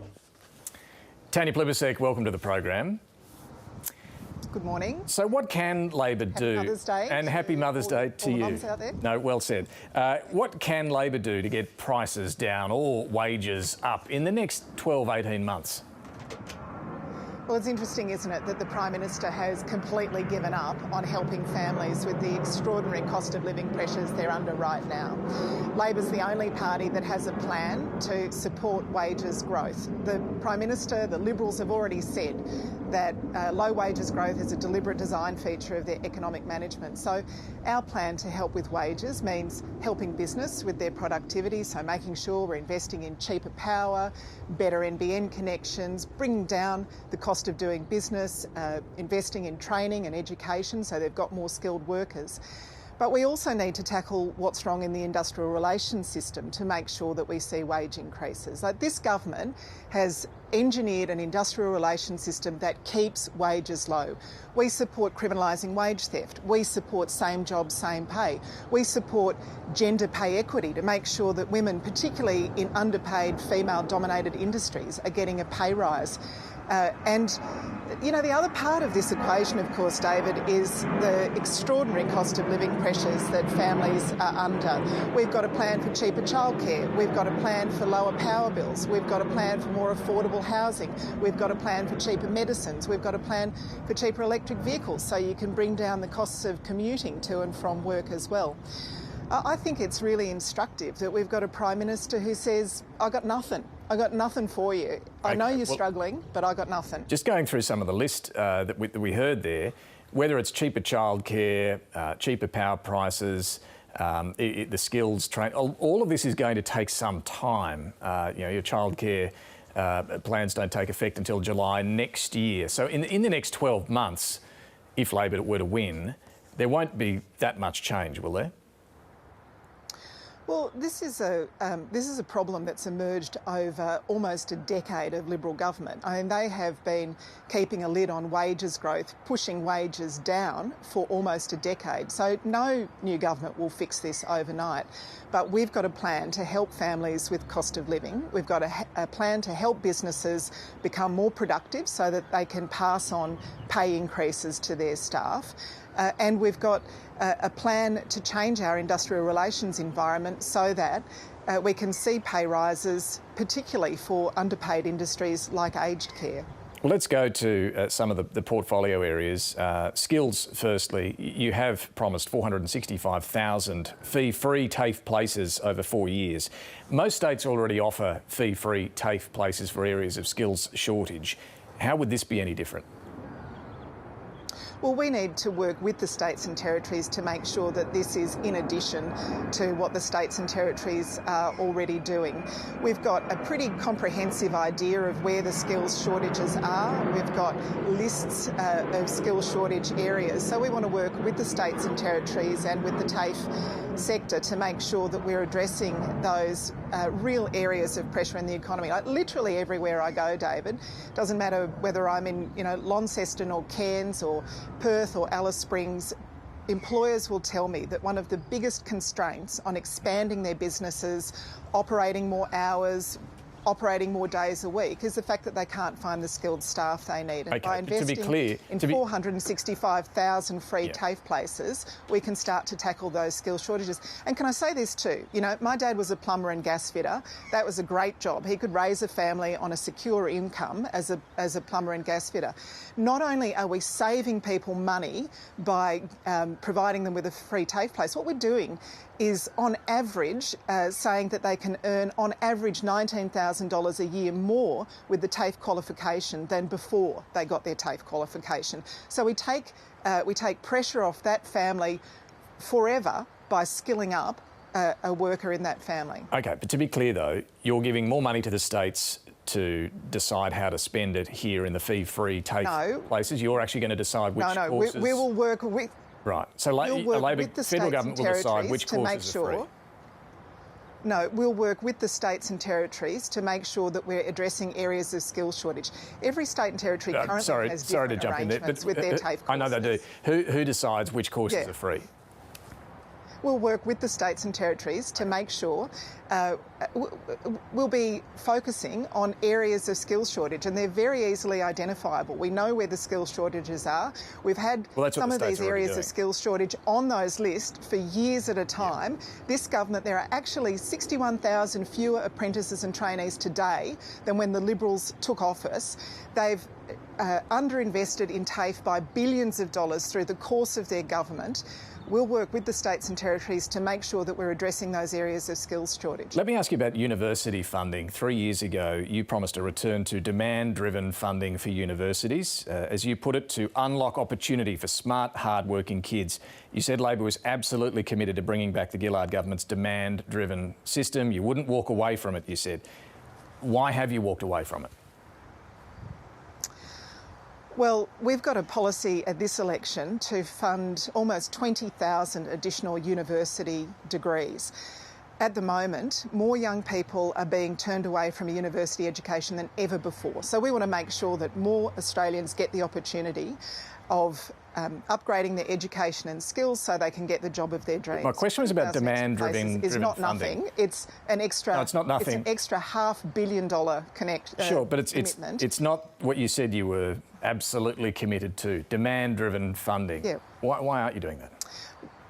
Well, because we can't afford to fix a decade of neglect of this government all at once. And in addition to the 20,000 extra university degrees that we've got on offer, we've also said that Labor in government would work with universities, with business, with unions and others to develop a university accord. And that would deal with issues like availability of university education, the quality of university education, the cost of university education, how we support really top quality research in our universities and how we convert that to jobs and business opportunities, and what role international students play in our university system. That university accord is where we'll look at all of those issues about how to address unmet demand in our system. Okay. And it's been such a tough couple of years for our young people. The fact that Scott Morrison's turning away more young people than ever from getting a university education is really quite heartbreaking. On public school funding, unions are worried about the lack of detail from Labor at this election. I mean, I can't recall Labor going to an election without a schools policy. We had Kevin Rudd's education revolution, Julia Gillard had the Gonski reforms, Bill Shorten, as you'd remember, promised $14 billion for schools at the last election. So do you have a schools policy? We certainly do. We've, as a start, got our $440 million plan to help our kids bounce back after COVID-19. About half of that money is to be spent on the sort of supports that kids need to get back on track with their learning, including social and emotional wellbeing, extra school counsellors, extra school psychologists. And the other half is to be spent on infrastructure to make sure that our schools are COVID safe, covered outdoor learning areas, better air filtration, and also upgrading the facilities that our young people need to get a world-class education. We've also said, of course, that in the next funding agreement, we would work with the state. We're currently in the middle of a funding agreement. In the next funding agreement, we will work with the states and territories to get every school up to its fair funding level. Under Scott Morrison's funding it's a little vague, though. Almost no. Okay, let's talk about Labor for a second. Sorry, go on. It is a little I don't want to vague. interrupt you, David. Please go on. I'm just trying to come back to this question of school funding. You mentioned getting that 100% of the schooling resource standard. Yep. When would that happen? Labor previously has been very clear about when that should happen. Funding was there, was promised. When would that happen? Well, we're in the middle of an existing funding agreement that the Commonwealth signed with the states now. That agreement concludes in 2023. We would, if elected, be negotiating with the states and territories about the next funding agreement. We need the states and territories to increase their effort, as we would increase our effort, to get every school up to 100% of its fair funding level. The agreement that the Commonwealth has signed with the states at the moment bakes in inequality to our system, where Catholic and independent schools will get to 100% of their fair funding level, and that's great. We argued for that. But public schools never will. The majority of public schools will never get to their fair funding level under Scott Morrison. We have a different policy. We say that every child in every classroom, in every school system, in every part of Australia should get the funding they need to get a world-class education. Sure, but when? In a decade? More? Well, this is a negotiation with the states and territories. Well, with respect, David. it's an election. You've been to every previous election. We have at every previous election, is my point. Did you take a policy to shadow cabinet and we're not back on this, or why aren't you able to? At the previous election, David, the Commonwealth had not signed a funding agreement with the states. We're in the middle of one now. If we are elected, I will be negotiating with state and territory education ministers to make sure that every school is on a path to 100% of their schooling resource standard, 100%.